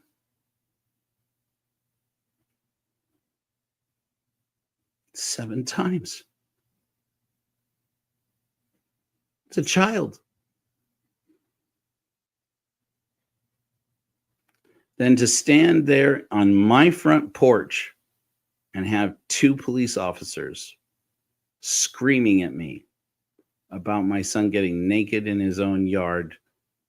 Well, I explained, I get that. I understand that. It's disconcerting. We work hard every day to keep him safe and to keep him where you don't have to look at him, where you don't have to witness his autism. I get it. It's disconcerting, but he's getting better. That should matter to people. I understand that passersby don't understand. I get that. Your failure to understand science is not my fucking problem. But it is. It becomes my problem. And it's my daily struggle. And there was this moment where I looked at it 2 days ago. And all afternoon, because I was building this app, I went, crisis red.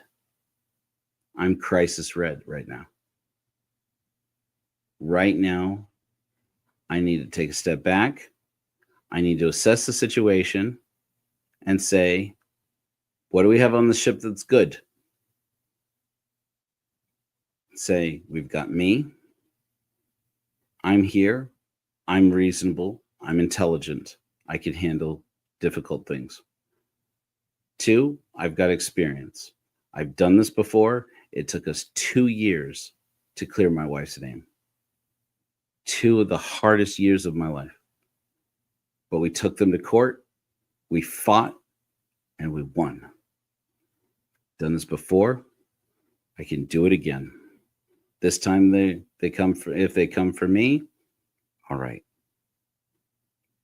But only if I can just be the adult version of Joe Rollins that doesn't need to blow up and start screaming and swearing, doesn't need to threaten anybody, doesn't need to show that he is big and strong, who can look to a person and calmly and reasonably explain, I understand that you don't believe me, but I've already gone to court to prove this before, and I will do it again. The boy is not doing anything malicious to you or harmful to you. I am not neglecting him or abusing him. He has autism. And if it were me and that was a situation with a parent from our generation, do you know what would have happened to that boy? Somebody, and this is the expectation. I know half, if not more, of these people expect that I will take this boy and pull him aside and beat him until he understands not to do it again. Because I was an autistic boy who got beaten, I will not. I will not. I have not. I have so very many flaws. On my father's good name, I have never raised my hand to a child in violence once in my life. I cannot, I do not, I will not. And maybe that means that it's my fault that a 10-year-old autistic boy got naked in his own yard because he was uncomfortable in his clothes. Maybe that means it's my fault. But they're going to have to prove it in court. And I'm not giving them any reason to say, you see, he's a hothead. You see, he's angry. You see, he's violent. Obviously, he's abusing somebody. No. Look at my track record. Look at my history. And I wish that it could matter to them to see all the sacrifices that his mother and I and his siblings have made to keep him safe. And then the sacrifices that they and we and my parents are making, my Mormon parents are making, to get him the therapy that he needs so that he will grow and improve and have a happy life, and have a chance at a happy life. The sacrifices that have been made. Does it matter to anyone? It'd be so easy for me to be brokenhearted right now. It'd be so easy for me to give up. This is my Apollo 13 moment. This is the moment where it would be easy to give up and to despair and write off humanity and say humans are shit. And I frequently do it. And then I have to step back, like you all know, this process. Step back and say, I'm in my feelings. These feelings are real. They are legitimate. And I could, at this moment, shut down and say, I'm not going to feel anything. I'm going to be cold. I'm going to be vicious. I'm going to shut down my awareness of other people's feelings and just protect and safeguard myself and treat every situation as if I am the only one who's important. I'll have to get a red hat while I'm at it.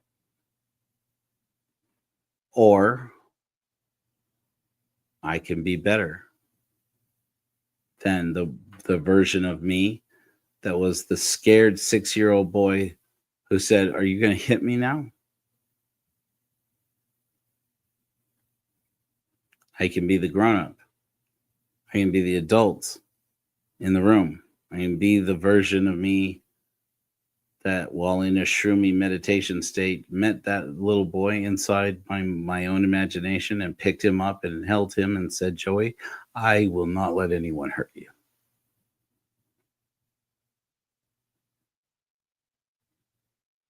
And when I am that version of myself, I can look a police officer in the face and not lose my shit when he screams at me and has his partner behind him with his hand on his gun. Nope. I'm not going to be the scared 6-year-old who reacts and says, you want to get tough with me? You want to be tough? You want to throw threats? You want to throw down? You want to throw insults? You want to intimidate? Shall we toxic masculinity each other? Joey strong, Joey big, Joey bigger than you, Joey faster than you, Joey hits harder than you. Am I going to be that guy? No. First of all, it just proves them right. Secondly, if I get myself thrown in jail right now because I can't keep my temper or because I'm depressed, I don't keep my commitment to my inner child that I would be here and I would protect him. And I don't keep the commitment to my son that I will be here and I will protect him. And the inner child in me that wants to rebel and fight back and show he is big and he is strong and he won't get hit again will be gratified in a moment. But then he'll be committed into a system where he will get beaten all the time. It's dangerous to shut our feelings down. It's just so dangerous because we create systems where abuse becomes normal. And it's how we got where we are. Breaking that chain means choosing to feel. And that's probably the most difficult challenge ahead of us. So far. And I don't know how many of you out there will get this reference because you didn't hear the sermon, so I'm just going to repeat it. Sorry if those of you who have heard this before. I gave a sermon on this a little while ago about how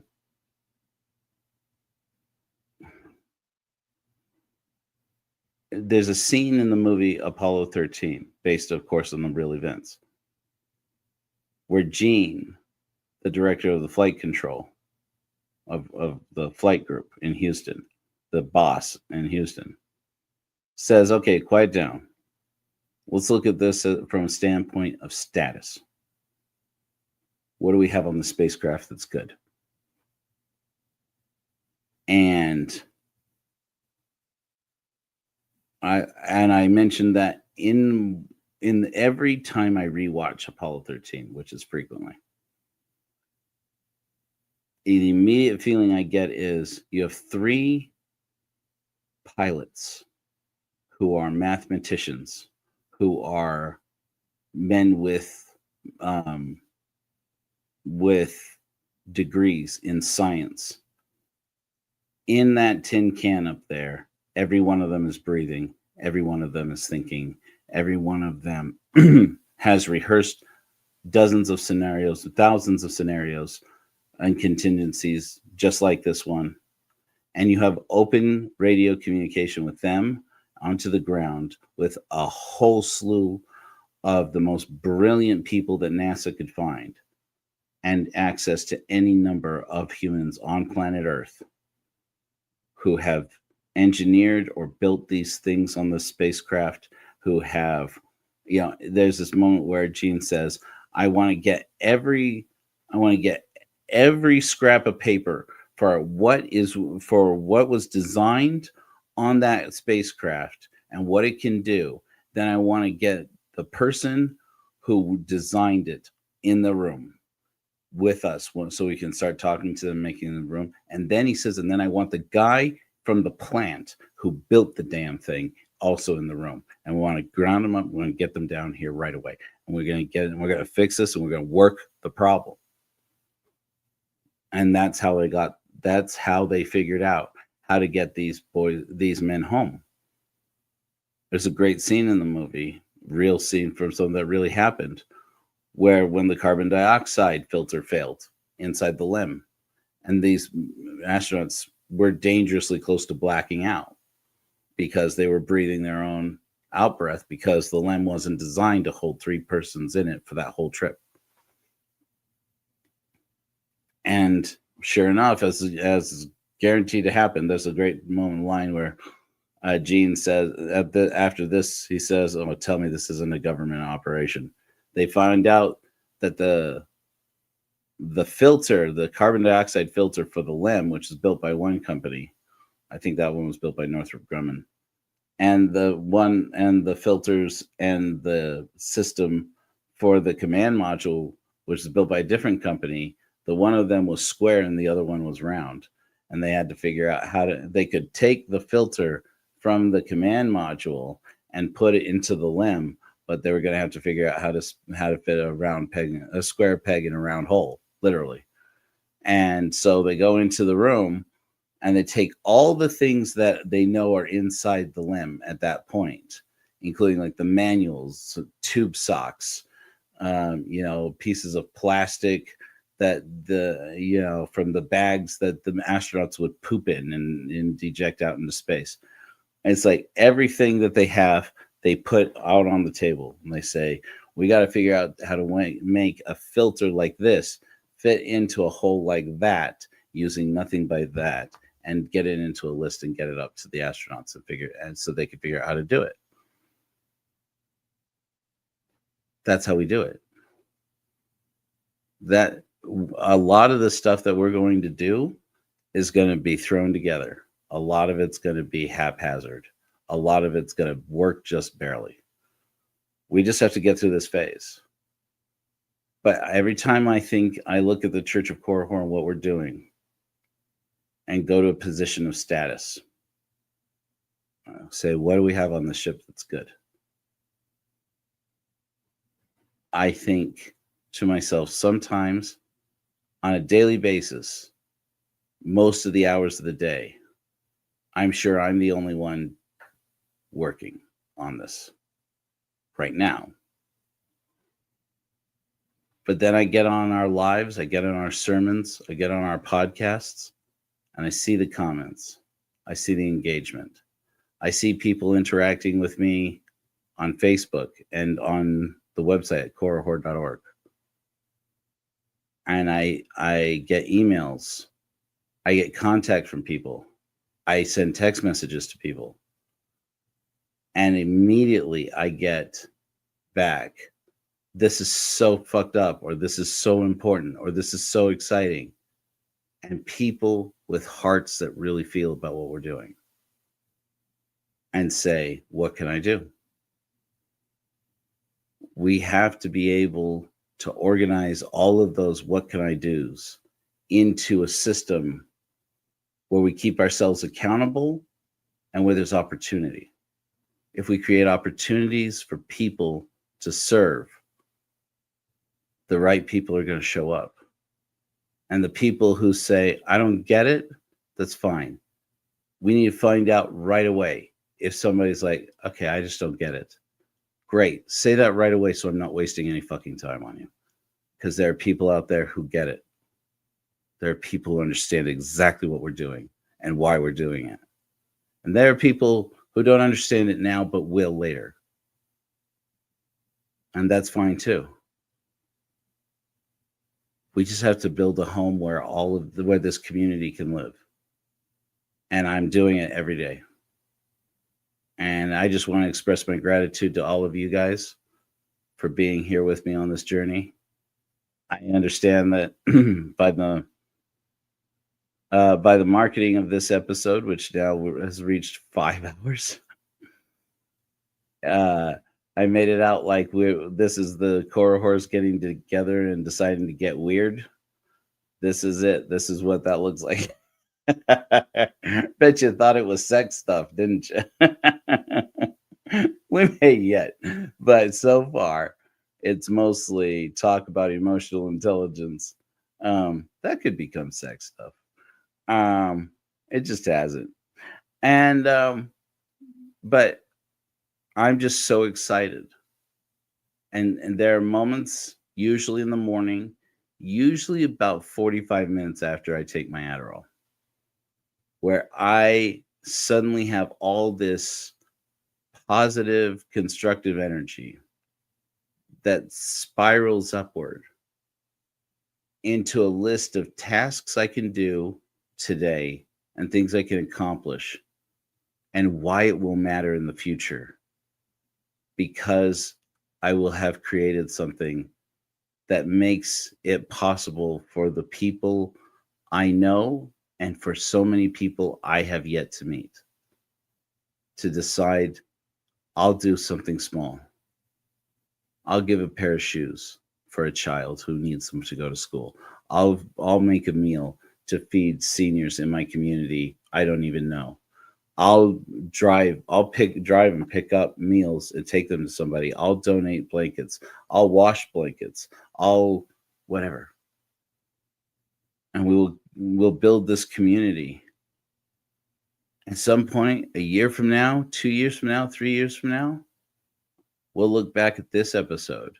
I'll show this episode and say this whole thing was 5 hours long. It was way too long. But we'd gone live and we were just going to talk. I was just going to talk, and we were going to talk about it until it was talked out.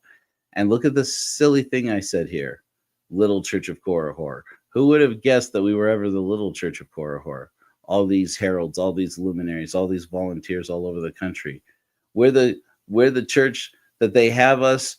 They have our luminaries going on the news or being invited onto the news to try and explain to strangers in podcasts or on local TV or on national TV. They got our heralds going on programs and talking to these people saying, you're atheist. I thought you don't believe in anything. If you're atheist, why do you have a church? What are you doing out there? What does the Church of Korihor even do? And we're going to be out there talking. And we're going to tell them, this is what we've been doing. It's what we've been doing from the beginning. If the name Joe Rollins never gets mentioned once in that, I'll love it. Because we'll be able to I'll look at it and say, it's not my story. It's yours.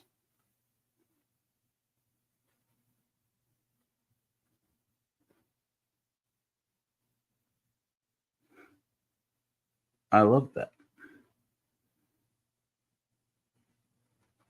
So we'll fail some more. I don't know what I have done this week that's going to fall apart between here and next month. Something that I've done. I've done so many things in the month of August. I'm sure they're going to break. And so much of it has just been the last week. And most of it you can't see anywhere on the website. It's all background tech. But every time that I've done it, every little step that I've done and actually implemented it, published the page, published the website again, and then clicked on a button somewhere that you can't see, and something happens that nobody else sees. And I'm looking at it, and it happens. It works. It just makes me want to jump up and down and think, I'm doing it, man. I'm really making this thing happen. That little thing right there is going to make all the difference, because nothing else that we're going to do would have worked if that didn't work. I figured out how to make a button hard-coded. I, who've never written code in my life, I created a button in the notification system that archives the notification that you have and then reloads the box without that notification, changes it in the database, and then moves it to an archive status, and then on a regular basis goes through and prunes out all of the archived notifications that are more than 24 hours old, and deletes them and maintains itself. I did all of that asking the AI all along, how do I do this? How do I do this? And then it didn't work, then it didn't work, then it didn't work, then it didn't work, then it didn't work, then it didn't work, and then it worked. Gone. Set it back to unarchived, pop back up in the back end, pop back up, click the button again, and it worked. I went. Nobody can even see this happening. And it was like the most exciting thing. I was like, I was absolutely silly with excitement. I'm like, I made a thing that worked. I had tried so many apps, so many applications to try and make that work in a way that was intuitive and that actually worked, and was so frustrated and fed up with it that when I decided, you know what, I'm going to ask Wix's AI assistant, if I were to make this myself, how would I do it? And it gave me a bunch of crappy answers and really led me down the wrong path several times. Showed me that they don't know, their AI doesn't know its own system and what it's capable of. But between me and that AI, we figured out how to do it. And I thought, it's a simple little thing that's going to make all the difference, because it's going to help us to remind ourselves you're going to do a simple thing. And that means that the Church of Korihor will be able to do things with other people besides me. And it won't be just me out there delivering blankets. It won't be just me out there picking up blankets off of porches. It will be all the Lauras out there. It'll be all the Juleses out there. It'll be all the Nikki's out there. It'll be all the MBs out there. It'll be all the Joeys out there. It'll be all the songs out there. It'll be all of us out there. And most of us are not, and most of them are going to not be Korihors officially. Most of them are not going to be members of the Church of Korihor. Some of them may not even be atheists or agnostics, may not use those labels. Okay. But catch the excitement of what we're doing and want to change lives. And as they change lives, other people's lives, they'll change their own. That's why that little button's got to work. That's why the archive button has to work. And if I have to sit here and fail and fail and fail and fail to make it work, all right, I'm into it. Let's go. We'll fail until we get it right.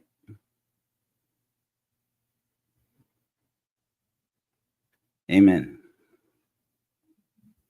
Sunday, I'm still going to preach at you again. I've got a good one I'm working up. I am going to reload this stage with cool. That's when I just filled out a form on the website. I'm getting notifications now live whenever somebody fills out a form on the website.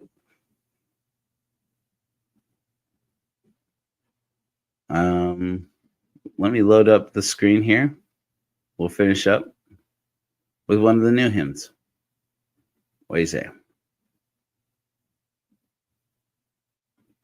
Hopefully this works.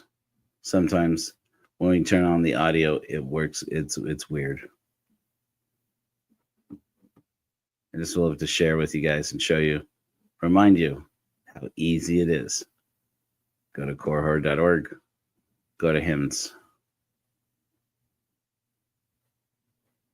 The one I've been listening to more than anything else lately has been O Korihor. I don't know why. Lately, our anthem, the anthem of the Church of Korihor, the first hymn I ever wrote, it's been giving me the good energy. So we're gonna close with that. I want to let you guys know that I care about you. I'm sorry if I'm bad at communicating with you. I'm trying to get better at it. I'm super busy. I would ask you to be patient with me. We're going to do better. And I know a lot of you have been. Joey especially, I know you've been really patient with me. I'm sorry. I'm going to get better at this. By October, my plan right now is to switch at least part-time to van life. Yes, knowing that it's borderline illegal. I am going to start traveling from coast to coast, doing meetings. and promoting what we're doing at the Church of Korihor. And I am super excited about it. It may be a huge mistake, but I don't think so. I think we're going to do some cool things here. You know, if it's tiring to be patient with me, I get it. Please keep doing it though. I'm going to leave you guys with old Korihor. Guys, have a great night. Thanks for showing up.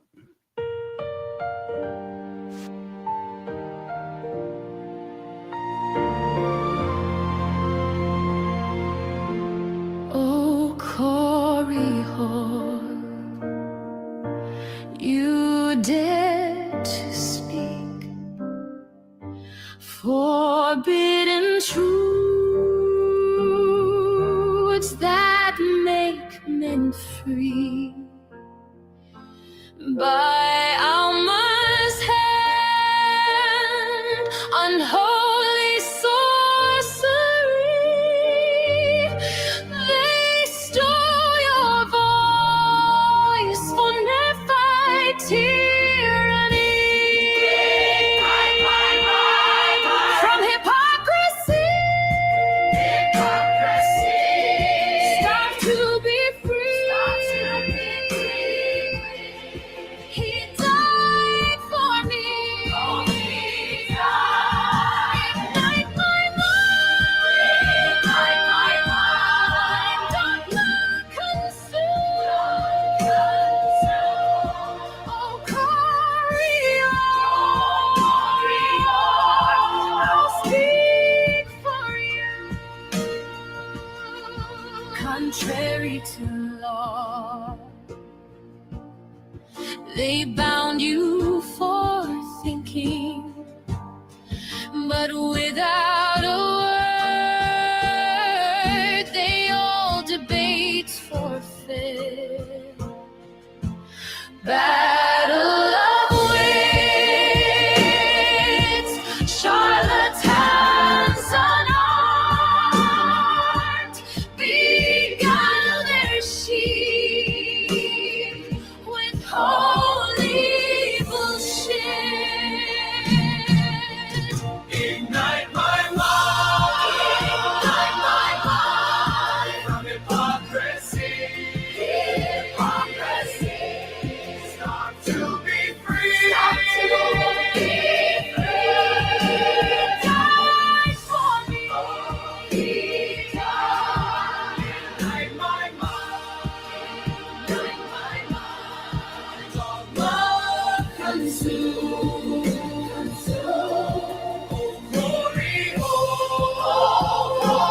Korihor, I'll speak for you. To honor their God, they showed you no mercy, turned you